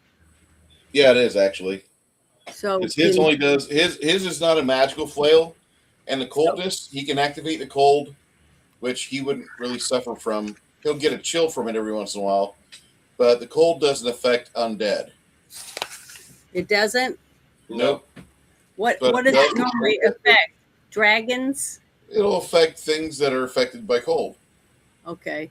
Well, it's better than what he has right now, and he can trade it up next time, right? Yeah. And so instead of him, he'll do. He has the flail he's got's okay, but this is better. So can we? Does anybody else want it? Because if somebody else wants it, I'll let him have it. But he does want it. Yeah. Okay. Well, I'll let him have it then. I was just trying to see if there was anything that would help him. Yeah. I can use daggers and short swords pretty darn good. What's your alignment right now, Lemmy? It's a good question. I was always considering myself scrupulous. I kind of call you like chaotic good. Like, I won't be a total dick to somebody. You know, I'll help out starving orphans or something like that. But I never thought like a holy weapon would actually harm me, unless it was like super lawful. I've always considered you a chaotic good character, because even whenever I've given you chances to be neutral, you've avoided being selfish. So, like, whenever you're attacking any evil with that holy dagger or holy short swords, you get a +10 to attack with that. And then you do an also extra 2d6 against evil creatures. Yeah, because like I always envision myself, since I'm a starting character, like I'm basically a locksmith that goes around and stabs bad guys right now. That's about, yeah. And eventually, I'll come to a point where I have to make the decision: do I want to go full, like James Caan from Thief, become a professional criminal, or do I want to have like a legitimate business with like gambling in the back So and be a wise guy type of guy? doesn't +5 instead do 60-10 For what? damage? No. Then what's the bonus to hit? You get a bonus of +5. Or, I mean, damage. So it's an extra die of damage. If it was a +10, it'd be. Let me go to Discord real quick. I mean, damage. Your damage, if we were going with that, okay. If these were +10 Lance of the Centaur, it'd be doing 3d10 damage. If it was a +10 Flaming Greatsword, it'd be 6d6 damage. So what's a +1 long spear do? The +1 long spear, it Yes. should be a +5 long spear, but it should be doing a 2d8 damage. I'm looking at something. 2d8. Yeah. Plus a +1 long spear does 2d8. +1 in the old system would be +5 here. Every +1 in Pathfinder 3.0 D&D is a +5 to hit. But for the damage, it's an extra die of damage or extra value damage. And the value being, if it's great sword, it's 2d6. If it's a scythe, it's an extra 2d4 damage. That's magic damage. Instead of just +1 or +2 Yes. or +5, it's extra value of the damage. Yes. But in order for it to hit, to mean something, instead of being +1, +2, +3, +4, it's +5, +10, +15, +20. Does that make sense? So I have +1 die of bane long spears. That's a +5, not a +1. Right? You're right. Those should all be +5. Yes, sir. Any of your +1 weapons are +5s. I apologize. My mistake. I have failed you. And I apologize. I wasn't trying to be short. I want you to be able to understand, because no, I don't like retarded game systems. Mine's more complex. It's called Bruce Finder. Dude, that would be freaking hilarious if you actually publish it as Bruce Finder. Don't tempt me.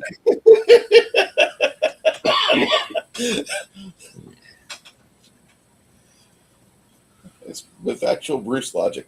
Stop it. Chris has already said numerous times, sometimes Bruce will be running the game and like all of a sudden he'll Bruce out. You know what I mean when I say he Bruces out. You've seen this before. Essentially. Who's going to stay consistent with this? A horseman's mace? Is that like a very, very long mace? It's a smaller mace on the damage. Because usually a horseman's mace should be a D. I believe that should be a D6. Let me fix that. It's shorter than a footman's mace. Yeah. Ah, It's actually a little longer, but the head isn't nearly as damaging. there is an item called the Shocking Blunt Club. Or Burst Club, excuse me. I don't even know. I don't want to go there. Too late. The Too shocking late. the shocking burst item on a critical hit, not only does it do 2 dice 6, it'll do a die 10. Actually, it'll be a die 10 extra damage plus a die 6 electric damage. Well, admittedly, I've been thinking about. I'm not a melee person, but having a melee weapon that's actually magical instead of just the dagger I have wouldn't be too bad an idea. But on the same hand, I use the dagger with mage hand. I don't know if that club would work with that.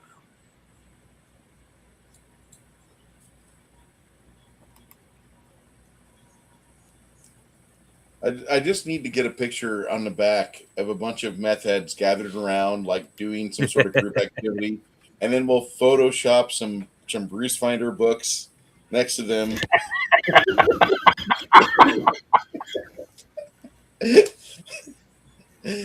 These guys saved up all their catalytic converters, and they bought my game.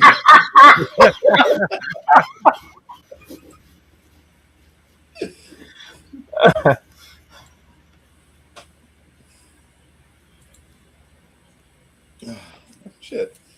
Okay, so after you watch him strangle the 2 dragonettes, he's like, okay, I believe I know where we need to go next. And he just kind of passes through the wall. Like, what the fuck? Oh. This was a good battle. I feel good. My character has fought a dragon in the past. I kind of had this preconceived notion in my head because I watched The Hobbit as a kid a bajillion times, and I thought, okay, going up against a dragon, you gotta take that lucky shot with the arrow, pierce its heart, and then save Lake Town, kind of thing.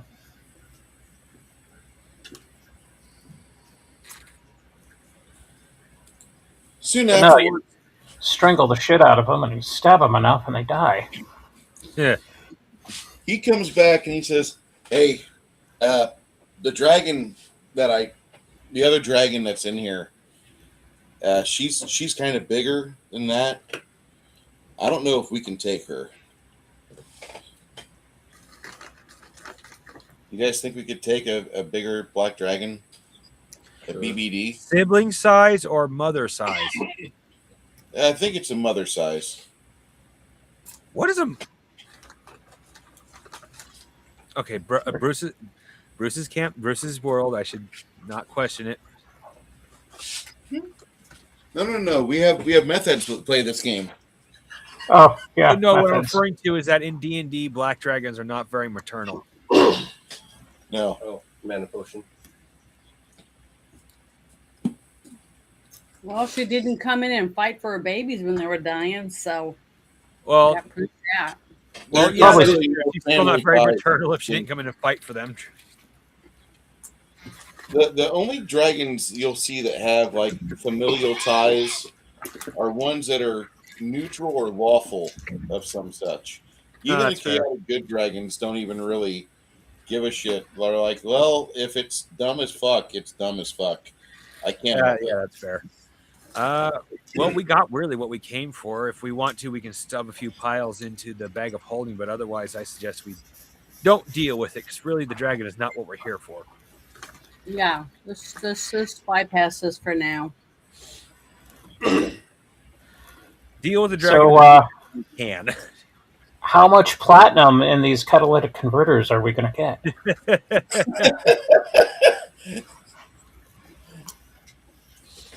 So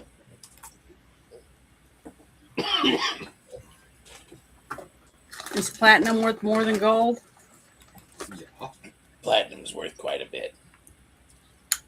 Pretty lady, it's kind of like saying, how do you feel pretty? Do you first get out of bed? 10 to 1. Your face is rough. Or do you feel pretty whenever you come out of a professional illusionist shack and everything looks fine? They did some real spell casting work on you. You look like you're a bazillion to one. You know, it's not really expensive. In fact, it's dirt cheap. The Zed costume from Zardoz can get for $26.90 online. Are you serious? I could get the Sean Connery mankini. Let me copy and paste this. Because in our previous battles with those dragons, you were saying that Sylvia was doing her little pirouette, and I was thinking, like, yeah, Lemmy could do that, but he's got all these dangly bits in the way, and he can't do it as suave as some svelte dancer bod. And then I immediately thought of Sean Connery from Zardoz, like, in the mankini, because I'm fucked in the head. But, yeah, let me fire this up and see if I can do that. I really And, truly hope you guys can boom. make this, a little bit better than what my companions did. There we go. It's in the private chat.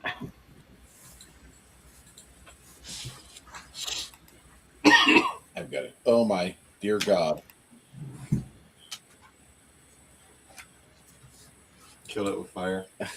I'm going to buy one. when I reach that point in my life where fuck it, I don't care about anything, I'm rocking it. I'm going to do whatever the hell I want. No one's going to stop me. Don't know if the belt length is going to be enough. Well, barring the weather, this is like a spring and summer type thing. Yeah. I sure as hell ain't going to do it today. It could be a good Texas thing.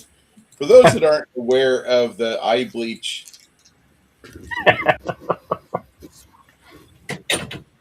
suitable for Texas weather, it's $26.90. Holy shit balls! Oh, there you go, Janet. Are you going to wear that? During any the of you that buy that and wear it, I promise I won't share it with anyone. I would like to see a picture of you in it. Well, I'm gonna try and grow out the mustache and like Sean Connery. Just picture Sean Connery like 500 pounds of chewed bubble gum in that thing, and that would be me. I'd never seen anything like it. Is that something that president of what's in the place that Ukraine would wear? No. Let me show you where it was actually worn at. I saw that video of him playing the piano supposedly with his junk. What's going on with Mickey Rourke turning a shotgun? You guys see that? No. What's he doing? It's been several months since I've heard about Mickey Rourke.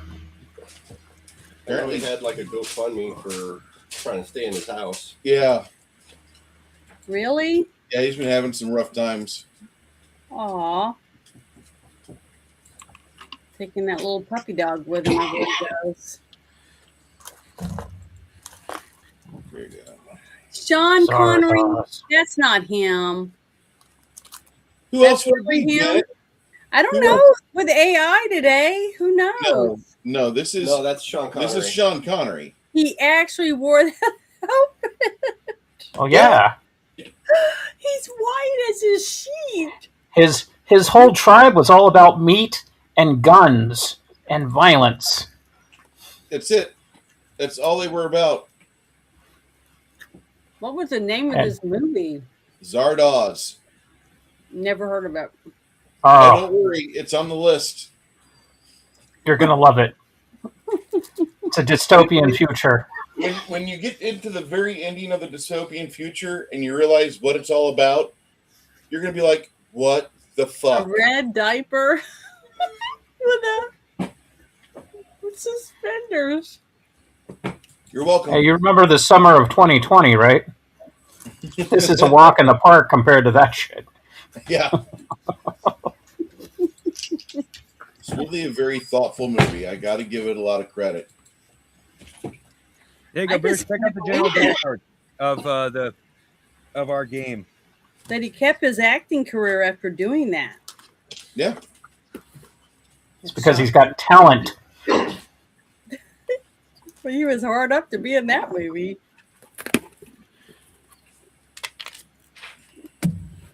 Not just any Yahoo can run around in a mankini. I know you're not very fond of AI, Bruce, but I made you an AI of drug addicts being surrounded by your book.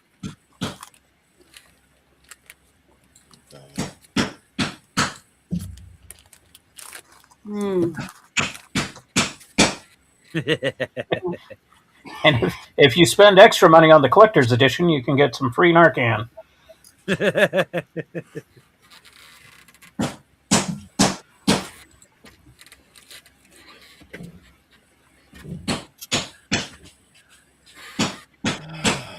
Okay.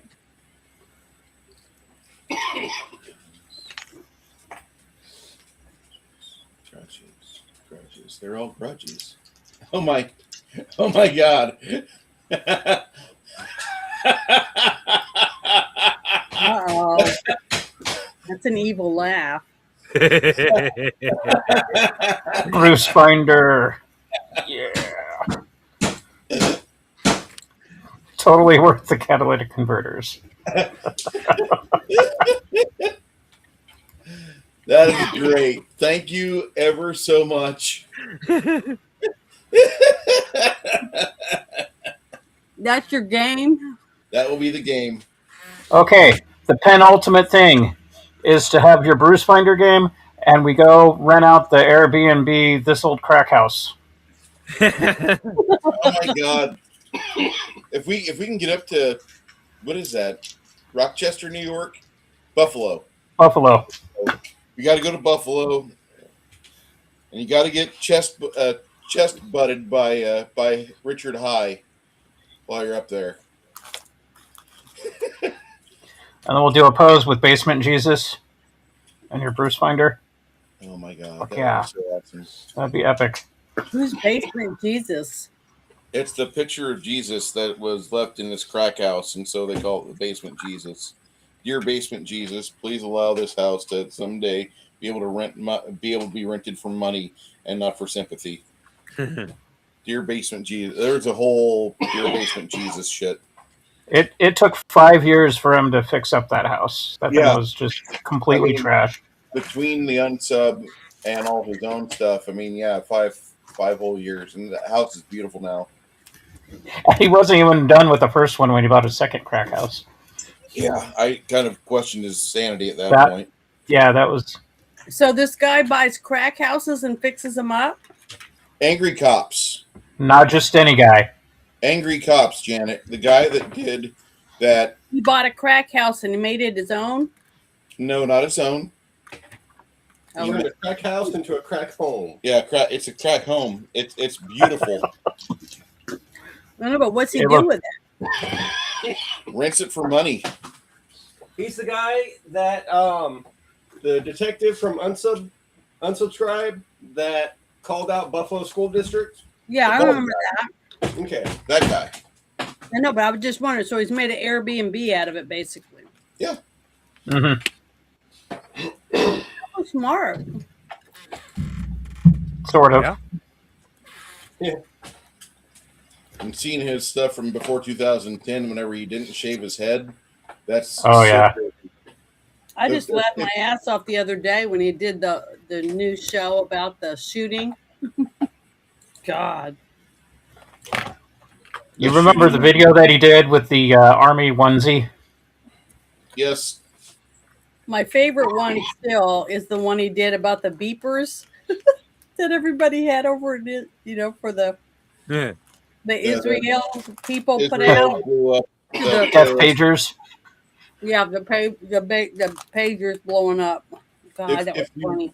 If you are sad, there's a reference page on the Wikipedia for Richard High and you can go there, and there's these articles with Richard High, and it'll put you in a better mood because you don't get fucking attacked like a criminal by Richard High.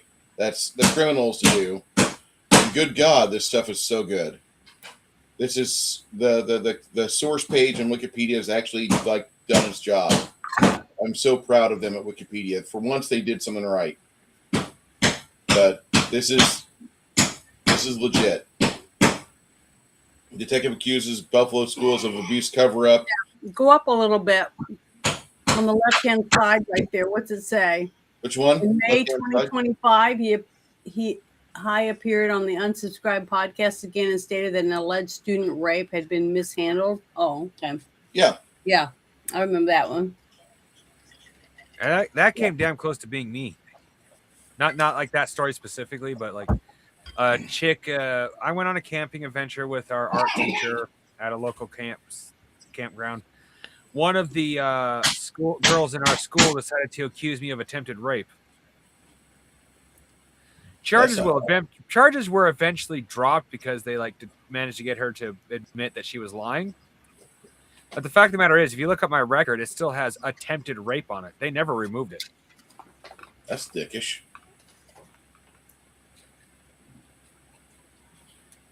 Yeah, you'd have to go to the city attorney.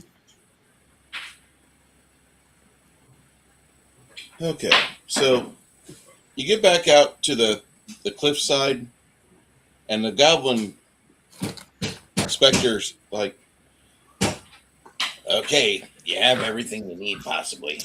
What do you want to do now? We can go up. I could try to show you where I think she's at. We want to know where the sword is at. Well, we know where the sword is at, Janet. Okay, well, can you open the... They're talking about the Sword of Nanak. We're going to be Currently, going... we're trying to get her so she doesn't stab us in the back while trying to open the vault. Okay, I guarantee you that vault is going to take... I won't guarantee you, but I'm willing to bet that vault is going to take days to open. So we want to get to her so she can't just stab us in the back while we're distracted. I know. Are we going to go get her to help us open the vault and then kill her before we go in the vault?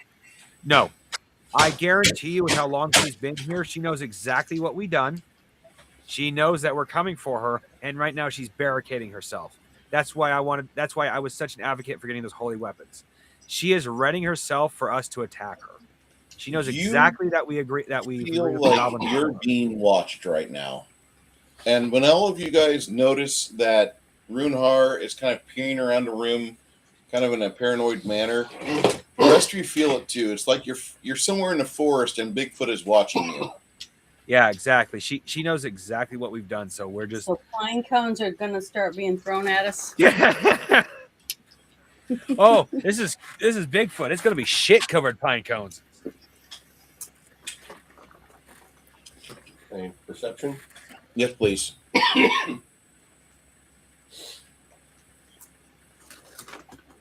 Give me that perception. What you got there? If you guys want to make a perception check, go on ahead. Straight roll. What I have on here. 53, sorry. 97. Right. Well, it's a good thing people are rolling better than me because I've just rolled like shit. Perception. Oh, here it is. Actually, that wasn't too bad with my bonuses. Total of 49.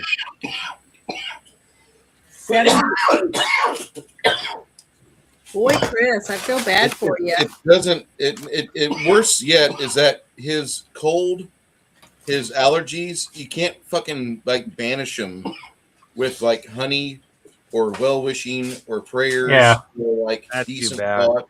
I eat a lot of local honey, so I don't have to usually too much worry about the pollen in the air.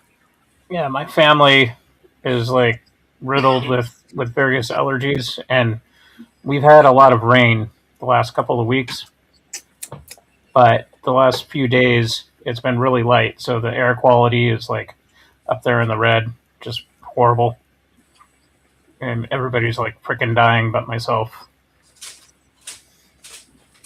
Whoever rolled a 92 or more, that's where you see it. You see, not here within the cavern overlooking the chasm, But there, and the chasm goes up probably about 700 feet.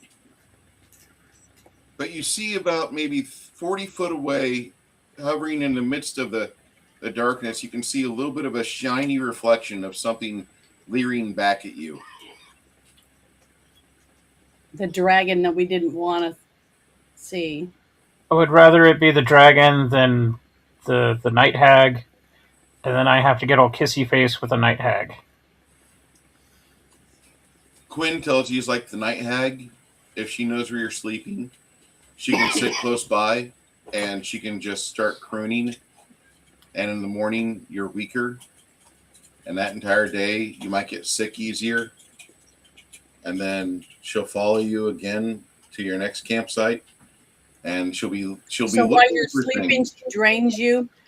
Yeah, that happens over the course of like 10 days to 2 weeks to 3 weeks. But that's one thing the night hags are adept at. They're good at getting in an area and just withering an entire population. That's what they can do. It costs them nothing. They eat your souls.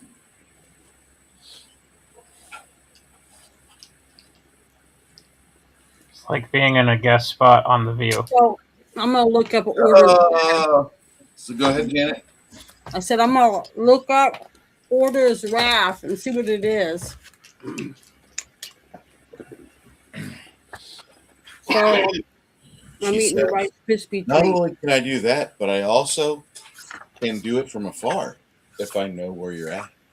It's easier for me to do it from afar whenever I have bits of hair or old clothing with your pieces of your body on it.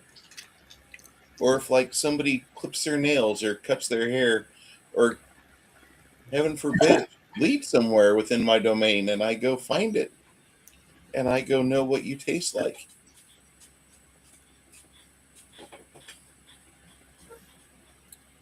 Joke's on you, bitch. That's not even my sock.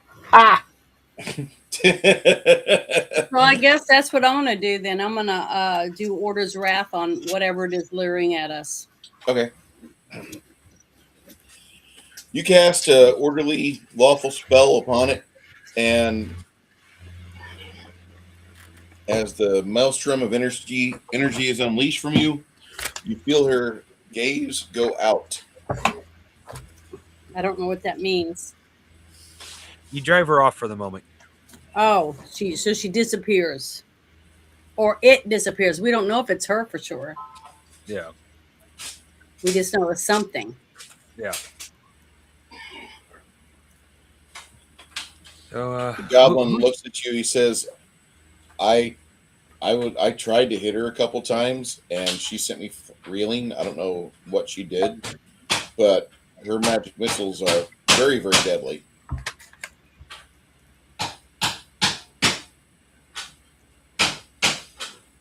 We can go up the chasm back to where we started and try to look for clues, see if we can find some things around there that you may have missed the first time. I'm not exactly certain. I kind of know where she's at, but she has wards set up that I can't cross. yeah. When I've been able to get a hold of her, it's great because then I get to feed. But Do I have any? Do you know if I have any spells that can take down her wards? dispel magic. Okay, well there you go. So I'll tell him not to leave to let me dispel the magic, and then he can come with us. If that's all you got to do, can we get up to that? He points up on the opposite side of the cavern. Where we're at would be considered 12 o'clock. That's over at 4 o'clock. 4 o'clock up 270 feet. We could get there, and I think we could start there. Well, all we can do is try. Okay.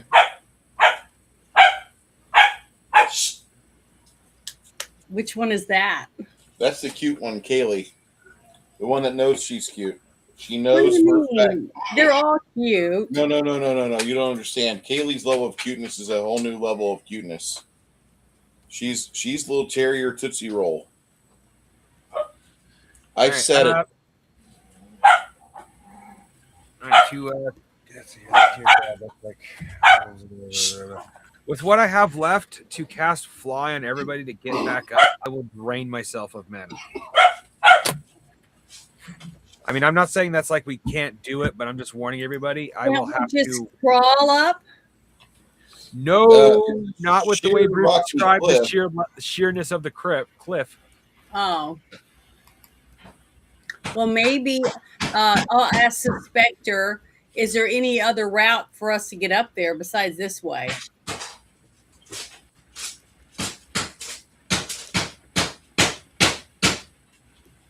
We could maybe find an alternate path. Some of these areas, some of these caverns go around and they meet. You don't know if there's another path after being here all I this don't time? need to worry about caverns. I've lost the knowledge of how this place is laid out after 3 years of being here. Don't I worry, have- Janet. Go through the walls. I go through walls, hun. Yeah, exactly. So you can't pick me up and carry me up there? When I drop you, you'll be a withered husk of a woman. Oh, okay. Never mind. I'm just trying to think of a way to do that without draining our mana out. Without our mana, I can't do anything. You know what I mean? Well, it's not you who's going to have to use up their mana. It's me. No, I know. You I thing can't is, Janet, heal. you use up your mana, you still have a mace. Mhm. You can still go charging in. I can't. Yeah, and I don't want you to use all your mana, so I was trying to figure out a different way for. Let me double check my scrolls. I think we should try to find an alternate route. How many of us are? Oh, like gosh, fuck! How many? I cast like 6 times last time, Yeah. right? It's too many of us. I have 4 scrolls of flying. I wish I had made more. Oh, let me see how many I have, if I have any. Is it possible to go back to town and get some cannon with some cold iron grape shot and just Either way, blow we got the to shit get out that of her? clip. That's where we're trying to figure out the whole mana situation. So I have 4 scrolls. Problem is, they take very long time to cast. They take like, what is it? It was either like an extra second or like a couple extra seconds. I forgot what to cast for a scroll. Oh, it says plus 1 second for me. That's not too bad.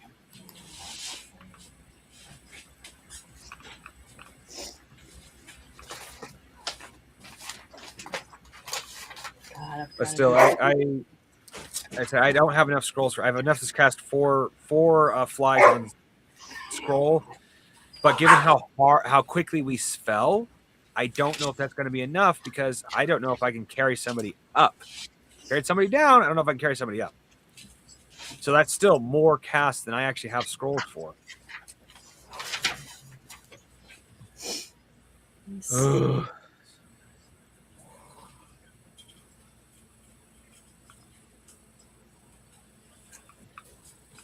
So finally, after a few minutes of you guys deciding about logistics, the Spectre says, okay, follow me.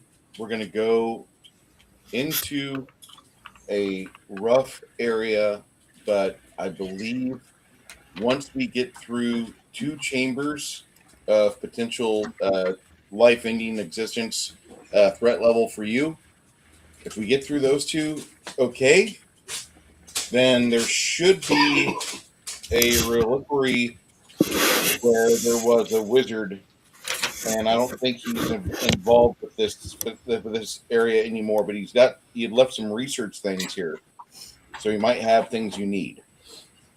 Awesome.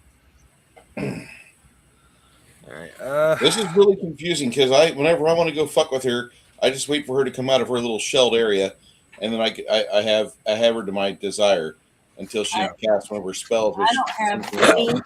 I have no scrolls of fly. I don't have any. It's an arcane spell, Janet. You could Janet, scroll no Janet, offense. your spell would actually be Airwalk. Okay, well, I don't see that either. I don't see anything. That's a 6th level spell for you, and I don't think you can cast that yet. Let me look at my spell list again.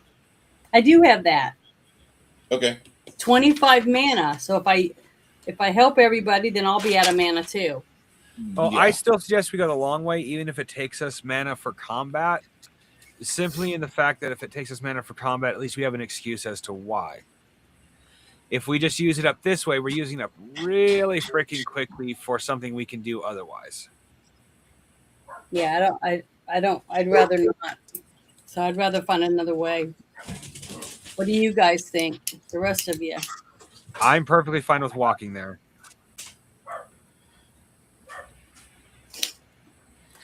Remind me to find a flying carpet later on if we Those are survive this. expensive. I've looked, like, even if Bruce reprices them, I'm pretty sure they'll still be around the same price. Just they are expensive. Well, we have a bunch of gold now. We should be able to afford to buy one. At least Janet, one. that's like saying, "Oh, I'm a millionaire. I can buy a country." Oh, They really? are that expensive. Yes. Oh, okay. Damn it. Doesn't have to be a good carpet. It could be like a little sham wow. True. In that case, even if it can like only one of us, it wouldn't be so bad. You can't really ride it. You can hang on to it and hope you don't fall. All we gotta do is attach something and make a seat out of it. Yeah.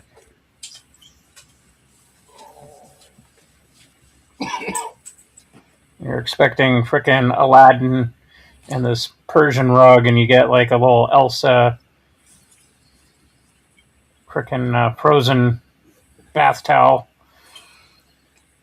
The whole Discount time, magic. Let it go. Yeah, you get one of those little bitty towels that when you put it in water, it swells up and becomes a towel. You know what I'm talking about? The ones you Yeah. get out of the vending machine at the gas station. Yeah. We find them at our local Dollar Tree all the damn time.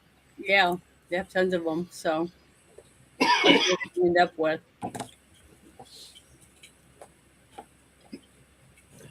He halts your progress and he tells you, he says, "We have to sneak through here." Levitate would work. This isn't the Elder Scrolls. Yeah.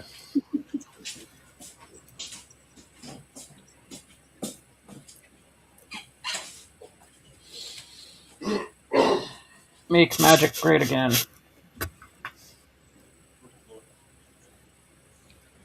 Hmm.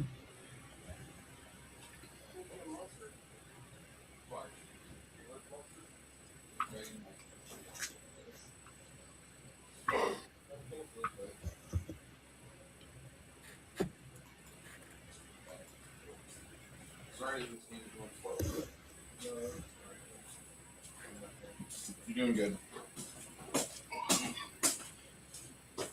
Okay, so I need everybody to make their stealth check. I don't have stealth, so it'll be a raw roll. Let's see if I actually do halfway decent, given how wide my rolls have been today. Let's see what I rolled this time.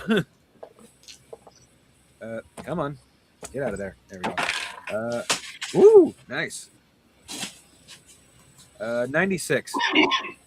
This Ninja Turtle dice tower has one fatal flaw. If it doesn't have quite enough momentum when it hit the bottom, it stays inside. His perception is a little high.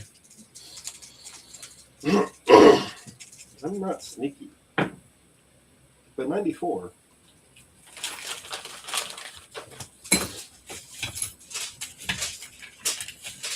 Janet, you want to roll for William? He has a plus 30 to his stealth. Okay.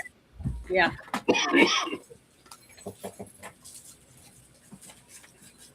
I pray to God that 128 makes it, because that would really suck. I rolled a 23. Woohoo! Way to go, William. 53 for William. Okay. And for me, let me roll for me. I rolled another 28. Great. Back to my normal rolling. Let me roll for Ogre real 58. quick. You did great for me.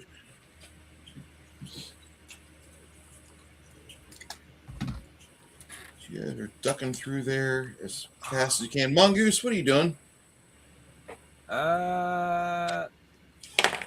What is ahead of? Like, why are we sneaking? because there's something with its wings folded over its body in this chamber. Is it big? Yeah. Poke it with a stick. Yeah, Okay, just tiptoe by it. unless everybody else is like, we're gonna attack this thing. I'm like, yeah, let's just move past this thing. Wait, I'll cast that spell called Silence. Remember Okay. the one you gave me? It's Yeah. 9 mana and it's 9 mana. Radius. You guys tiptoe past there I'm gonna as I'll quick take as my you name can off. with silence on. Good thinking, Janet. It took me a second to realize, but I gotta remove I forgot minus about that 9 spell, admittedly. mana. Of course, I don't have it, so. That's why I love my notes. I just gotta come up with a better way of having my notes where I can flip to them fast instead of having to dig through My recommendation is for you to buy a college rule book and just copy whatever you see down there, because it seems like that's your best way of learning, memorizing, etc. You guys get past the sleeping draconic bulk.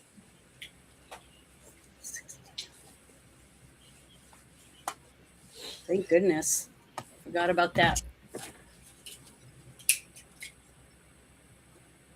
I need to find a way of attaching magic missile to the end of my collapsible staff. Turn it into like a That would be 10-foot long shark stick. The pow.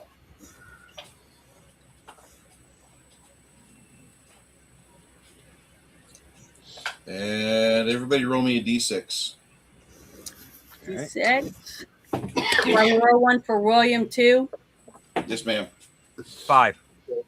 I got a 6, and let me see what this one's for me. I rolled a 5 for me. Okay. I rolled a 3. Runehart, as you're making your way through the passageways, you feel as if you're being watched, and you kind of casually look over what you think might be an alternate route or like a tertiary tunnel. And sure enough, you see what appears to be a 24-inch in diameter, multi-eyed, with little eye stalks coming off of it, and it has a little mouth with the eyeball out of that. And you see that thing, and it locks gazes with you. What? Nobody else sees it. What are you doing?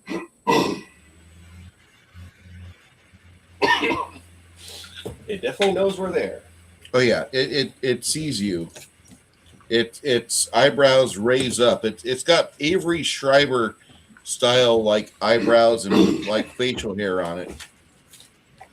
And seeing a mustache like grin, and then all of a sudden an eyeball comes out from underneath the mustache, that kind of gives you the willies. Y'all see me start summoning.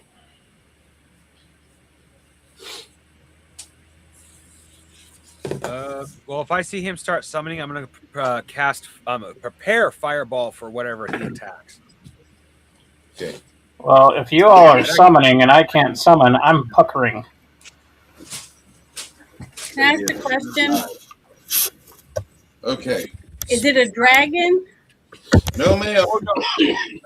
Like just so you know, Janet, your character wouldn't know this and she can't see it, but basically Bruce just described a beholder. A bubble? A beholder. I don't know what that is. Remember A the beholder. fight with the giant big round meatball with eyes? He could cancel your magic. He could cancel magic items. He could keep So you it was like from he using was like special the abilities. giant brain looking thing. No, think more like that. Think more like the guy who sits there and says no. Remember the movie Except Big Trouble in Little China? When he says it. The round monster with the eyeballs all over it. Yeah. It's like one of those. Okay. But each eye stalk eyeball But has the potential of doing does a different does it- magical attack. does it speak our language? Janet, there will be no reasoning with this thing. It wants us dead.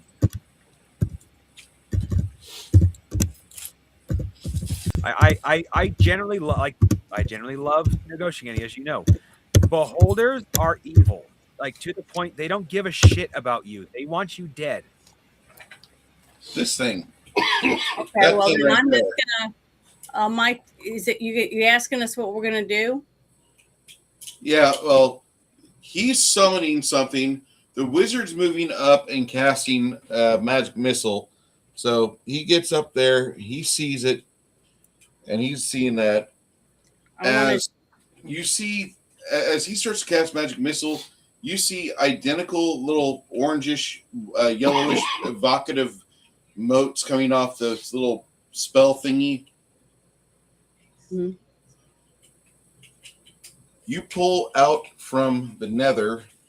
Where's your monster at? Blue monster. The augmented undead. Number 1, blue. Okay. 4th level. Or 4. Okay. You pull him in right there. You want to roll to hit for me?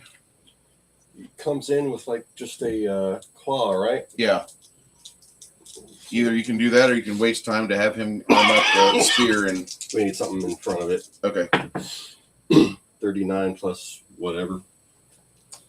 It's not going to be enough. Mongoose, Yes. let go with your magic missile. All right. Let's see. What that was like 44, if I remember correctly. No, higher level than that. Given what? Should be 4d4 plus 4 damage. Actually, 4d4 plus. Yeah, 4d4 plus 8 damage because you have intense spells. Ah, yes. 4 die 4.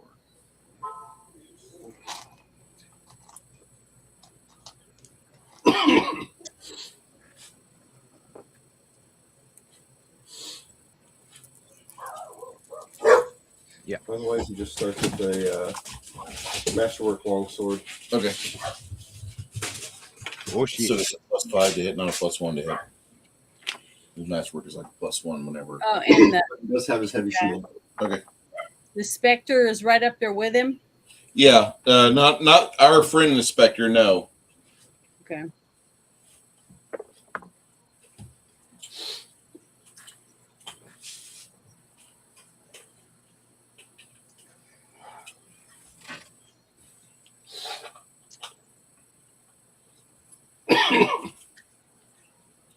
I love that creature. The guy that made this is, I believe, Todd Lockwood. And there was a movie called Encounter with the Beholder in '83. Never seen it. Neither have I. But they later took the Beholder out of that and put it in D&D. Grand total of 20. All right. You smack it with the magic missile, and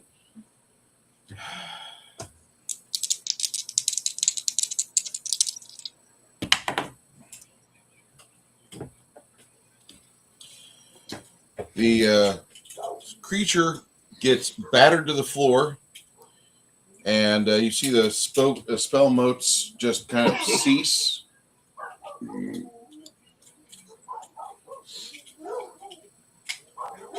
Then you hear sounds like a draconic roar shaking through the rock. Something is awake. You don't know where. Something somewhere. Let's see here. Can I make a perception check to see if, at the very least, if it was the dragon we passed behind us? Okay. Yeah, he's going to come back and grab he grabs your spear. Okay. Dragon spear. All right. You guys will hike through here, through these chambers for a little bit. Grand total of 98. Okay. Before you leave this area, you see Sylvia go down here and she examines the floor for anything, see if there's anything that dropped. And she sees like this pool of ectoplasm just melting away. And in about a minute, it'll be just this useless, looks like a skin or the shell of an exoskeleton, but more liquefied after that. And after 5 minutes, it's completely gone. It evaporates. Yeah, I don't think I got any magic to preserve that for later, so.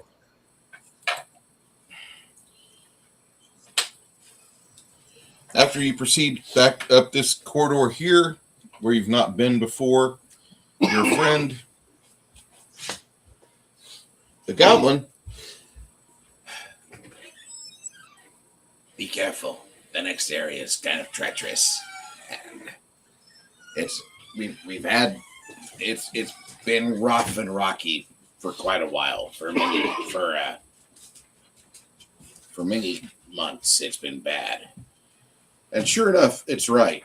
When you guys get to this next area, it's a circular ascent with various handholds and places to possibly put your feet. But you've got to have 3 points of contact as you're ascending the whole time. Yeah. Makes sense. While you're doing that, it looks like the entire area is rigged for a landfall. You see massive chains going up the sides of the walls. And instead of it looking like it's supposed to provide extra support, it looks like the chains are there to help yank things down.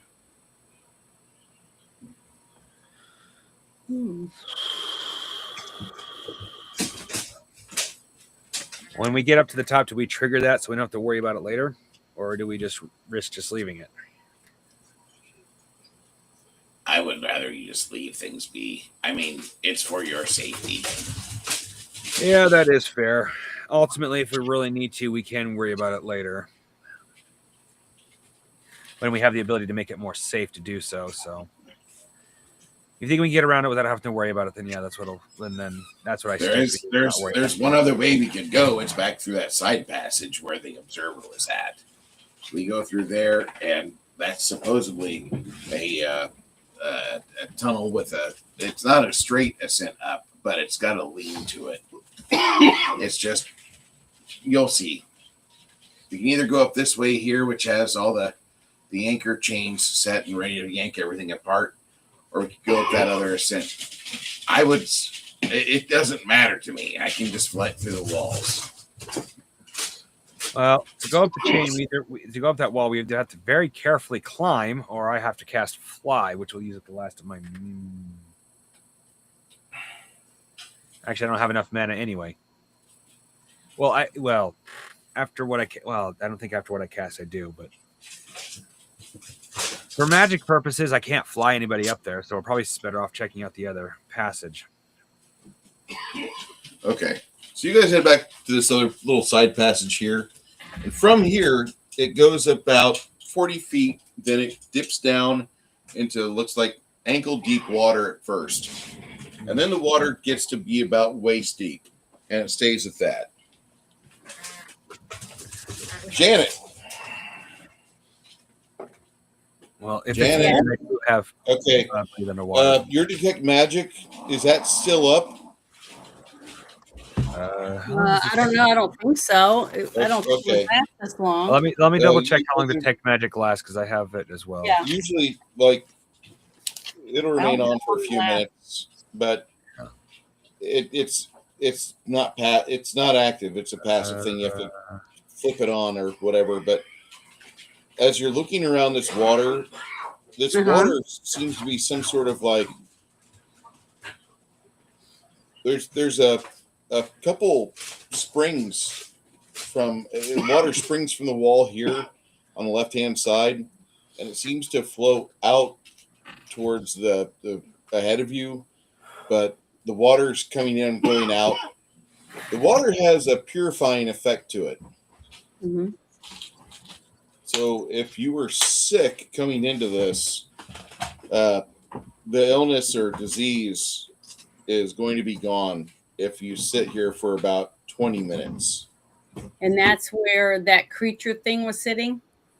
No, this was further up. Oh, okay. Well, we've gone deeper by this point, Janet. Yeah, this is about 100 foot away from here. Okay. So you guys go down this hallway, and there's like a purified water area. But then if you keep pushing through where the water leaches out to wherever it streams off to, the ascent starts, and that's when you notice that there's kind of like a breeze coming from your left-hand side.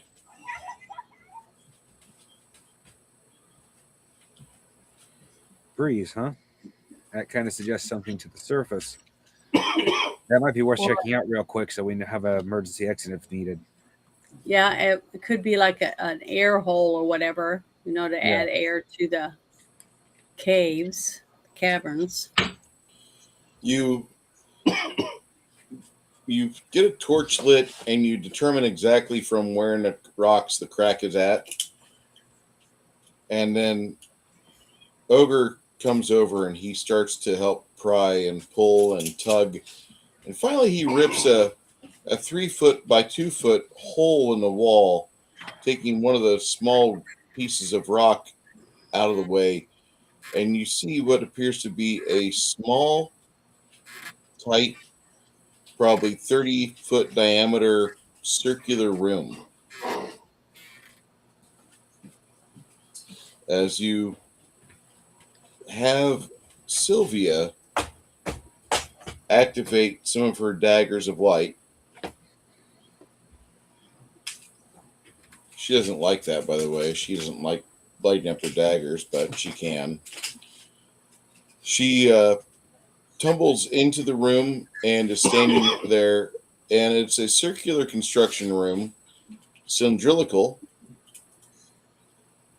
And she says, "That's weird. The shelves go up maybe 30, 50 feet. I can't tell. I'm grounded. But way up there, there's like a hole in the ceiling, hole in the rock." So you guys climb through the 2 foot by 3 foot entrance into this tiny room, and you found what appears to be some sort of like wizard study. Books line the walls. There's a library that's worth quite a bit of money here. And she's right. The shelves go up for maybe 40 or 50 feet. And then the ceiling of this room doesn't really exist. It just kind of gets more and more narrow. But towards the very top, you can definitely see that there's at least a 3 foot opening into the night sky above. Nice. Hundreds of feet above. Is there more than 1,000 pounds worth of books here? Yes, sir. Well, we could put a chunk of them in the bag of holding. As you're putting the books, getting the books ready to put into the bag of holding, about 35 feet up, you've come across what appears to be some sort of arcane enchanter on one shelf, and on the shelf adjacent to it, there seems to be a bandolier. And when you pull the bandolier close and bring a light source to it, you see little blue bubbly liquid in each of the vials on the bandolier.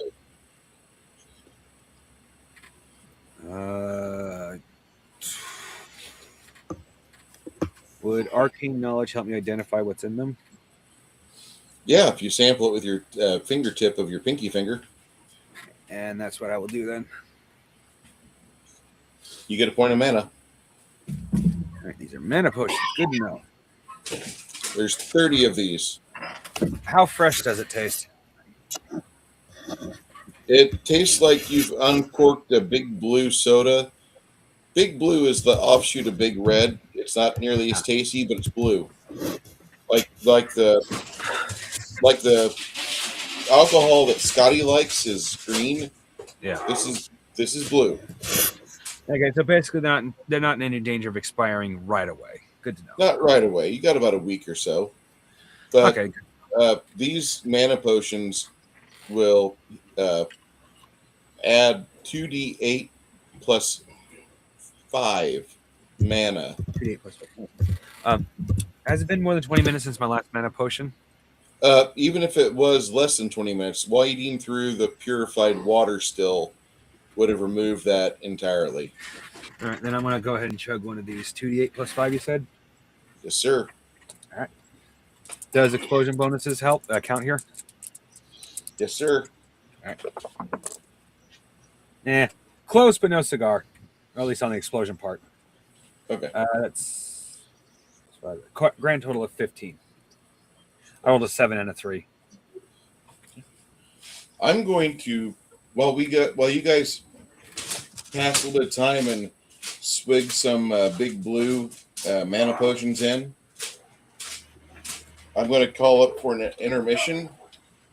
Okay. Well, how much mana gets added per one you drink? 2d8 plus 5. Oh, okay. I get 2 of them. And for all of you that love Canadian women, well, tough shit. These are Colombians.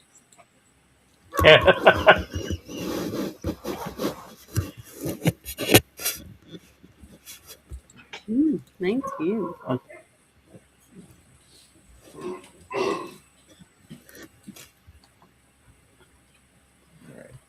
Are you going to have like a 2-page spread in your Bruce Finder game where it's like Colombianas on horseback? I'm actually going to have my friend Makani do the cover. I'll be bitching. Yeah, they'll be mammoth. There's nothing wrong with mammoth size. Okay, I'll be right back. Grab a drink, grab a soda, get yourself soda water, maybe a hot dog. Go to the ladies' room. No, we were never watching The Incredible Bulk, even if Jack Black was in it. No.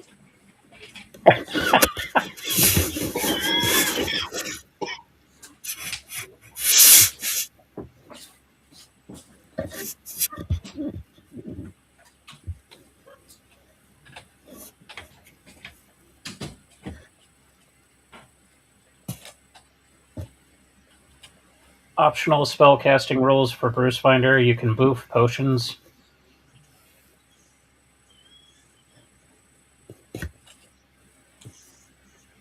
Hey, Janet, have you found parm chips down in Texas yet?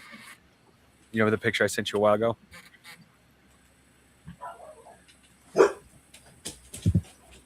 Yeah, she must have walked away. I have heard of farm chips. Well, those sucker. I found them. I found them once. I was like, "Oh, this looks good. Just cheese, nice. I genuinely love this." And then one day I noticed actually the calorie count. A whole bag of those motherfuckers has less calories than a single serving of potato chips. Yeah.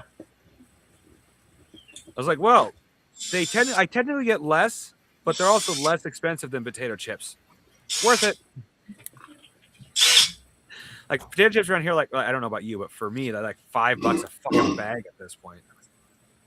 Farm chips still $3 a bag. Yeah, like I said, I get less, but given the calorie count, worth it.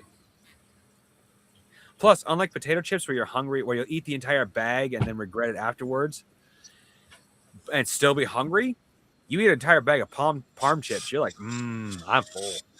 Not necessarily full, but it doesn't just leave you hungry afterwards.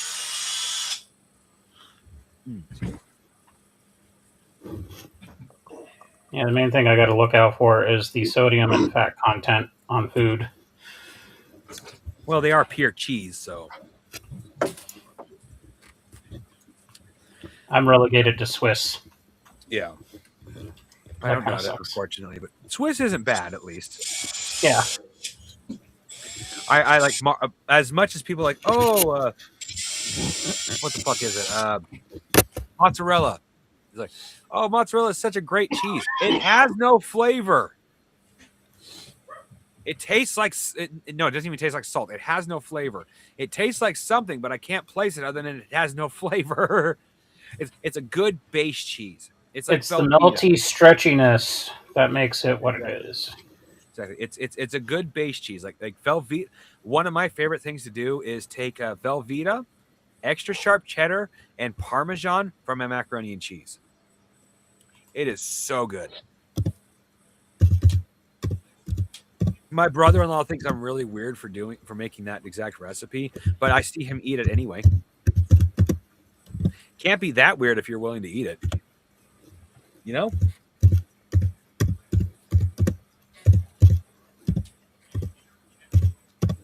Of course, then again, my brother-in-law may be a bit of that I eat whatever It's put in front of me, person. I'm definitely not. Oh, I have a break. Six Nations. Bruce said you were having problems with the computer I sent you. Oh, it was the power cable that decided to catch fire. Yeah. Unless you feel like you need to, I'm no longer directly going to charge you for that computer. And the reason why, if someone sent me a computer that I was supposed to spend $300 for, and then the power cable burnt out like that, I'd feel gypped. Don't worry about it. You'll get paid for it. It was a cheap ass cable that I replaced it with. Okay. If I you're knew out that there, thing was gonna fail on me. I just didn't realize that it was gonna be sparking in my lap. Yeah. Well, as long as That you're was an okay. adventure. I'm cool with it. All right. Yeah, but yeah. I'm just letting you know you don't have to then. If you want to, I'm not going to complain. But if you don't want to, I wouldn't say anything either because that feels like bullshit. And I'm the one that sent it to you. I knew what I was getting into. It's perfectly cool. Don't worry about it. Okay. I got sidetracked. I was going to say something about our little cheese discussion. Oh, that's right. So, in California, you know how all the businesses are taking off. Yeah. Because it's too damn expensive. What is it? Leprino Foods. They're a major cheese manufacturer. Like Pizza Hut, Domino's, and Papa John's all buy their dairy, their cheese from this company. It's leaving California, which means 80% of the cheese used in popular restaurant chains is leaving California. You won't hear me complain. Nor me. Well, of course, I can't say much. Most like where I live, it doesn't seem like cattle country because we're mostly mountains, but we have such a high cheese production in the area that cheese only went up by cents during the major part of the inflation and has actually gone down since the major part of the inflation. That is how much we produce milk and dairy products around here.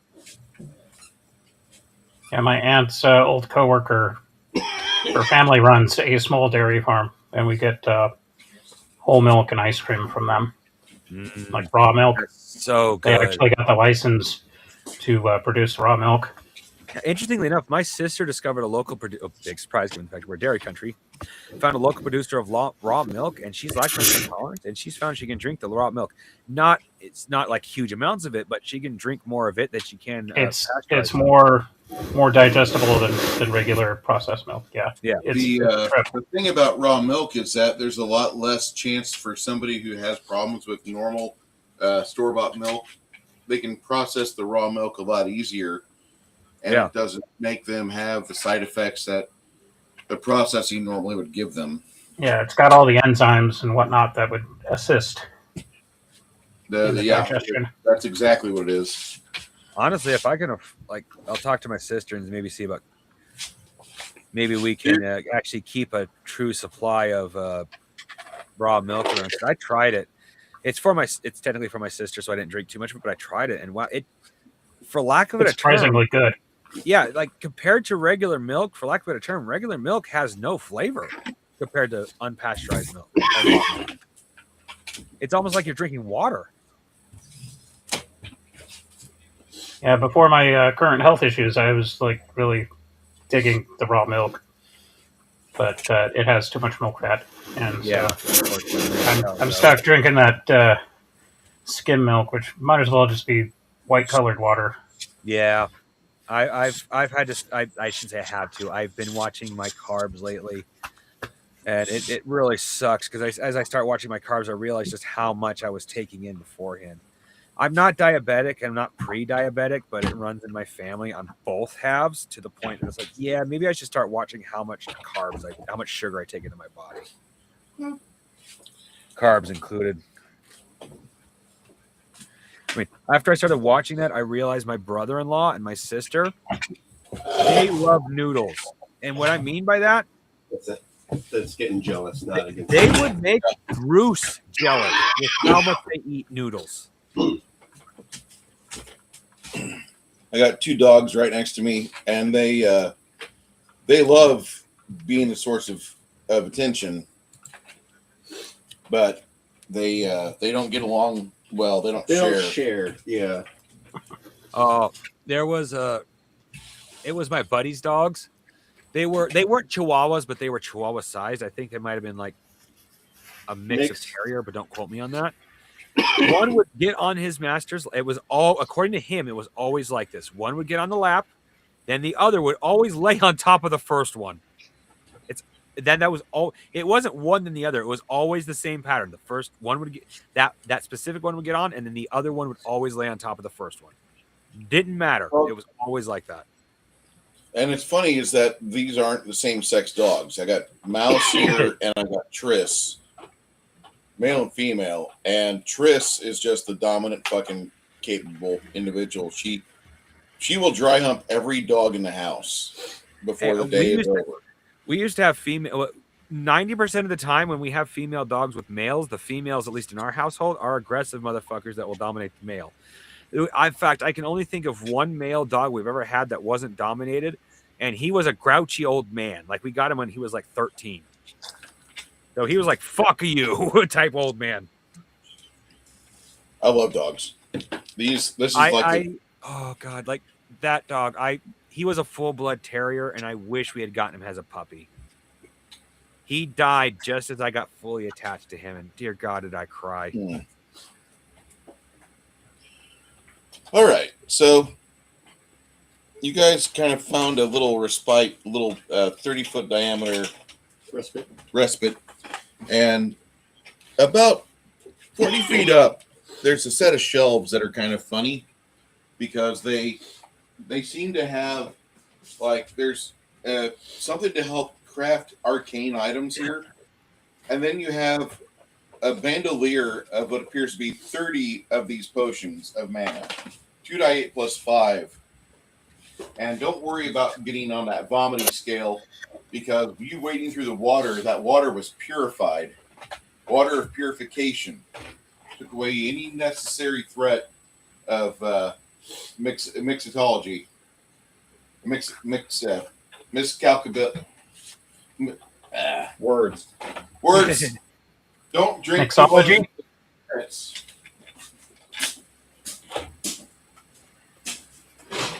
Miscability. There we go. So you get one potion that you can slam down right now.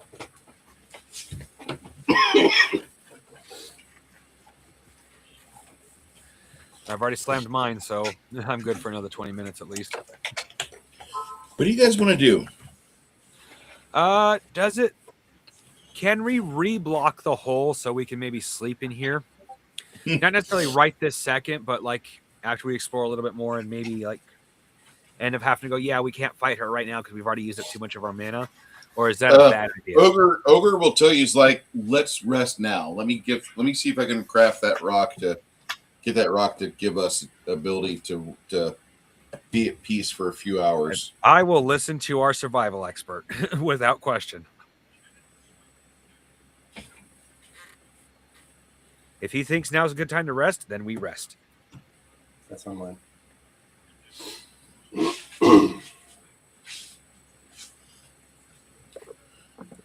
I just had a little bit of bad news, so I'm going to just share that real quick with everybody.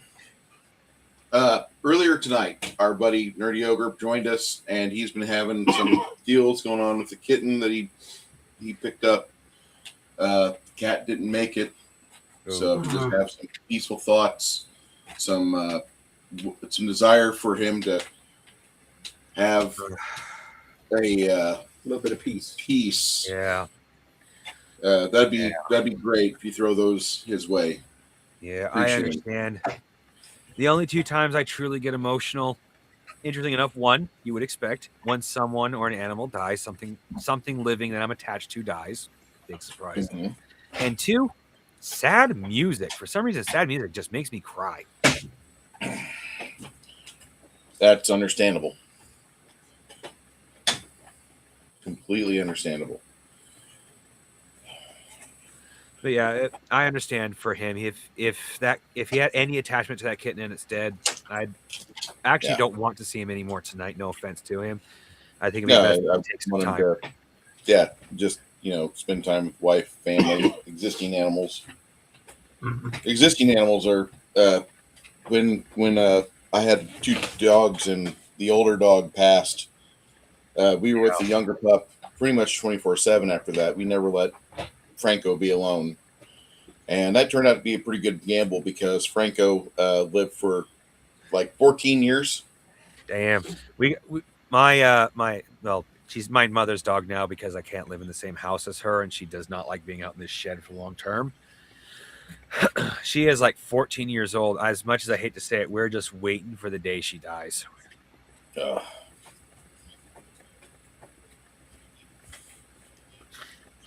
I went through that last February with Sadie. Turned out she had a blood condition where her blood was basically as thin as water, Yeah. and she didn't have the platelets or anything. But the doc was like, "Yeah, we could give her, at least 3 transfusions to try and get her up to a level where she might be able to survive, but it's not guaranteed. It's also like $10,000 per transfusion." Yeah. Yeah, we're just like fucking devastated. Not an easy choice. No.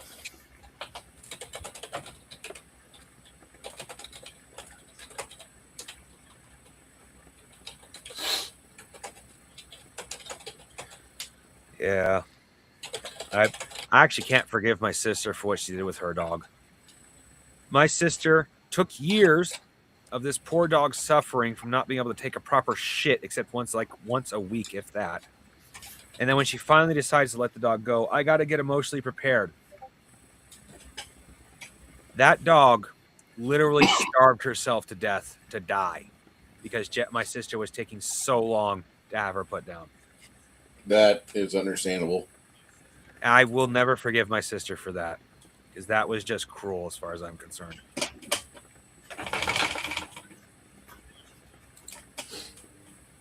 Was it a digestive issue or never trimming fur? I don't know. I wasn't told because Jesse never took her to the fucking vet. Or my sister, excuse me. I shouldn't say her name.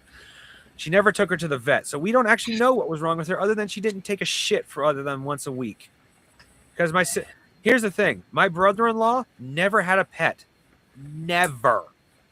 So when an animal gets sick, he genuinely doesn't care. And doesn't want to spend money on it. Sad.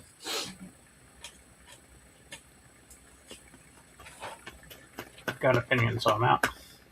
Yeah, Yeah. so do I. And if he ever brings it up as it was a good decision, he and I are going to end up in a fist fight. And that's not just like threatening. That's literal. I have already decided if he ever says anything about doing that being a good thing, he and I'm going to deck him. Because though I am disappointed in my sister, I'll never forgive him. Give her. The one I blame is him. Because he's never had a pet and he is borderline cruel with animals. He does not care. He genuinely does not care.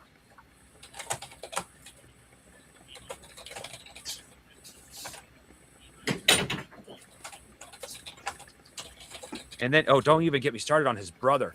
His brother got a dog. Yay! Love the dog. It's a fucking Saint Bernard, and he's never trained it.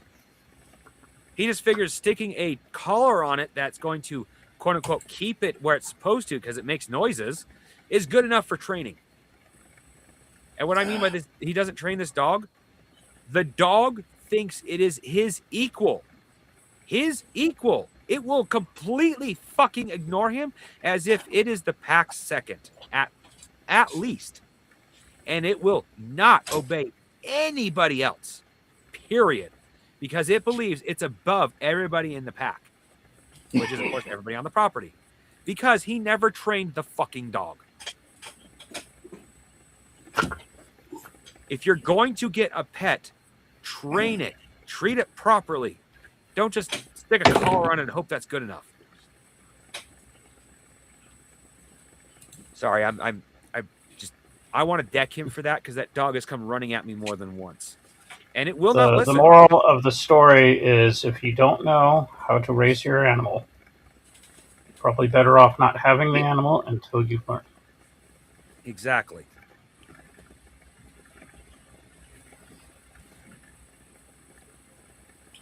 So after you guys come back from your nap, Roberto tells you, he says, there's something up at the very top of the chimney where this escapes into the open air above, but I don't know what it is. Now, I can go check it out real quick. Or I can cast it on Roberto since he knows exactly what he's looking at. Okay. Poke it with a stick. Roberto soars up into the air.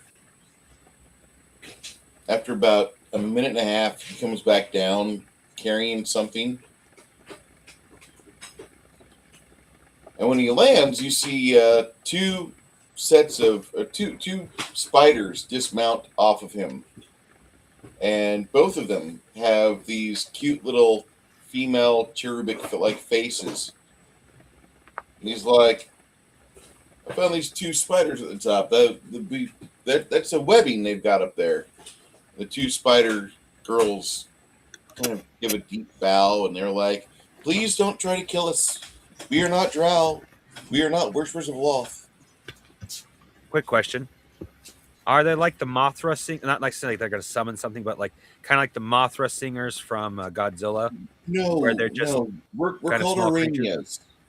Oh, okay. We're called Aranias. We have no intention to harm you or cause you pain or suffering. We are merely creatures that have escaped a dark master. And if there's any way you could help us repay him for all the generosity he showed us and put him to rest, that would be delicious. And the other one says, yes, indeed. His vileness, he's part black dragon and part demon. He feels that he's above everything within the land. And more importantly, he captured us two and our 6 sisters who have now been all destroyed because of his rampages and his evil ways. Well, and I cannot guarantee. Well, admittedly, at the strength we have as a group, I'm not entirely sure we could defeat such a dragon. But I am willing to take you away from this place. Both of Where you. would you take us? Where would you take us where people would not treat us like the little Aranio girls that we are? We have no intention of harming people. We've been subject to much cruelty, yes. And the other girl, she talks kind of like Candace Owens. I can't believe all the problems that we suffered and endured. It was just tragic to have that lifestyle the whole time. And the other one, she talks like Erica Kirk. Yeah. It's been I have established a small. At this point, it's still small, but the Traders and Coasters Guild has promised to make it bigger. But the key point of it is this is a gathering point for multiple races, including those that are quote unquote monstrous. I already have mushroom people who have. I don't think they've gotten there yet, but they've made it clear that they're going to work their way to Fort Oregon. I have dwarves there. They are under contract to not attack non-dwarves on site.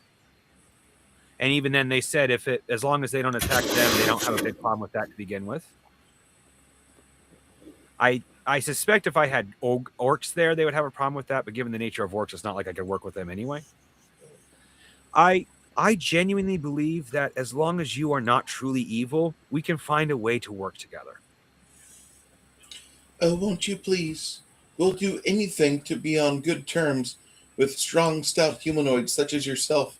And the other girl that she talks like Candace Owens, she's eyeballing Quinn. I like me some music, man. Quinn, he starts playing a bit of a flirty tune. Sounds like Foreigner. He does a few strums, a few chords, and see the Arania chick kind of go closer to him. Yes, yes, indeed. I could definitely have more of you in my life. And you see her pull a flask out with one of her 8 legs, and she puts it up to her lips, and she gulps it down greedily, like Robert Downey Jr. when he first sees Scarlett Johansson in Iron Man 2. There's not enough water here. Meanwhile, Lemmy's in the background like he's hooked up to the Ludovico chair. Oh dear God, not Beethoven. That's great. I'm sweating bullets, man. If I was chain smoking, sweating profusely. You know, a spell I've been meaning to get for a while, and then I've been forgetting to is I think it's called Dispel Fear or something like that. It's like be perfect for Lemmy right now. Either way, it basically dispels the target's fear of whatever they're dealing with.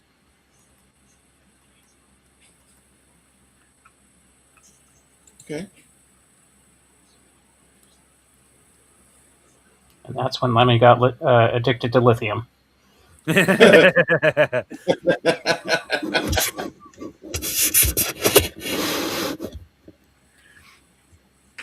Oh, if Lemmy really needs some liquid courage, I always carry a bottle of Dwarven Ale with us. Of course, technically I carry it for flammable purposes, but I tend to forget I have it. They got 8 legs. It's unnatural. I actually love spiders personally. Like if I actually get the summon spider spell, I'm going to specifically talk to Bruce that it's going to be not necessarily for mechanic purposes a jumping spider, but that's what it's going to look like because jumping spiders are cute. When you have long, thin legs, like a Black Widow, it freaks me the fuck out. If it has fat legs like a tarantula, I'm fine. Yeah, in grade school we actually had a tarantula in class, and it was like little dog paws as it was walking all over you. Mm-hmm. It was kind of that doesn't bother funky. me at all. So one of the Arania girls says, we're going to go back up to our perch up top. It allows us to have a good view of the chasm, the collapsed portion from above. But what we would like to do is just tell you that you need to stay clear as much as you can, not venture too close, because there are arrowhawks. And she says arrowhawks, and you recognize those are a type of like a magical beast. They're supposed to be like a hawk or falcon, and they were a magical transfusion or magical fusion gone wrong. Oh, lovely. But they say the arrowhawks will see you. What? Tris, nobody's by you. Thank you for the warning, and as for going up to back to your perch, that's a good idea. We're not done in here yet, so. And Bruce, yep. I personally, as a player, may forget to get them. As a character, given my intelligence and wisdom, I shouldn't forget to grab them. So, okay. I'm just warning you ahead of time. As a player, I may forget. All right. But my character probably won't. Probably not. So, you guys begin back through that little cavern, through the ascent area. The one thing you guys do have is the 28 extra mana potions. Speaking of which, Janet, did you want to carry that bandolier? I already have a bandolier of potions. Yeah, I guess. The only person who would be carrying it would be Rune. Well, actually, Runehar. Does Runehar get into battle a lot? He tries not to. He tries to stick his undead minions out there. Okay, then no offense, Janet. Probably best that Runehar get it because whoever does the least battle should be the one with the open potions openly on them. Yeah. I've already almost lost like 20 potions one time thanks to that damn fire minotaur that burned all my scrolls. I lost overall like probably close to 1,000 gold, like maybe not 1,000 gold, but given the low level, but still I lost a hell of a lot of money when I just got like half my scrolls burned away with that. Okay. That sucked. Yes. It was a Somali daycare amount of scrolls. Yeah, pretty much. I love how we compare our financial losses to the amount of money lost in Somali daycares in Minnesota. That makes me so happy.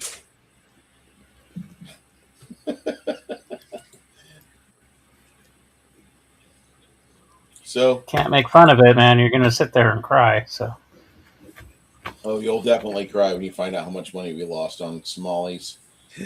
From the get go, '93 till now, it's in the trillions of dollars. Okay. well, if they bring back privateering, we might be able to recoup our losses. And Mike Lee's, I believe, didn't Mike Lee sponsor that bill? He Yeah, I sponsored think so. that. Yeah, Janet would know. She reviewed it, I believe. Which Okay. one? The privateering. We're gonna privateer again. Letters of marque. Yay. I love it. Letters of marquee. Okay, so you proceed further into the dungeon after you exit the wizard's laboratory area, the little respite.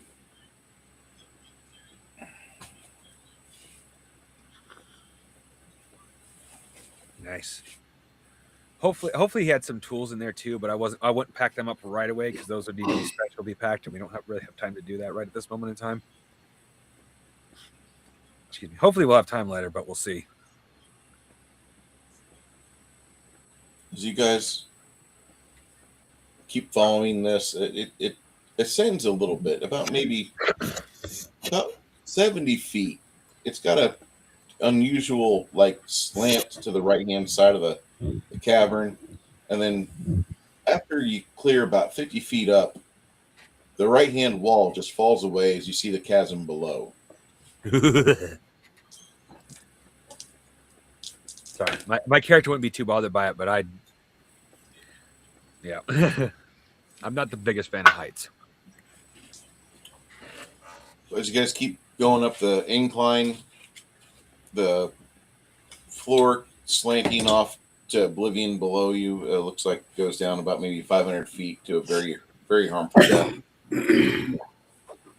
Roberto tells you, he's like, hey, we got observers. There's 4 gargoyles that are there. I think they're not statuary. I think they're real.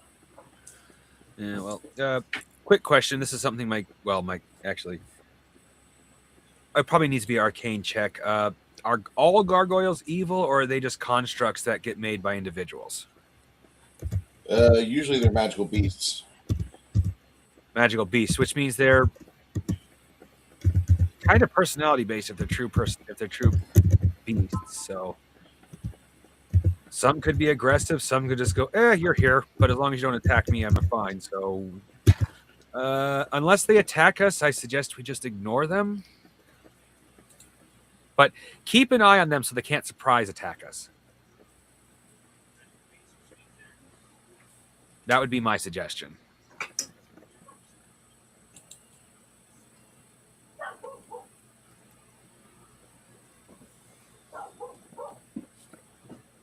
When in doubt, set them on fire.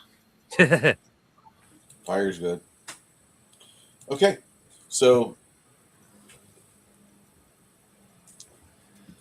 some of the I like how nobody disagreed with me. nobody's disagreeing. Nope. The gargoyles definitely are not statuary. One of them, his head swivels at you, and then he looks back to his mates as you continue to As we're ascend walking up. by, I wave. Hi. And then we keep going. Roberto says, should we disable at least one of them? Make one an example? Do gargoyles understand common tongue? Typically, they either speak a common tongue or whatever their magician, whatever their allies speak. Yeah. Well, in that case, in common tongue, since I I need to look into tongues. I really need that spell. I say to them, I don't know what you're doing here. And honestly, as long as you don't attack us, I don't care.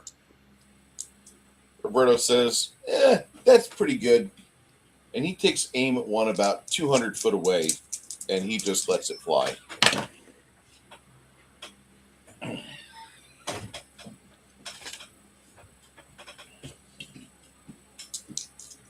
You hear one of the creatures, one of the bastards, cry out in pain. And at that,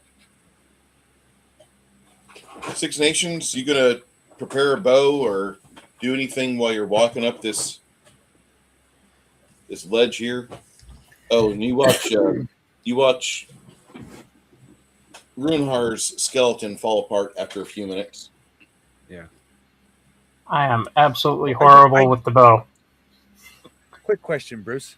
Was there any books that would like pertain to Runhar's form of magic in that library? There wasn't anything in particular talking about necromancy. Okay, because if there was anything specific for any of the players, for any of the party members, I would have grabbed it above others. And then anything after that would have been just fair game in general.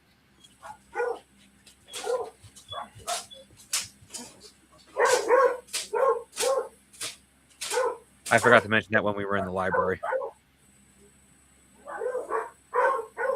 Sounds like it's either time to feed the dogs or take them out for a walk. I've known plenty of dogs that all they have to hear is a door. helicopter and they'll go insane. The dogs have a door that they come and go as they so choose. They have a little gated area right next to the home. Nice. There is every one of them has a little collar on that provides them with a gentle, reaffirming shock not to go certain ways. It's good. That's one of the things I've never understood. It's like why do people go, oh, shock collars are inhumane? They're only inhumane if you actually have one that's actually inhumane. Because if you have a properly made shock collar, it's not that bad. It's only when you get the fuckers that like electrocute you. Yeah. That's actually cruel. That's on fire. I mean, all of them have a chance to electrocute them. But Well, the thing yeah, is but you get what I'm saying. Yeah. The improper training can be deadly for the dog, too. Yeah. But I got Chris and Amanda that they are the best fucking dog handlers I've ever met in my life. And I've worked with guys. Oh. I've dealt with Jared Taylor and other guys over at BW or BRCC, and I've handled their fucking dumbass melon laws, which I don't fucking appreciate. Well, if I don't mean to make this sound like it's about to sound, but it's going to. If I really want to, I can train a dog to almost like professional standards.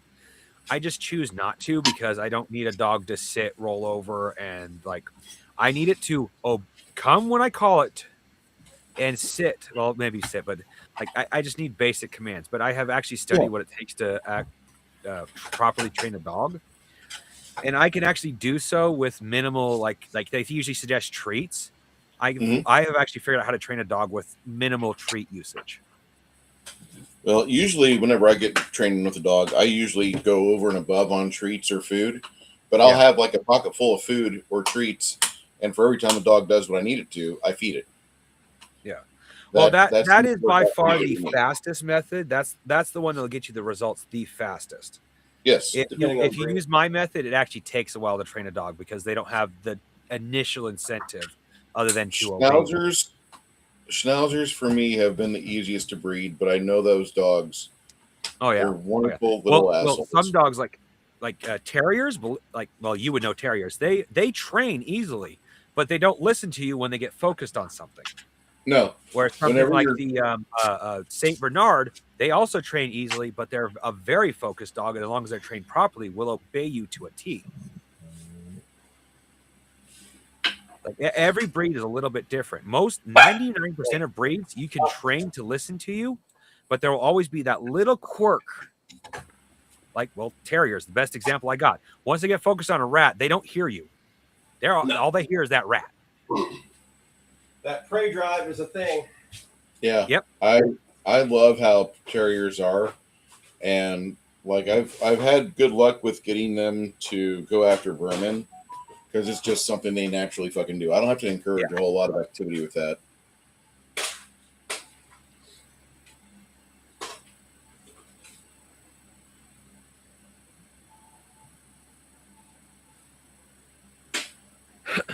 So yeah, I'm not really a.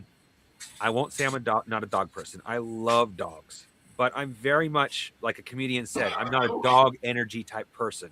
I don't want to come home and have my dog go, "Hey, where are you? How you been? I'm in your face." Ah, like, thanks, but no thanks. I don't need that level of energy.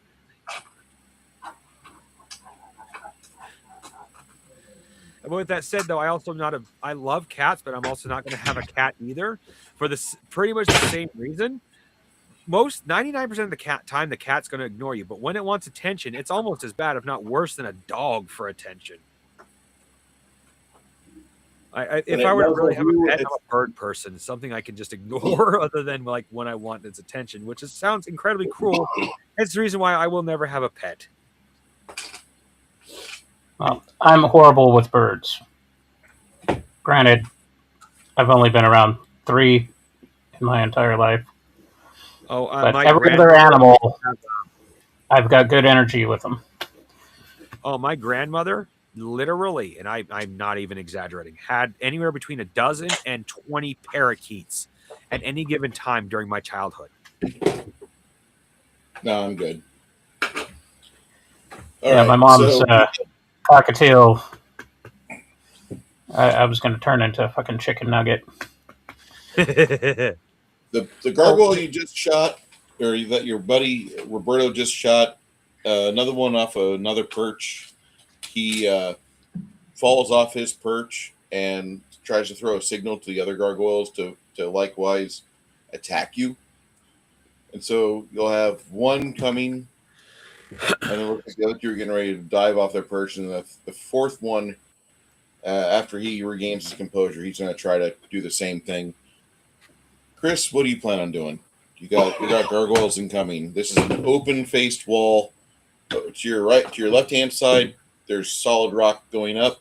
Over here, you have roughly 80 feet of open wall. You know the worst part about this circumstance? As much as I would like to say this was unnecessary, I have played long enough with Flady to know this is exactly what Roberto would do. Well, Roberto was actually somebody else's character, but Flady is the bard. And speaking of him, he's just going to start playing some music. Oh, right. This is right. For some reason, I thought this was Flady that did it. Sorry. It's okay. Brain fried. We all miss Flady. Flady's watching. Flady is they all look the same for my taste overall, but I genuinely do miss him as a player because he was a fun player. Like I said, a little quick to kill things, but overall, he was a fun fucking player to play with, and I genuinely miss him. Yeah, I think all of us feel that way. We're not speaking in the past tense either. No, he's still alive. He just can't join us for the moment because his job requires him to do absolutely nothing political, unfortunately. And I see this as he's between a rock and a hard place. He's got medical laws that he has to deal with, and then he's got federal laws. Yep. And all the BS that entails. And Chris, what do you want to do? You got gargoyles incoming. Yeah, gargoyles. Where you buy me, and I can help out pretty much. Right back.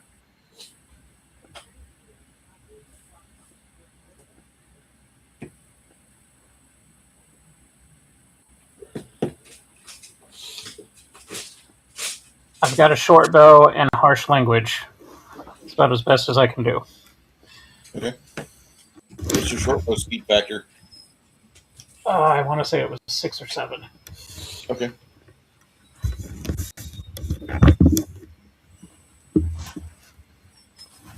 Shield on myself, I guess. Shield's a casting time of 8? Yeah. Yeah? Okay.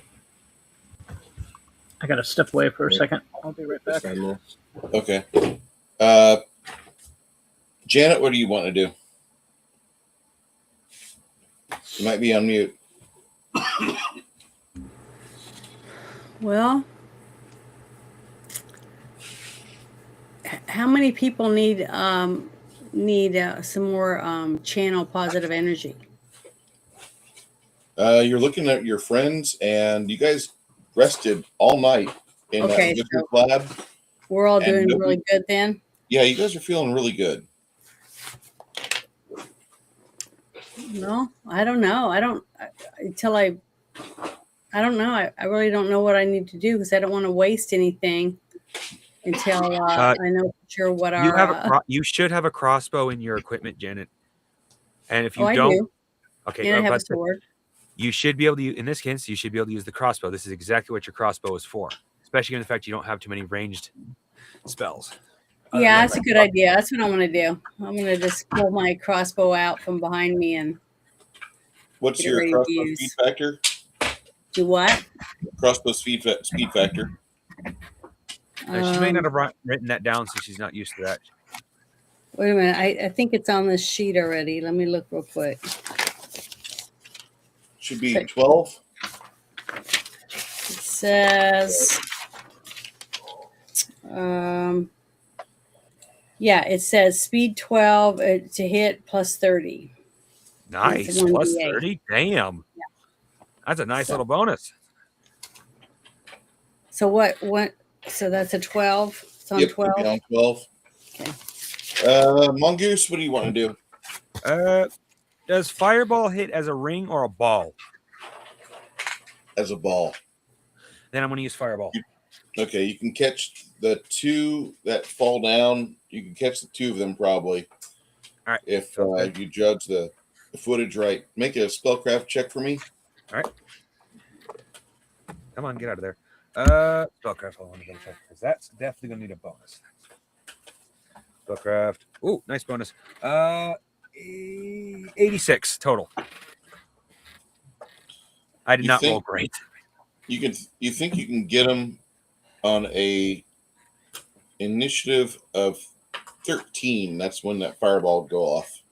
Sounds good. All right. So you back yet? Six Nations, yes or no? 3, 2. He lets fly with his short bow, and see one of the lead gargoyle looks like he took a hit there.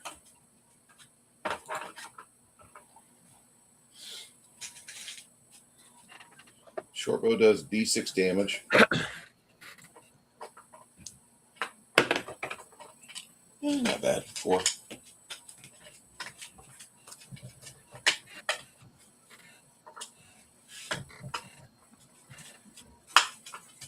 Okay. All right. So, yeah, I heard something about that, Lloyd. Okay. What happened? Lloyd Busfield's facing CSAM charges. CSAM? Yeah. Kitty charges? Yeah. Oh. Criminal assault minor. And who was that? I have no idea who Timothy Busfield is. Yeah, he had it on his devices. Okay, that was 7, and he's going to repeat that for 14. Janet, your crossbow is going to be a little different because you're not really geared to load crossbows fast. So you're going to fire yours on 12, and then you'll reload on 17, and then you'll trigger your second shot on 29 if they still have distance issues. Okay. On 7, short bow, he declares he's going to go for short bow again. You casted shield on 8, right? Whatever you said it was. Yeah, it was 8. What are you going to do next? Now you have shield up. There's not much room around. No. Kind of in a treacherous spot.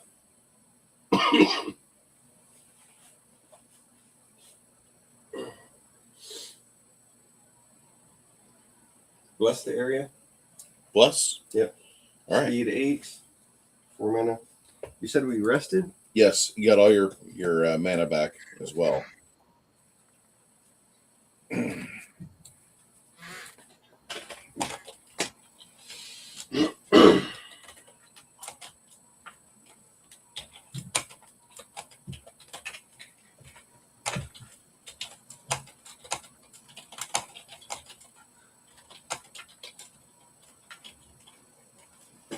right, so there's going to be 2 mathematical values in the crawl below. Add those together for those course. The all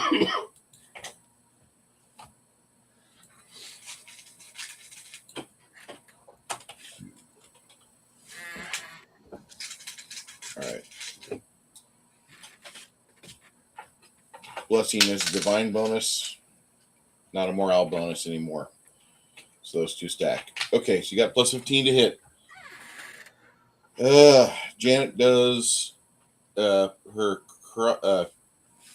Wait, whoops. You're going to cast shield, then casting bless, you said? Yes. Okay, I apologize. When bless goes off, that's not quite yet. Bless is on 16. Okay. Janet, go ahead and trigger your your crossbow.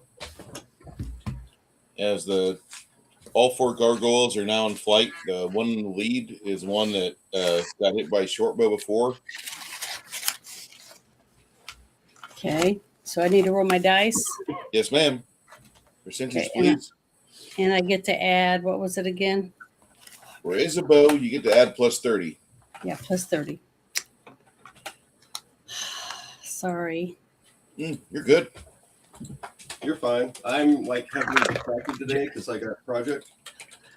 Oh, Believe it or not, Janet, you are learning better than players I have played with in high school. total of 52. That's not bad, actually. I mean, it's no offense, it's not great, but a total of 52 means you didn't at least botch. No, you didn't botch. You just rolled a 20 something. It's okay. Janet, Well, a mindset you should accept. It's something I have accepted as a player. As long as you don't botch, yeah, you may have not hit, but as long as you don't botch, you didn't fail. so do I need to say I want to try again if they don't get to me before I get my next arrow in? Yeah, that'll be on 17 when you get that loaded up. Okay.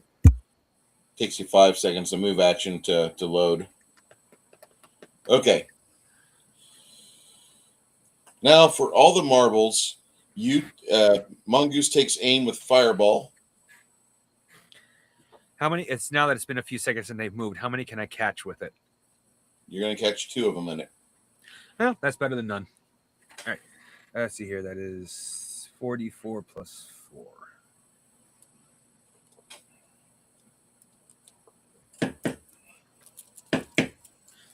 Give me a bunch of 4s. Come on, get out of there. Thank you. No, 1 8 4. dice 6 for fire damage. Oh, wait, no, I'm thinking magic missile. Shit. Oh, I just rolled for magic missile like an idiot. One of them failed, one of them passed. Fireball, fireball, fireball, fireball, fireball. Oh, the redhead dude from Field of Dreams. Yeah, I know exactly who that guy is. He was also in Revenge of the Nerds, if I remember right. Fireball.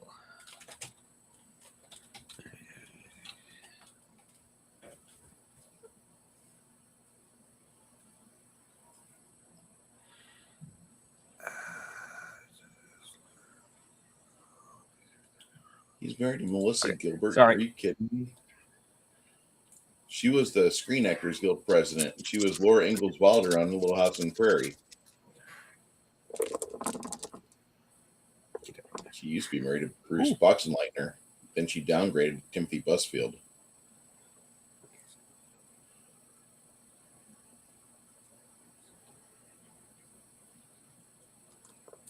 Hold on a second. I rolled a couple of 6s.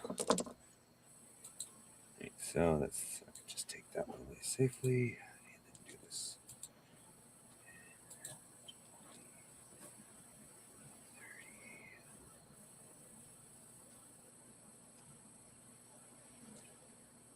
Let's see here.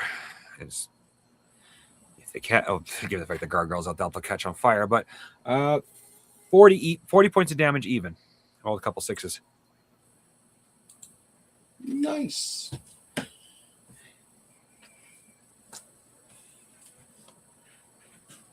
And I do remember to add the -1 for each 6. Yeah, and after the first 6, yeah, it's a -1. Mhm. Okay, you cast Fireball, and Lemmy goes again with his short bow.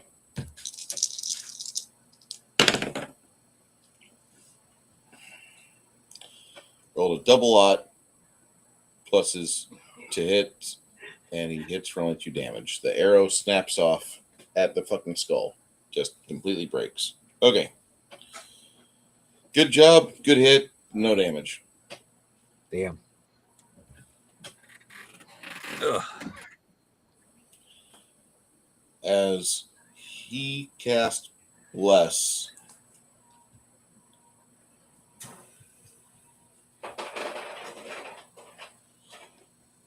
that's when the gargoyles arrive or start to arrive.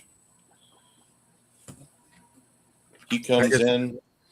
I just remembered Blessing of Fervor probably won't be on. I mean, Blessing of Haste will probably not be on, so that should be the next thing that I do. Yeah.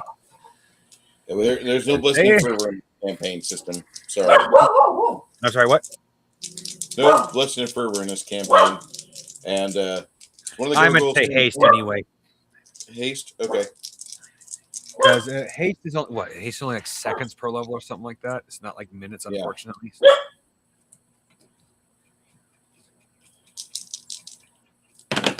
Here it is. Duration 10 seconds per level. Yeah, it's worn off by now, so that should be my next spell. Gargoyle that charges Wilhelm. What did Fireball cost me? Does a attack and then does a grab maneuver. 74, then 73 to hit. Wow. He claws your friend Wilhelm.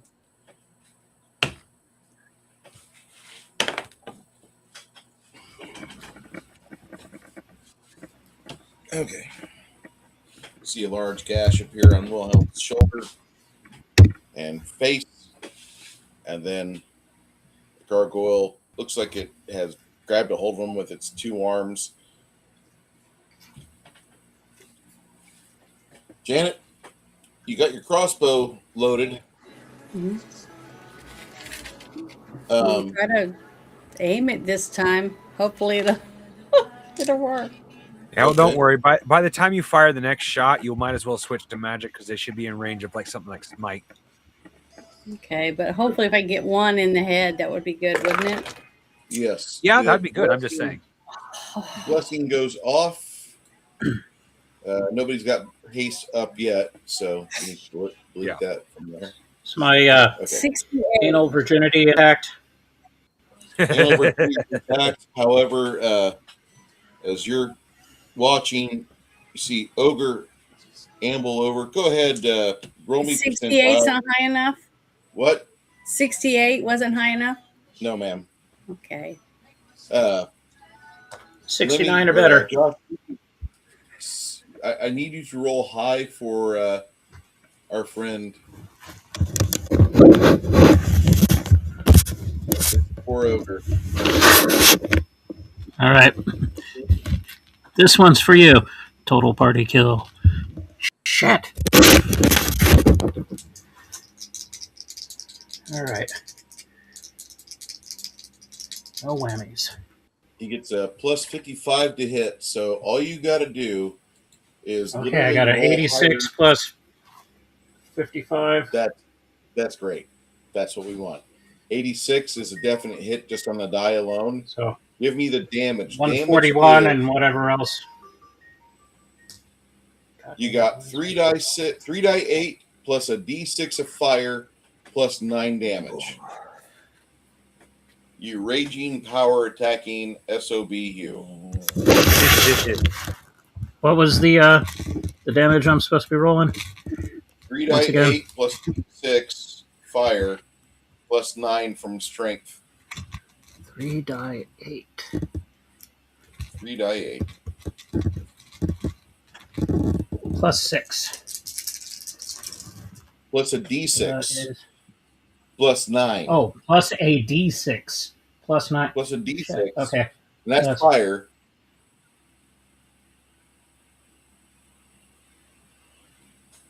18. Frickin' 19, 20, 21, 22, 23. So that's 31 total. No maximum? No. All right.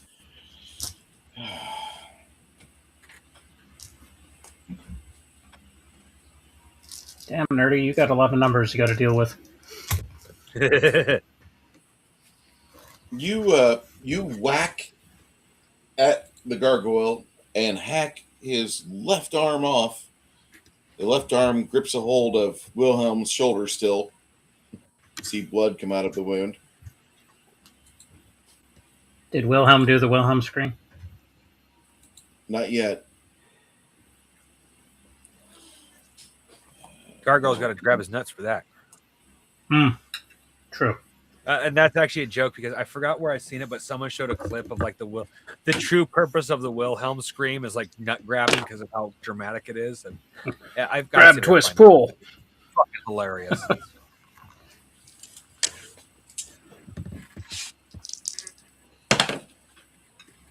All right. She does her acrobatics to get over on the other side of the gargoyle.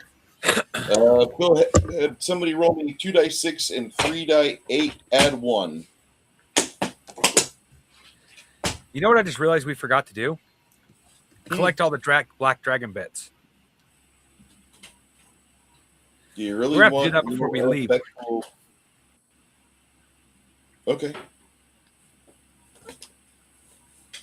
Sorry, it's just when something pops in my head, I need to say it, otherwise I'll forget it 5 seconds later. Oh, you're good. 3 die 8 plus 2 die 6. Add 1. Somebody.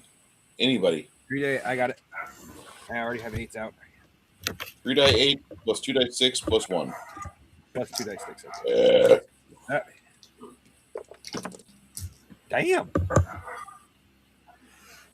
My percentiles are like, yeah, I don't give a shit about you, so I'm going to roll average. My damage dice are like, hey, today's a good day. It's like they're all singing, today's a good day to die if you know the reason why.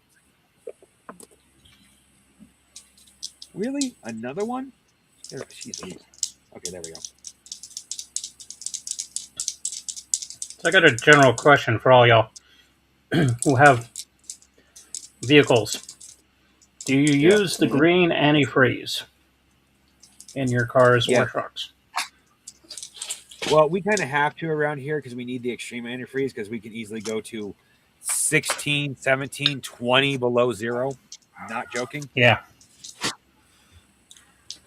I like to use a green antifreeze just because whenever it starts leaking out, you can see where the fuck it's at. If it's not in the reservoir, you're like, where the fuck did it leak out at? And usually, apparently, I watch it. I watch the bottom of my truck for any sort of liquid coming out of it. I expect the AC to leak water or condensate, but if I start seeing green stuff, I start getting worried, and as I should. My Aunt Debbie has a 2001 Acura that she has like literally replaced a handful of parts on in the entire time that she's had it, which has been I don't got it 20 plus years. If vehicles are made before a certain time, they're really fucking durable. I don't know what bonuses he has, but thanks to rolling an 8 and 2 6s, he has made a grand total of 35 damage. 3 die 8 plus 2 die 6 plus 1. Oh, plus 1? Well, in that case, it's 36. Okay. So she's currently having the melee radiator problems. I would say it's your reservoir if you're having problems with that. I think it's the phosphorus in it that's eating away at the tubing, or the plastic connector that attaches to the tubing, more correctly. You have to be careful. Like those tubings are made for chemicals, but they're not made for every chemical. So actually, I think it's impossible. So I'm thinking it's the wrong type of antifreeze. Well, at the time it was made, it was the only type of antifreeze for California because like 65-degree winters and whatnot for the most part. Yeah. then But, chances are if she's using an antifreeze she's not used to, then it could damage. What a lot of people don't realize, and it's actually kind of stupid that they don't. How many more of these If things are someone there? makes something in one state, it's not going to have the same standards as another state. Mhm. Everyone thinks, oh, if Toyota has we'll say Toyota. I know it's not Toyota, it's not in America, but we'll use that as an example. If Toyota has a manufacturer in every single state, each one will be manufactured different because of the laws of that state. And a lot of people don't realize that.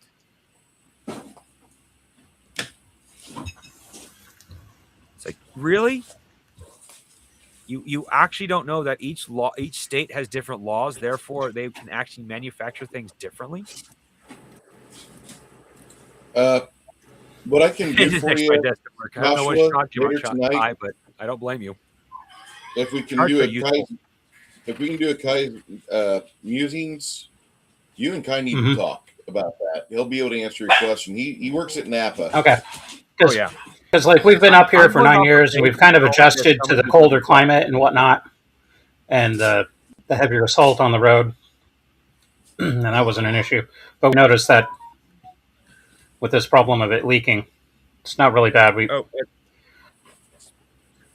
We've speaking of got it Kai's musings, pretty I much think taken care of, after but the we're trying to gargoyle figure out the battle- root cause of the problem. I think it has something speaking to of do with the Kai and his antifreeze. Yeah. Speaking of Kai's and his musings, it's for 6 o'clock for me, which means it's only an hour before Bruce likes to start the Kai musings. Which means Yeah, after I this, want I'll to Bruce best finish let up Bruce go. with this and see what happens. Yeah. The gargoyles seem to be bound, determined to continue their attack, even though they've just lost 1/4 of their forces to a numerically superior foe.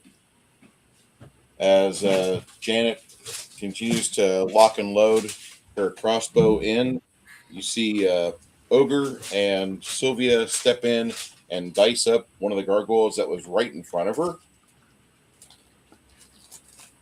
At that same time, 2 more gargoyles start getting very close, and that's when you see him take aim with his magic missile. Him being Runhar. Runhar. My bad, Runhar. You have a name. 9. 9? 9! The one in back. The one in back? Yes. Okay. All right. They continue to press the attack. Okay. What are you doing next, Runhar? Same thing. For 8 again. Okay. Sylvia comes dodging over here. You see your friend, the Spectre, leave the cliff, and he goes on the attack. Still in the shadow, not bathed within the sun's rays.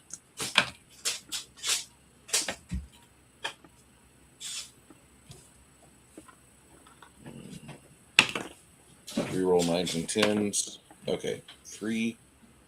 2. Okay.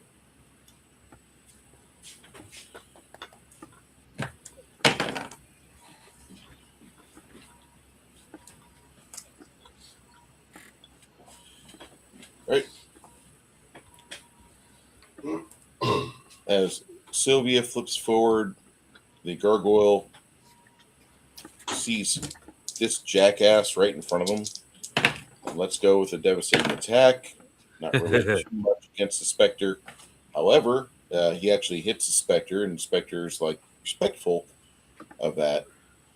Gargoyle gets a free grab attack, which actually he does get the grab on the Spectre, which is weird, but he gets the grab on the Spectre. Magical attacks. Yeah. That's why. All right. You see Ogre and her standing by.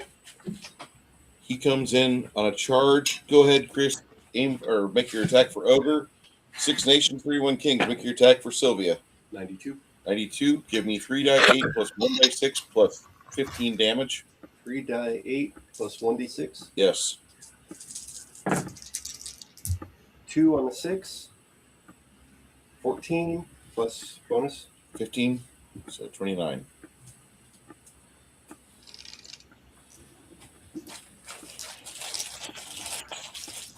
Six Nations, it's going to be, she gets 2 attacks at plus 25. It was 3d8 plus 6.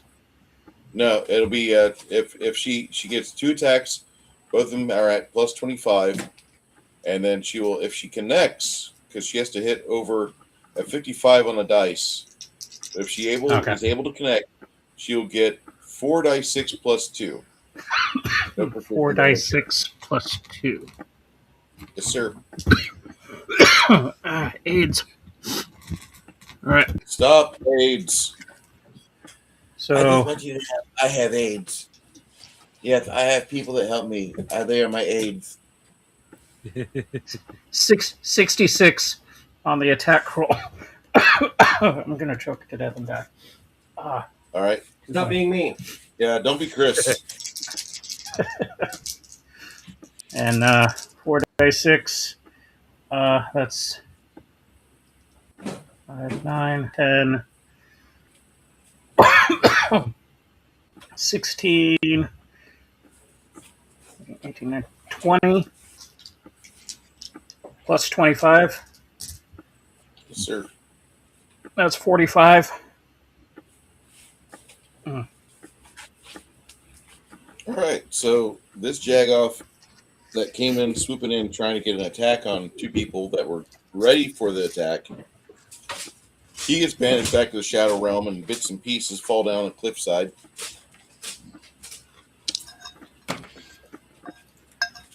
Your spectral friend is unable to wriggle away from the gargoyle. The gargoyle is able to tuck him and drag him out into the sunlight. And the specter just goes away. So, is the Shadow Realm like a real place, or are we just talking about Detroit? We're talking about Minnesota. It's Kenosha without Kyle Rittenhouse. Well, I guess we don't have to worry about killing the Spectre, but I'm kind of disappointed because it would have been nice to have him distract the fucking hag for us. Hopefully before that happened. So on 4s, do I roll double? Oh, okay. So Yeah, roll again. So that's 8, 9, 10, 11, 12, 13, 14. All right. Before your friend is able to get dragged off into the sun, the gargoyle is battered by increasing power of magic missiles. The last gargoyle decides to fly off and not fuck with this party. You guys continue up this section of wall, and then the tunnel resumes. Once you get encased within the tunnel, Wilhelm and Luna or Isabeau kind of look back at the morning sun, and one last time, your friend Inspector, he comes back in. Not a big fan of the sun. I don't like it at all. That was kind of scary, I gotta say. All right, I'm going to the walls. I'm going to go hang out away from the sun for a while. So he ducks out. You're welcome. The 2 of you see it looks to be like some sort of like black dragon demon combination flying overhead. But he doesn't seem to indicate that he sees you guys as you duck into the passageway into the earth. You know, I'm beginning to wonder if coming to this place to claim that sword might have been a better idea than we initially thought. I was thinking, yeah, we were gonna get it, make sure it didn't fall into the hands of evil. Now it's starting to look like if we don't claim it, it's going to. Period. Yeah, you got a bunch of different factions that are here. This place is always like a beacon to evil things. Come here, get yourself a nice artifact to evil. Come here, one all. Do you have hatred in your heart? Do you seek to destroy children's innocence? Do Do you want to see mass starvation and murder? Do you like to be a forger and ruin a nation's economy? Come to this dungeon. We have an artifact sword here. If you're clever enough, you can have it and take it home. You guys never heard of it before 3 months ago. So I could totally do like an Anakin Sith arc for Lemmy. The thing is, how come what I'm having a hard time with is with all the evil that we've encountered since we've been in here, it's amazing that one of them hasn't already taken the sword or trying to take it. Well, I'm Okay, beginning no. to think the Earlier hag was lying. Sorry, go ahead. in the day when we were talking to the hag was saying it's a unwritten rule that the only one allowed to touch that sword is Orcus. Or a champion great enough to claim it, which means it's very possible none of us are good enough to claim it. Mm-hmm. Snow day. It's finally Because Orcus is evil, right? Oh fuck yeah! Yeah. Okay, Well, evil. so The way none of us are going to be able to take it. Well, no. Here's the thing. Bruce explained it quite well last week. The sword is not like going to choose who it can wield by evil. It's by worthiness. Problem is, the sword itself doesn't necessarily corrupt you, but it's super fucking powerful. And it starts kind of like, well, why can't I take on this type of mindset? Mm-hmm. It doesn't so much corrupt you as it makes you start thinking. Kind of well, like why the can't I ring be in more Lord of the powerful? Rings. Yes. No. Well, yes and no. Lord of the Rings like directly corrupts you. The way, like, I could be wrong. I mean, but given what Bruce just said, it could. The sword probably does corrupt you then.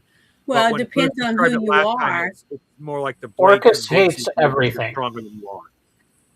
The dude is like self-absorbed, totally misanthropic, and hates all living things. Like, just he's Yeah. a bad dude. Well, He's a very bad dude. Janet, I don't know, like for direct purposes, but for like the way your religion works, Orcus is basically your god's primal enemy. Orcus loves the undead. He loves chaos. He loves basically everything your god is for, he is against. And everything your god is against, he is for. Yeah. Evil. Yeah. Anything evil. In fact, I don't know if this is true or not, but my understanding is Orcus is probably the most evil of all the dark gods, which says something. Mm-hmm. Yeah, it's gonna be horrible. Which is the reason why we're trying to keep anything that could potentially be his champion from getting that sword. I really wish he didn't have this like respiratory illness thing going on. It's very inconvenient as his friend. You're knocking over the minis. During the rest of the week, he's always fine, but during the games, he just happens to be dying from respiratory illness. No. Let me tell you, every second of the day that I'm in this house with him, I'm hearing the same sniffling, beating my nasal passages against the wall from Chris. I swear to God, Chris is okay. Poor Janet. At around 7 o'clock, you hear it. Shit's wearing off. And she starts sniffling, sneezing. I'm feeling good. She gets that sexy, hot voice that all of us know, we all love, and we all just accept it. Chris, on the other hand, he's got balls and he's got facial hair, and every moment of the day he's awake, and maybe when he's asleep, even I don't know. I'm never around when he's asleep, but he is fucking miserable. There's the moment his family retires from this area. Like their job, all this gets back. Look around, it's gone. They will, more than likely, I will receive a offer. Hey, you could come up to South Dakota and continue to paint for me, or I could stay in San Antonio and continue to shovel shit for a living. You ever hear of those bio urns? No, I've never heard of a bio urn. I know I've talked to you about this. Have any of y'all heard about bio urn? Sounds Yeah, No, I've heard but I about it, but assume I don't tell you what it is. I've heard that though. Essentially, Is it what similar is, to like being planted in a fucking bag and then they turn you into a tree, or you're the food Yes. for the tree? Yes. So this is what's going to happen. Ah, If I pass away anytime soon, before they decide, oh, let's like push these trees back because they're fucking horrible. If they don't do that, I'm going to plant myself somewhere where they're not allowed to cut me down. Like, put a bat nest in me. He's got free-tail bats So in you him. need to be planted where the redwood forest is in California. yeah, Or, no, Chris is talking about he will be. I can vouch. I got property out there. Nobody can cut the trees down. Got 3/4 of an acre. I can't do shit on because it's a redwood preserve, but it's kind of nice. If I was a complete and total asshole, I'd ask Janet to come down and be like, "Hey, we're gonna hang out for a day or two, and you and Chris are gonna sing a song in public," and then I'd just sit back and eat popcorn, watching as like your competing sinus cavities try to make the bigger case for "Please Kill Me Now." Hey, you shouldn't make fun of us because it's going to happen to you one day. I love you, but goddamn, It sucks. it's It really terrible. does suck. My eyes right now are so itchy right now. I have gone in there 5 or 6 times already since we've been playing just to put eye drops in them because they're itchy. I swear to God, there is less sympathy that I have for people in the movie, the Aliens franchise, after the facehugger fucks them in the mouth and they get the egg implanted. Like, oh my God, please kill me. I have less sympathy for them than I have for you and Chris. Well, I it feel so sucks. sorry for you guys. You guys And I sound get shots. I get shots again on Wednesday.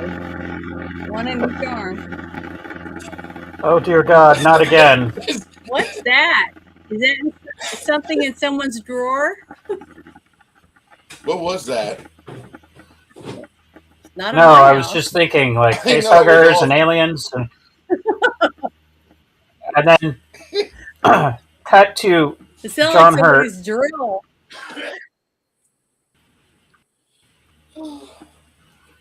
And he has the out of his chest, and it does a little song and dance. Oh my God. Okay, so we're gonna cut for tonight. There's a black dragon thing moving around the caverns for you. It's been awakened. It's out there. It knows you're around. It's gonna try to find you next time. We've got that. There's some other things that are here, and your friend the Spectre almost died. Their friend the Goblin Spectre almost died, which that was really good save by Runhar. Good job. and he never fucking thanked me. Little shit. I'm sorry. Yeah, he went in the wall. He's good. He's gone. Thank you. I mean, He's a goblin ghost. What do you expect? My voice doesn't do him enough justice. He sounds more like Lampshade from Fat Albert. The Goblin Spectre sounds more like Lampshade. Remember that guy? Yeah. Oh God. Who voiced Lampshade? Damn it.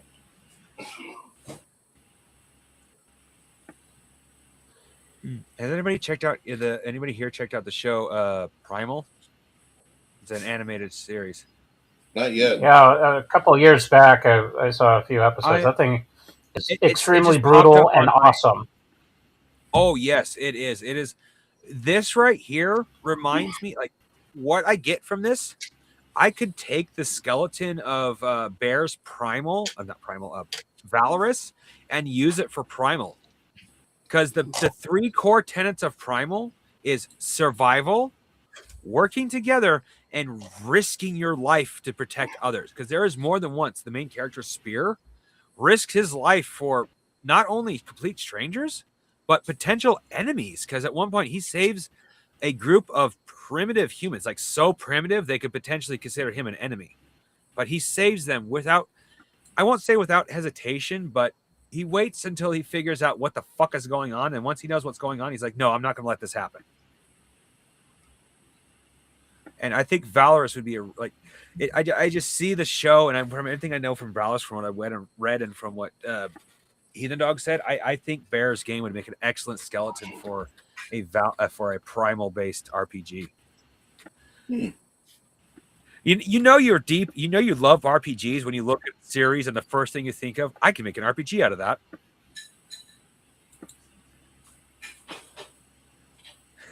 If you like Conan and dinosaurs, I would definitely agree with that. And just if you ancient like Conan, Earthia setting. Oh yeah, especially if you like brutality. If you like Happy Tree Friends, you will like it for its level of brutality. Oh my God, Happy Tree But Friends! it's got is so also, unlike Happy Tree Friends, it's just mindless violence. It's got really, really good story. And the main character doesn't say anything. I don't know if it's season 2 or season 3, but he doesn't say something until the last of one of the seasons. I think season 2. I mean, not season 2, season 1 or season 3. Season 1 or season 2. Dear God, my words are broken. Where he'll say one word, Mira. Because at one point he meets a non-Zulu female who is like traveling with him. And I say not Zulu because they're obviously not from Earth.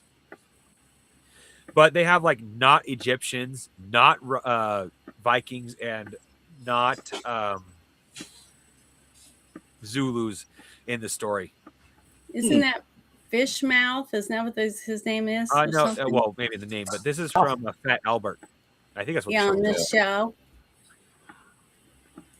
I can't remember the kids' names. I never watched the show. I only found out about it after like the movie came out. My mother said, "Oh yeah, that was like a really popular show when I was a kid." How? I watched the characters from the fucking movie, and if that's how they acted in the TV show, I would just want to deck them. They were all assholes. Oh, they were assholes in the cartoon, but Albert was the only good person among them. The rest of them were fucking assholes who took advantage of him, and I fucking hate it. That's basically kind of how it is. I mean, we got our friend Flatey. Flatey's a good man, but Flatey is from South Philadelphia. These are the things that he was growing up next to. Dear God, if that's really what he had to deal with, I'm sorry, Flatey. I'm genuinely sorry. I at least had the advantage of growing up like in the middle of nowhere, so I didn't have to deal with people like that. He's Gen X. He's fine. Yeah, he's fair. okay. Fair. Just get up and wipe off your pants and get back on your bike. Oh, you're bleeding? Yeah. Stick your thumb in it. Rub some dirt in it. You'll be okay. No, it's Mom's spit. It's the same composition as 409. Yeah. So, and don't forget the leg hair. Run off of hatred, caffeine, and neglect.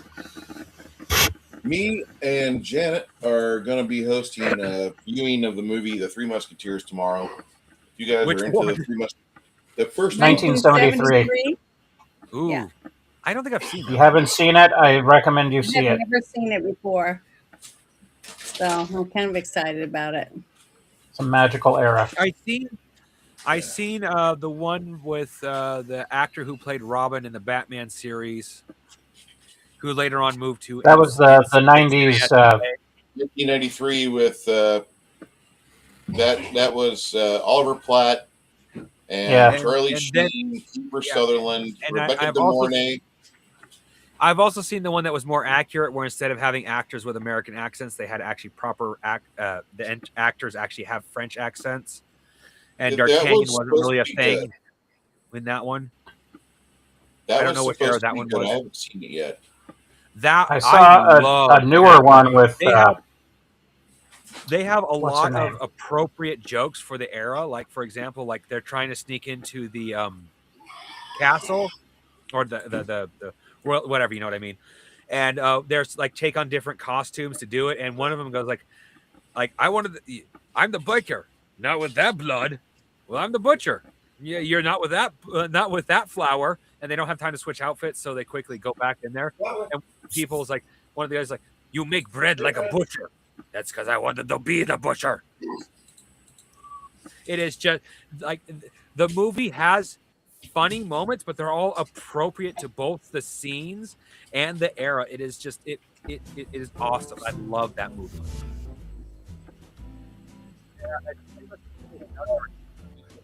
Name of it specifically, though. I can confirm, first and foremost, that these two individuals are in stable condition. They are still hospitalized. They are in custody of Now the in federal law Portland? enforcement. Yeah. But grateful that they Santiago made their way to Portland, appear to Oregon. be on the road to recovery, and I'm grateful. Summer of for Love that. 2.0 What the fuck did you in just January. That guy Somebody gets come shot, or and is that get someone this else? boy. Another one. They do have some nexus to involvement with TDA. We can Jendagua. confirm that. Well. And what I can say is there is association with the two folks yesterday and TDA. I hesitated to even share this information initially because I'm very aware of the historic injustice of victim blaming, oftentimes portrayed by law enforcement, including this very agency that I've represented so proudly for so many years. And on a historically, bag of we dicks. have They're all not bad. But they are been TDA. quick to disclose the potential criminal history of others. But I felt it was imperative because I was asked yesterday in the news conference Because what TDA is information we scientists have. and This is engineers. information we have. They go to the STEM school. This in no way draws a through line to the actions or the behaviors that occurred yesterday. I want to speak for just a moment specifically to my Latino community.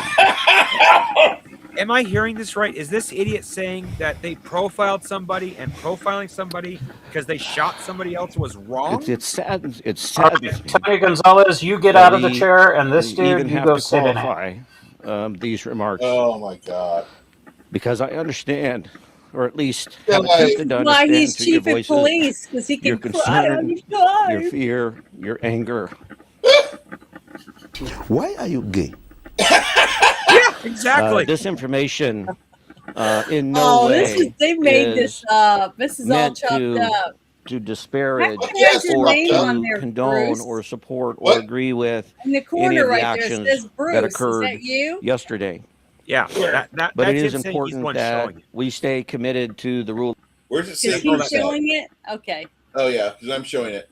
of law, that we stay committed to the facts, that we stay a trustworthy and legitimate police department for all of Portlanders.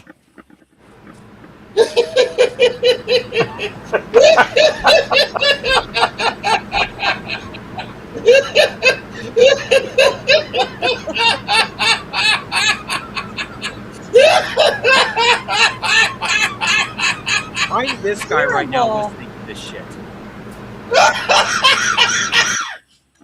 Oh shit! Oh God! Oh, okay. I've never seen this show. Oh dear God! I give those people props because I can't sit through crap like that. Listen to these people Gemology with their 101, big Janet. guilt and God knows what else. Like, fucking grow a pair. Dude is Report it like it is, heavy- or just don't bother. Gemology 101 is the best video memologist we've got. Dear God!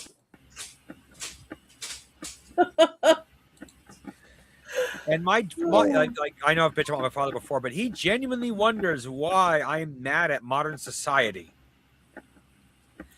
Do you actually pay attention to what people fucking say? So tomorrow we're watching Three Musketeers, 1973 version with Oliver Reed, Charlton Heston, Michael York. Yes, Michael York's in it. He of course is going to be in it. It's a 1970s movie. It's Michael York, Mm-hmm. one of my favorite actors. Dude, from that A fight Forgotten scene Age. with the Royal Guard versus the Musketeers, like, that was pretty cool. I Yeah. like that. It's not going to have some janky fucking crappy fight scene. Let me find this one here. Three Musketeers. What's that girl's name that was in Fifth Element? Oh fuck! I know. Mila Jovovich. Mila. Yeah, she's small boob, but I'll have to give her this. She is not ugly by any means. She's not ugly at all. She's beautiful, but This movie's got a real problem. Yeah, that was And- the one with the flying machines, wasn't it? I think it is. They try The to airships. Which one are you talking about? steampunk Three This is the Musketeers. Queen's Wing. Can't be Yeah. Oh God, I seen like 5 minutes of this movie and thought the background animation was so fucking bad it gave me a headache and I couldn't watch it. It's all green screen. Yeah, exactly. Mhm. The entire film is off of a green screen, and they're trying to make special effects to where she's got boobs. She does not have boobs. She doesn't As have far big as I'm boobs. She has big nipples, but not big boobs. She is not a woman who, like, as far as I'm concerned with her look, she doesn't need big boobs. She's good enough as is. I She's will a give. real woman. It doesn't matter if Big- her breasts are huge or not. Well, yeah, but no. What I'm saying is, Janet, Tell is she's that a woman. a lot of guys, including myself, like big breasts. But if a woman can make up with that, especially for looks, but just personality alone, big boobs mean nothing. You can't shoot. They'll hear you. Like this woman, just for looks alone, I would be happy to marry her. Now, her personality, I honestly don't know. I honestly don't know her personality. But if you were to I say for have a looks alone, problem. I could marry her and be happy. I just got a problem with that movie. I've never I seen this. Yeah. I don't know where that came like I from. said, as soon as I seen what they were doing for the background, within 5 minutes, I had a headache. I just couldn't watch it. I watched probably I about a actually half don't an know the hour, movie. 45 minutes of it, and then I was like, okay, I'm done. I tried watching it several times, but I couldn't finish it. Yeah. It's all right. Oh, have you guys seen? It's the- ironic Oh, because my I God. watch a bunch of schlock too, and like there's out there that's way worse than that, and I can actually stomach it. It's just I've seen a commercial This for an was absolutely forced. fucking horrible movie recently. And when I say horrible, I'm not referring to like, oh, this was a bad movie. I don't know how it was made. The concept is fucking terrible. This is not a documentary. This is a legitimate entertainment movie about a dude with his blow-up doll, not even one of those expensive fucking Japanese dolls, a fucking blow-up doll, and how he treats her like a real woman, and it's literally titled A True Love Story. Well, you got to see the one What with. the fuck? There's another one that Janet likes to watch. Real. What was it called, Janet? With Ryan Gosling. Yeah. Lars and the real girl. Lars and the Real Girl. Yeah. That's But the he's one. got a psychosis, not the same thing. No, best I can Because he tell from the thinks commercial I his got, this sister-in-law guy is doesn't have gonna a die when psychosis. she gives He just birth. prefers his blow-up doll over a real woman. Well, this guy in the movie that I picked is a man who his mother passed away when she gave birth to him, and his Ugh. father blamed him for it his whole life. Oh dear God! His, Yeah, I can his see that. father died, and his brother's married, and she's about to have a baby, and he snaps because he thinks she's gonna die when she has her baby, and out of the blue, he just shows up at their house and says, I want to come over for dinner. I'm bringing my girlfriend. And they're real happy for him because they think he's got a girlfriend finally because he's real quiet and shy and just goes to work and he lives in the garage apartment. And then he shows up with a real doll in a wheelchair. He rolls her in. And it's how the brother and the sister-in-law react to him and how his church members and stuff rally around him because they find out he's got he's having a psychosis, and they all work together to help him. It's really a really good movie. I wish it's not even film. that. It's I've seen like 2 commercials for this. Best I can tell, it's not that kind of story. It's a we're trying to promote sex doll, like having a fake relationship is not only normal, it's a true love story. That's what this is. This one he doesn't have sex with the doll and stuff either. There's nothing like that in this movie. Oh no, the dude full on girlfriend. He talked to her, he took care of her, he fucked her, he walked out in public with her, and since it was a blow up doll, he didn't even do the fucking wheelchair thing, which at least that would be a psychosis, but it wouldn't be quite as creepy as a guy carrying around a fucking sex doll, a blow-up sex doll, and saying, "This is my girlfriend." At least you can kind of accept a life doll because those look so human. You can kind of understand A fucking blow up doll? Really? Yeah, And I'm you're calling wanting that to a do true something love like story? that. I've been talking to my sister Sandy about doing something with a blow up doll, and be having a conversation like I'm with my best friend, and be at the grocery store, and I'm walking along, and you see me grabbing things and putting it in the grocery cart, right?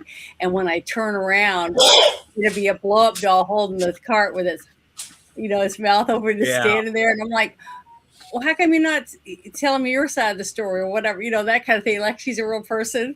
I think it'd be funny. It actually gets Sandy worse and than I've been that, writing Janet. a screenplay about it.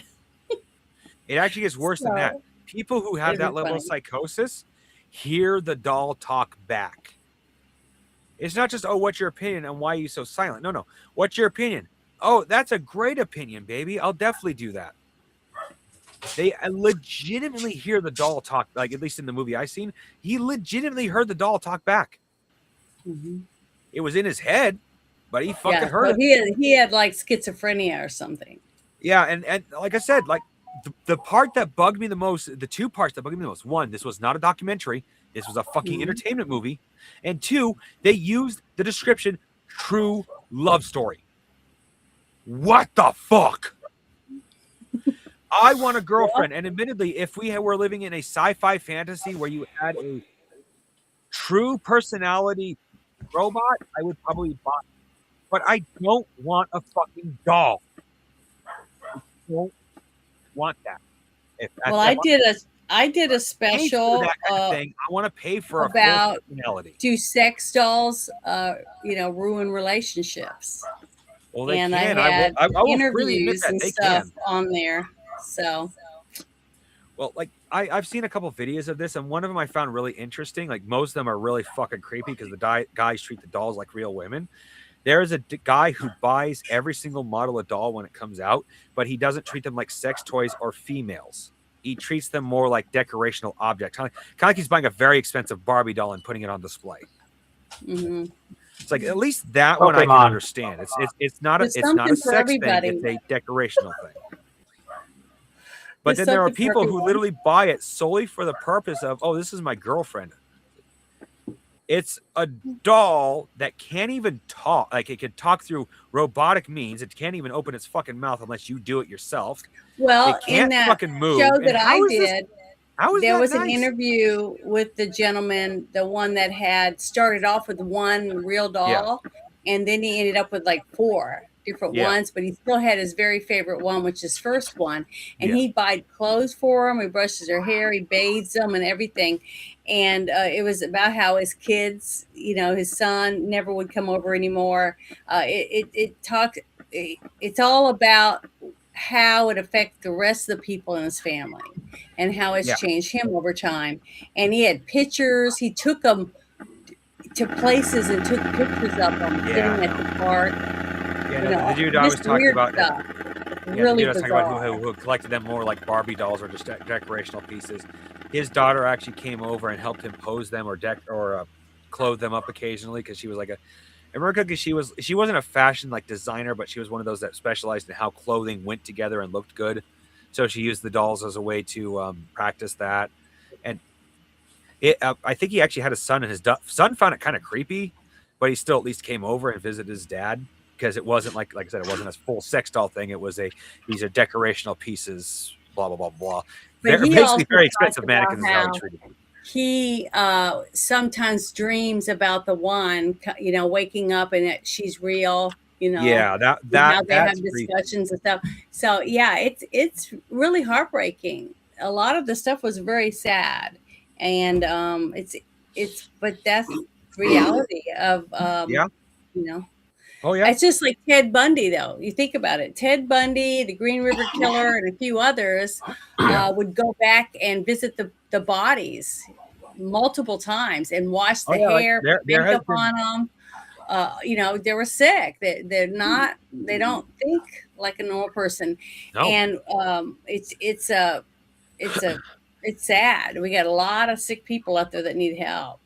So. Guys, Well, then I you gotta also get going. have the absolute Chad, who had the quote-unquote blow-up doll in his passenger seat, and he was hitting the commuter lane with his blow up doll.